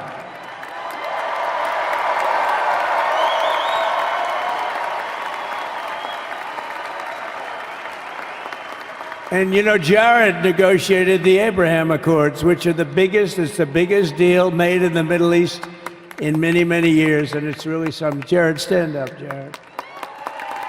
The Abraham Accords.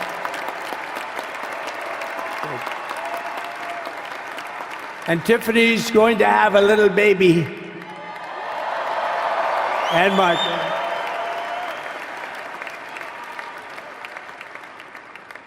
And then I have a very tall son named Barron. Has anyone ever heard of him?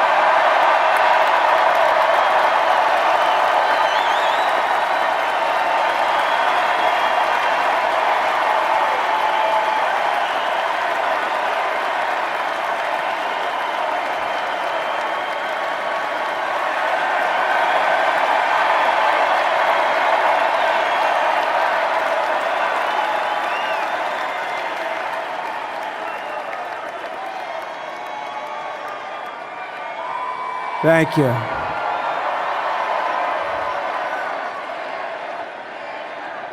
He knew the youth vote. You know, we won the youth vote by 36 points. And he was saying, Dad, you got to go out and do this one and that one. And we did a lot of them. And he respects them all. He understood them very well. And he said, Dad, you got to go out, do Joe Rogan, do all these guys. And we did. We did. And Joe Rogan was great. They were all great, right? Aaron, they were all good. He understood the market. Another famous one, how about Kai? Stand up, Kai.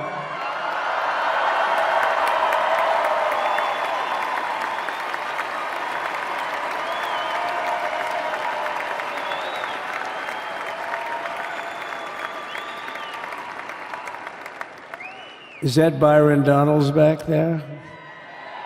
Stand up, Byron. Stand up. What a future this one has. What a future. That's great, Byron. Thank you very much. And how about Lutnick, Secretary of Commerce? He's going to take in more money than any country has ever even thought about. He's going to take in some money. And we have many others. Look, I'm not going to go through it, but we're going to sign some orders right now, and that's really what I want to do. So we're going to sign executive orders. First, I'll revoke nearly 80 destructive and radical executive actions of the previous administration, one of the worst administrations in history. Maybe not one of them, the worst. Anybody that would allow millions of people to pour through our borders from jails, prisons, mental institutions, insane asylums, gang members to be taken off the streets of Venezuela and deposited in our country, and many, not just Venezuela. You know, crime in Venezuela is down 74% because they took their criminals and gave them to us through an open border policy of the previous administration. All over the world, they're emptying their prisons into our country. They're emptying their mental institutions into our country. It stops as of 1 o'clock this afternoon, okay? It stops.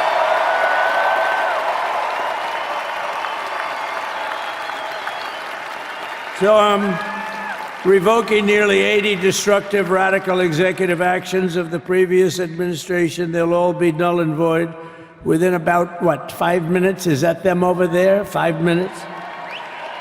And next, to gain immediate control of the vast federal, out-of-control bureaucracy, I will implement an immediate regulation freeze, which will stop Biden bureaucrats from continuing to regulate. Most of those bureaucrats are being fired. They're gone.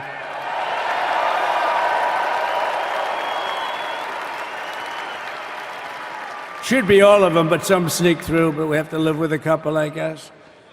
I'll also issue a temporary hiring freeze to ensure that we're only hiring competent people who are faithful to the American public, and we will pause the hiring of any new IRS agents. We will also require that federal workers must return to the office in person.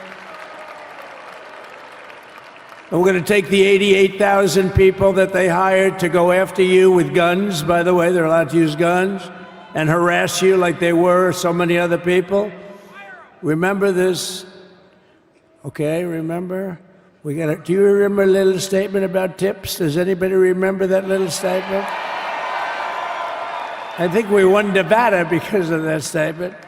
But they went out and harassed you over the tips. In other words, we are restoring control of our government to the people. We're going to take those 88,000. Let's see if they'd like to work on the border, because that's where we want them, really.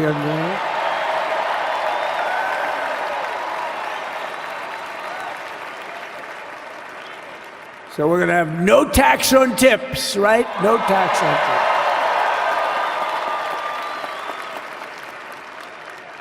And we may have, like the Speaker of the House, is he here? He's done such a good job.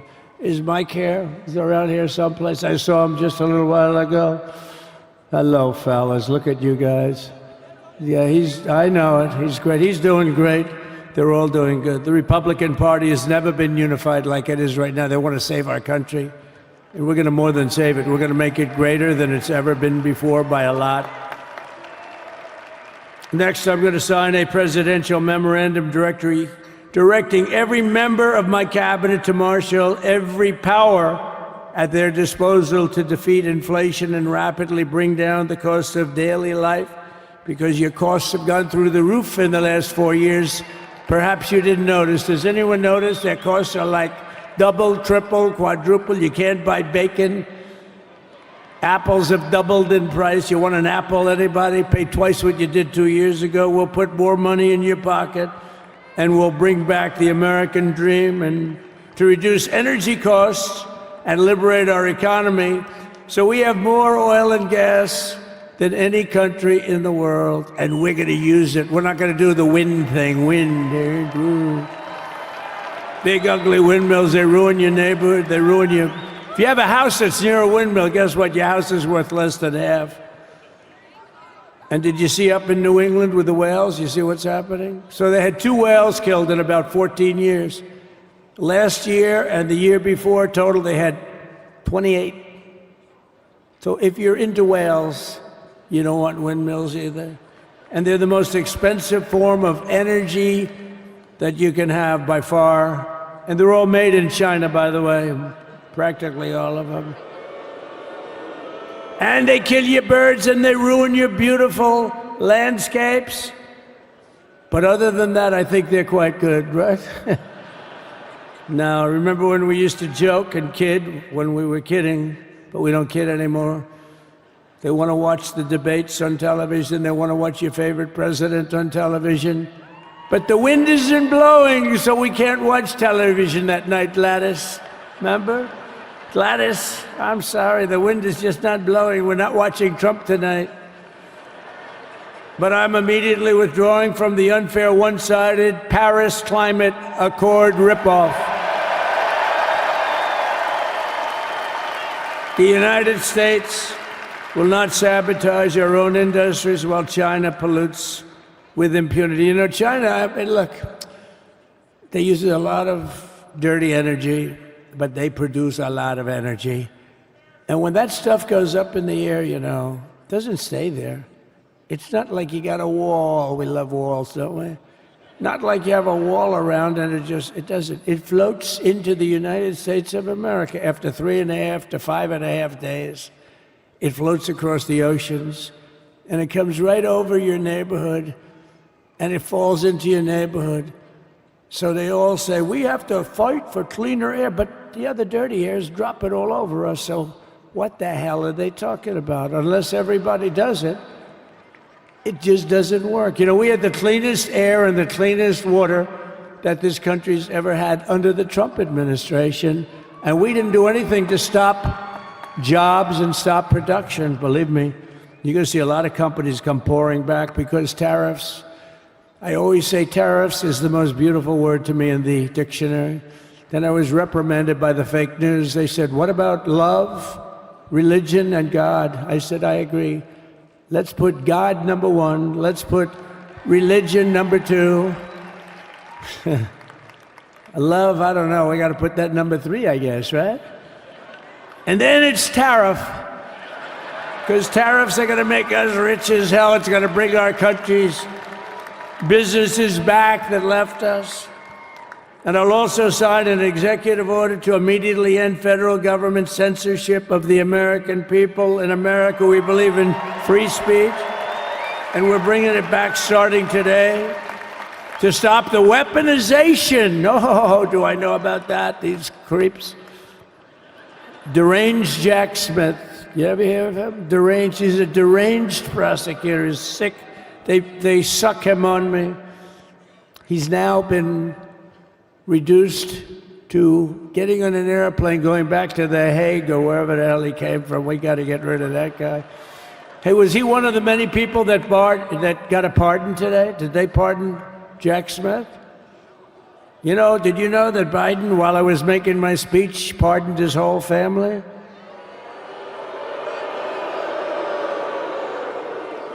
The brother, the whole deal was pardoned.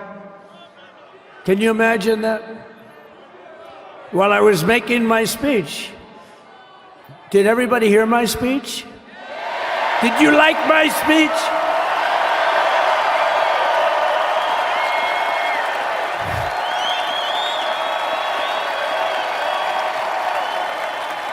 Thank you.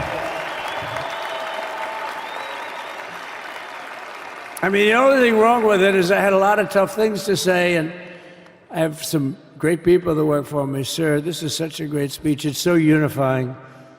Don't talk about Biden with his pardons of his family. We want a unified country. They said, don't talk about the J6 hostages that you're going to be releasing today. Sir, don't put that in your speech, please. I said, but I want to put it in my speech. I said, sir, it won't be unified like it is. It's so beautiful the way it is. And it is getting great reviews. You know, if I put things like that in, I'll get terrible reviews. One little paragraph that's a little bit wrong, the fake news goes crazy, right? So I said, all right, I won't put it in my speech, but you know what? I'm speaking in front of a hell of a lot of people. at a place called Capital One Arena, and I'll talk about it there. So we're going to be going over the beautiful Oval Office, one of the great offices in history. Even if it wasn't beautiful, it's the Oval Office, but it is beautiful. And we love the Oval Office. It all starts with the wars start and end there. Everything starts and ends at the Oval Office. We love it. But we're going to go to the Oval Office. We're going to release our great hostages that didn't do, for the most part, they didn't do stuff wrong. You take a look at what went on, and look what happens in other parts of the country. In Portland, where they kill people, they destroy the city, nothing happens to them. In Seattle, where they took over a big chunk of the city, nothing happened. Minneapolis, where they burned down the city, nothing happened. Essentially nothing happened. All they want to do is go after the J6 hostages. A 76-year-old grandmother was arrested the other day because she was looking at the Capitol or something like that. No, we're not going to put up with that crap anymore.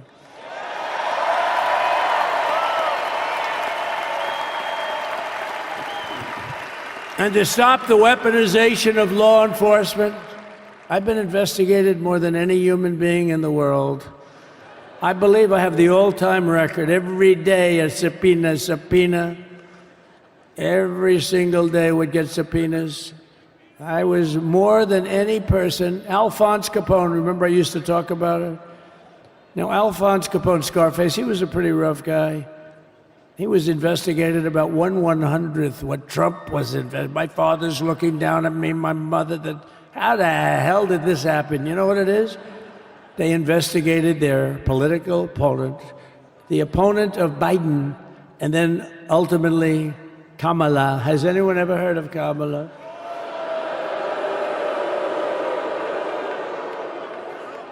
We had to beat two opponents, you know? We had to beat Biden, then we beat him. Now he goes on top. The guy was like 39 points down. I think I could have beaten Trump. They should have left me in. I would have beaten. No, his debate performance wasn't the best, right? That's what killed him. And then they had to change, and that's like you get into a fight. The great Dana White spoke last night. We love Dana White, right? UFC. That's like he puts in two fighters, one of them's getting creamed, getting really beaten, and they say, all right, take him out, let's put somebody else in to finish up the fight. That's what they did to us. They gave us somebody new, but we took care of both of them. So we beat actually two opponents. But to stop the weaponization of law enforcement and our government, I will also sign an order directing every federal agency to preserve all records pertaining to political persecutions under the last administration, of which there were many, and beginning the process of exposing any and all abuses of power, even though he's pardoned many of these people. Can you believe it? He's pardoned them. You know why he did it while I was speaking? Because that way I couldn't speak about it. I was speaking. I didn't know he did it. I finished my speech, and they said, sir, he pardoned his whole family. I said, oh, can I go back out there and talk about it?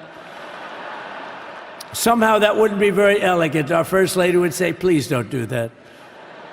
But we have plenty of time to talk about it, and we will.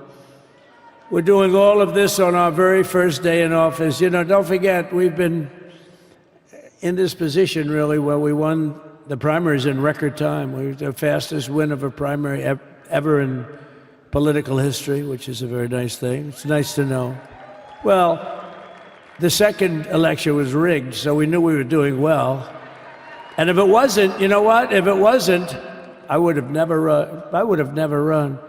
But the third one was just a monster. Boy, was that a big one, huh? That was a big one. On the second one, we got like 10 or 12 million votes more than the first one. How about that? We did great on the first one. We did much better on the second one. But bad did we do well on the third one. So we're gonna have some fun. It's very simple. We're gonna make our country great. We're gonna make our country great again. We're gonna make America great again. How good a name is MAGA, though, right? You know? I was going to say keep America great, but unfortunately it wasn't great. Can't say keep it great. It will be great again, but CAG, keep America great, CAG, I don't think it's ever going to replace MAGA. Does anybody like CAG? I don't think so. It's never replacing MAGA. Nothing will ever replace MAGA. MAGA was the most successful political operation, political movement in the history of our country, maybe in the history of the world. Let's see what happens, because we're not finished yet. We're not finished yet. We got a long way to go. But we're doing this on the very first day in office, and in just a few moments, I'm not only signing the release of the J6 hostages, I'm signing other things that you're going to love. Oh, you're going to be happy reading newspapers tomorrow, and the next day, and the next day, and the next day. So I just want to thank, I mean, look at this place. It's full to the rafters. You don't have any. Look at those people up there. You don't have any empty seats. And by the way, the Capital One owners, they are so good. We got to root for their teams because they have been so great to MAGA, to us. And I just want to thank Ted and everybody. You guys have been fantastic. And the ice hockey team's doing great. Ovechkin's pretty good, right? They're doing great. So I want to thank them, Capital One arena owners. They have been absolutely fantastic. And thank you once again to everyone. And I can only tell you, you're going to be very happy. You're going to watch a lot of good things happen. We got to stop some wars that are happening and going on. Some stupid things are happening. The war with Ukraine would have never happened, and it has. As you know, Israel would have never been hit on October 7th, and none of you would be up here. None of you would even know anything about this tragedy that you're going through right now. But Iran was broke. Anybody that bought oil from Iran, they couldn't do any business with us. You're not going to do business with America. China passed, everybody passed, they were broke. They didn't have money for Hamas, they didn't have money for Hezbollah. And your sons would be alive, and they certainly wouldn't be incarcerated like they are. It's a shame, but we're getting a lot of people out in a short period of time. So I'm going to go right over to here, and I'm going to sign in front of you. Is that okay? Good.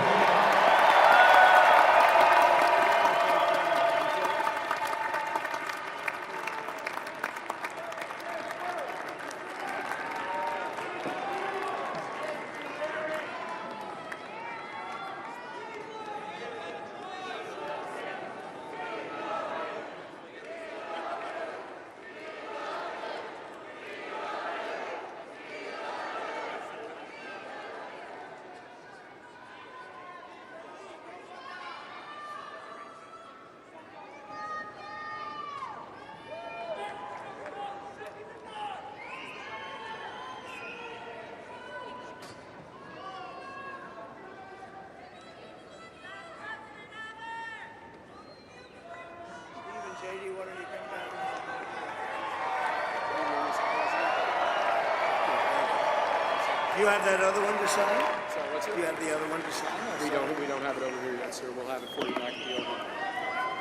The first is the rescissions of 78 Biden-era EOs and presidential memoranda. You want to call it up? Do you want to say it? Do you want to say it? Oh, if you want me to, sir. Why don't you say what I'm signing? Sure. The first item that President Trump is signing is the rescission of 78 Biden-era executive actions, executive orders, presidential memoranda, and others.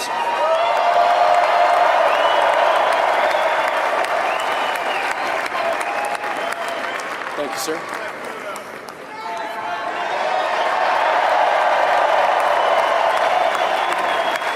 Thank you. The second item, President Trump, is a regulatory freeze, as you announced in your speech, preventing bureaucrats from issuing any more regulations until we have full control of this, the government and this administration.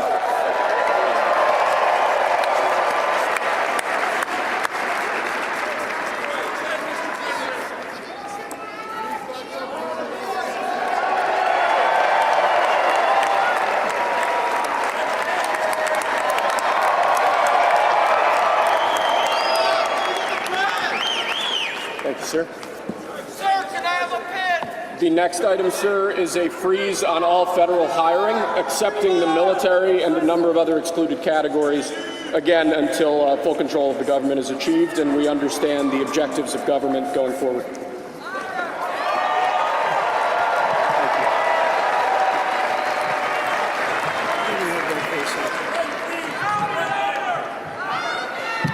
Could you imagine Biden doing this? I don't think so.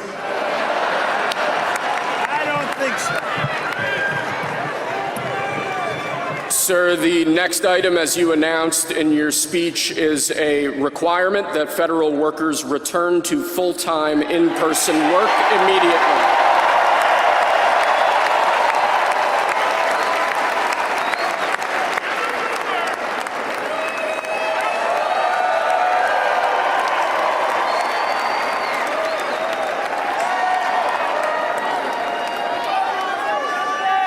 Thank you, sir.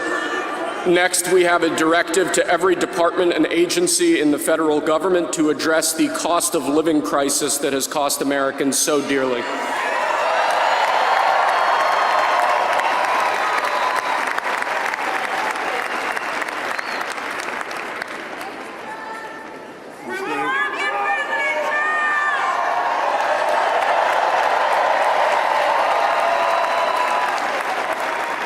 Thank you, sir. The next item here is the withdrawal from the Paris Climate Treaty.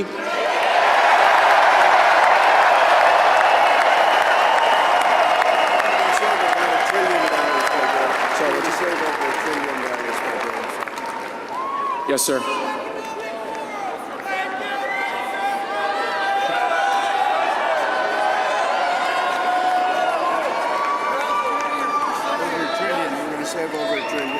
We're going to save over $1 trillion by withdrawing from that treaty.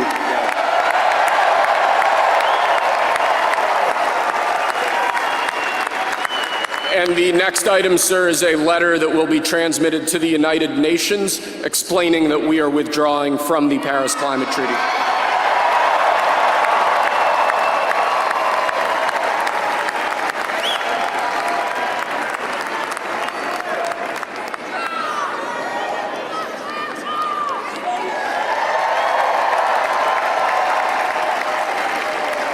Thank you, sir. This next item is a directive to the federal government ordering the restoration of freedom of speech and preventing government censorship of free speech going forward.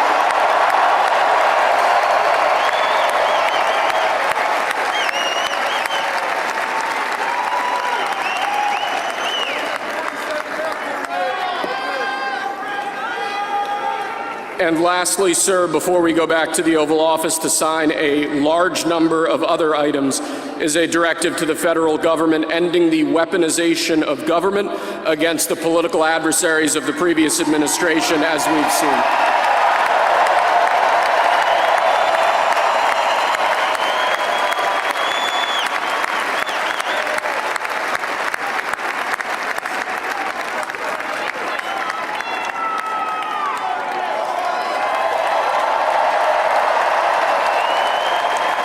Thank you very much, sir. Appreciate it.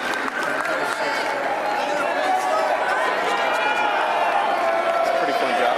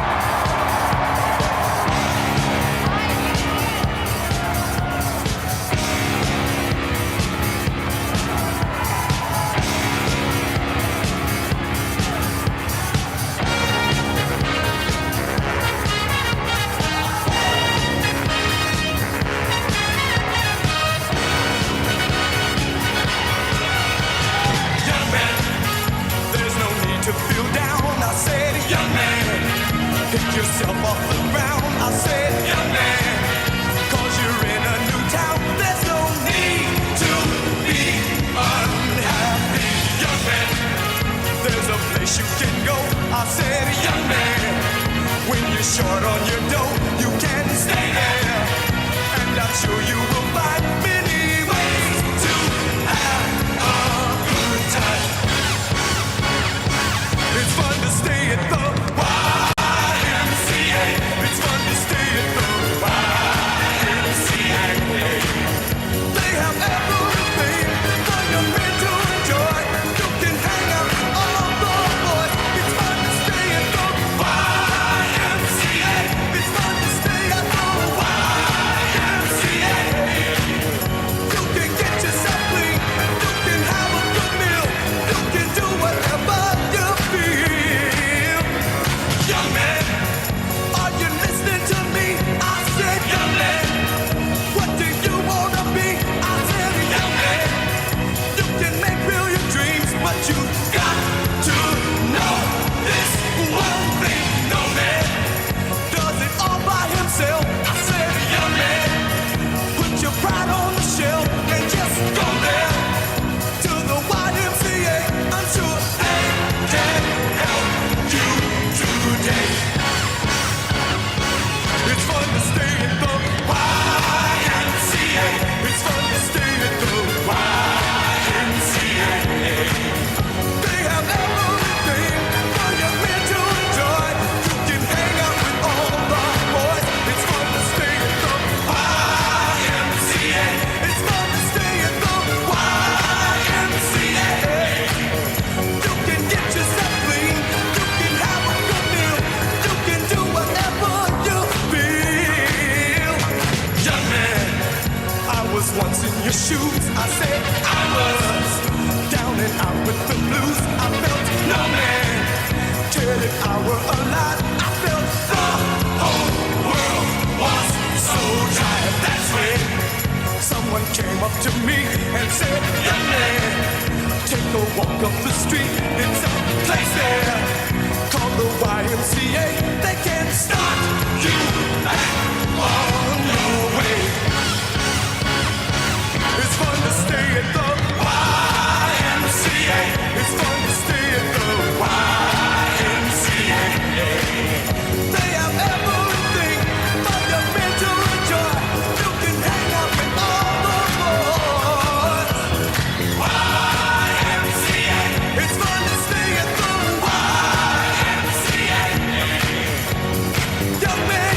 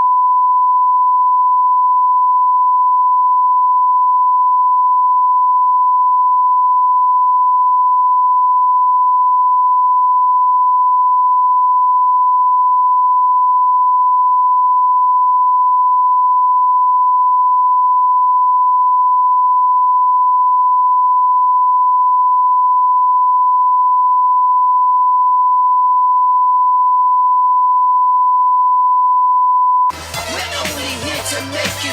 We're only here to make you go.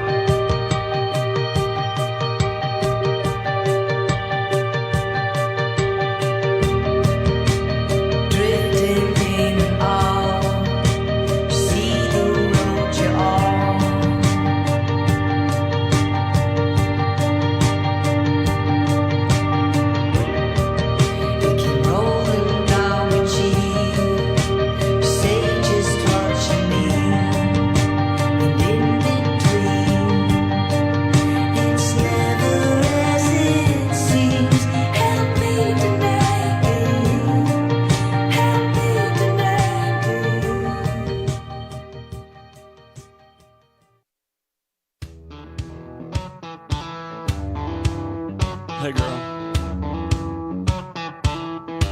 Oh now. You know you got everybody looking. Got a little boom in my big truck. Gonna open up the doors and turn it up. Gonna stomp my boots in the Georgia mud. Gonna watch you make me fall in love. Get up on the hood of my daddy's tractor. Up on the toolbox, it don't matter. Down on the tailgate, girl, I can't wait to watch you do your thing. Shake it for the young bucks sitting in the honky-tonks. For the rednecks rocking till the break of dawn. The DJ spinning that country song. Come on, come on, come on. Shake it for the birds, shake it for the bees. Shake it for the catfish swimming down deep in the creek. For the crickets and the critters and the squirrels. Shake it to the moon, shake it for me, girl. Oh, country girl, shake it for me, girl. Shake it for me, girl. Shake it for me. Country girl, shake it for me, girl. Shake it for me, girl. Shake it for me. Somebody sweet little farmer's child that got it in her blood to get a little wild. Ponytail and a pretty smile, roping me in from a country mile. So come on over here and get in my arms, spin me around this big old barn, tangle me up like grandma's yarn.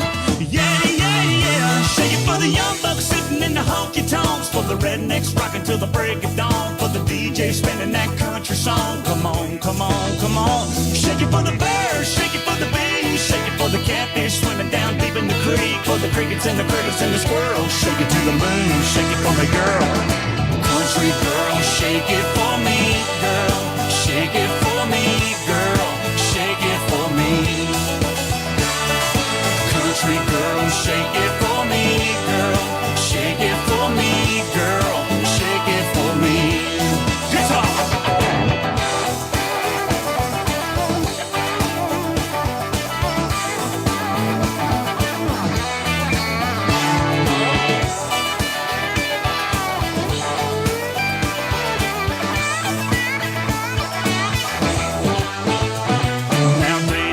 Like a dandelion in the wind on a hill underneath the pines. Yeah, move like the river flows. Feel the kick drum down deep in your toes. All I wanna do is get to holding you and get to knowing you and get to showing you and get to loving you before the night is through. Baby, you know what to do. Shake it for the young bucks sitting in the honky-tonks. For the rednecks rocking till the break of dawn. For the DJ spinning that country song. Come on, come on, come on. Shake it for the birds, shake it for the bees. Shake it for the catfish swimming down deep in the creek. For the crickets and the critters and the squirrels. Shake it to the moon, shake it for me, girl. Oh, country girl, shake it for me, girl. Shake it for me, girl. Shake it for me. Oh, country girl, shake it for me, girl. Shake it for me, girl. Shake it for me. Country girl, shake it for me, girl. Shake it for me, girl. Shake it for me. Country girl, shake it for me, girl.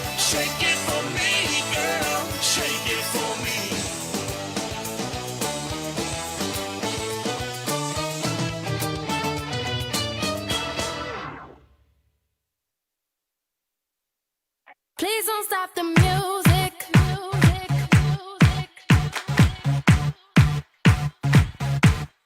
Please don't stop the music.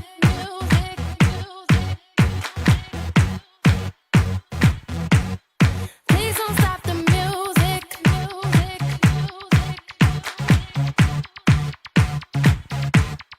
Please don't stop the music.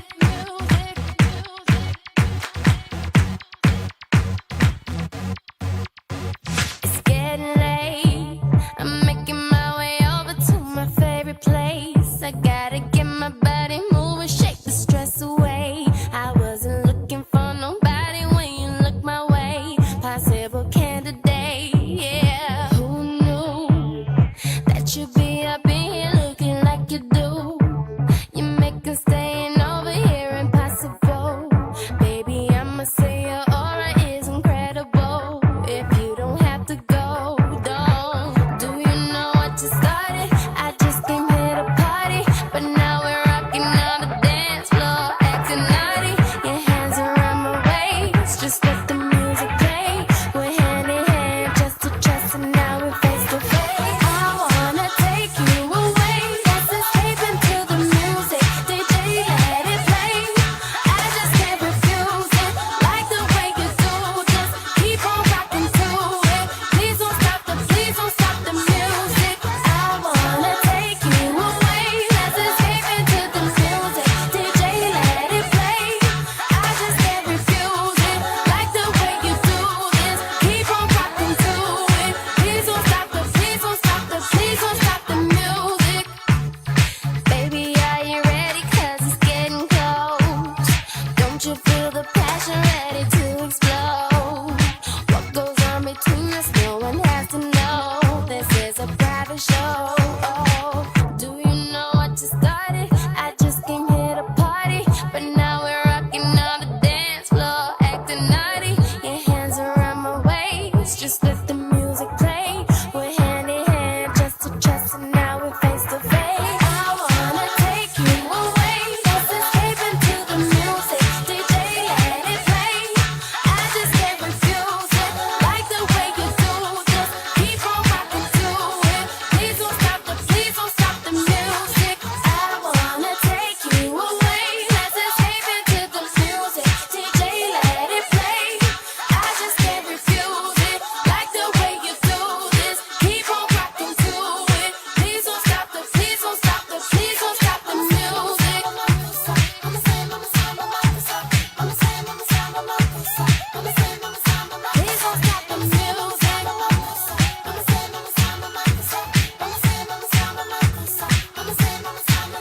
stop the music.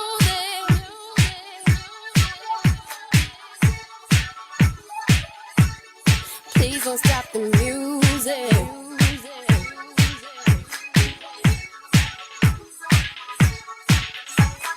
I wanna take you away, let's escape into the music. DJ, let it play.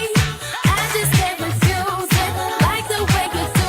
Just keep on rocking to it. Please don't stop the music. I wanna take you away, let's escape into the music. DJ, let it play. I just can't refuse it, like the way you do this. Keep on rocking to it. Please don't stop the music. Please don't stop the music.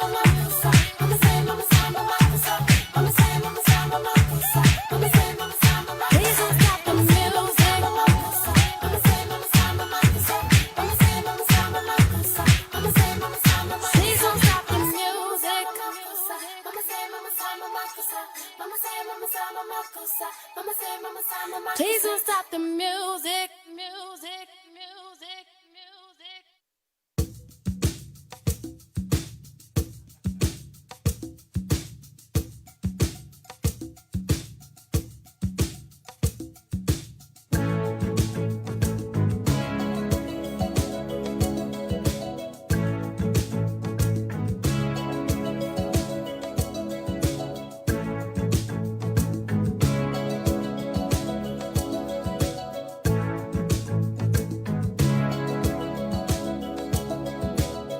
Hear the drums echoing tonight.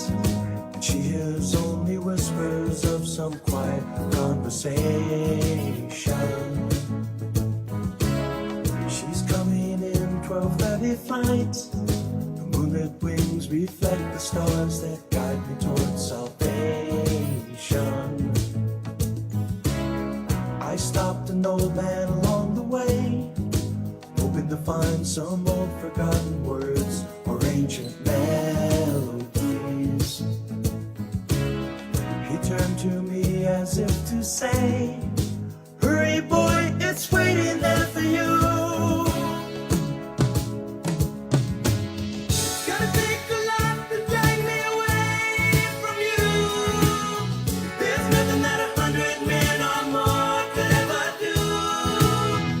I guess the rain's down in Africa. Gonna take some time to do the things we never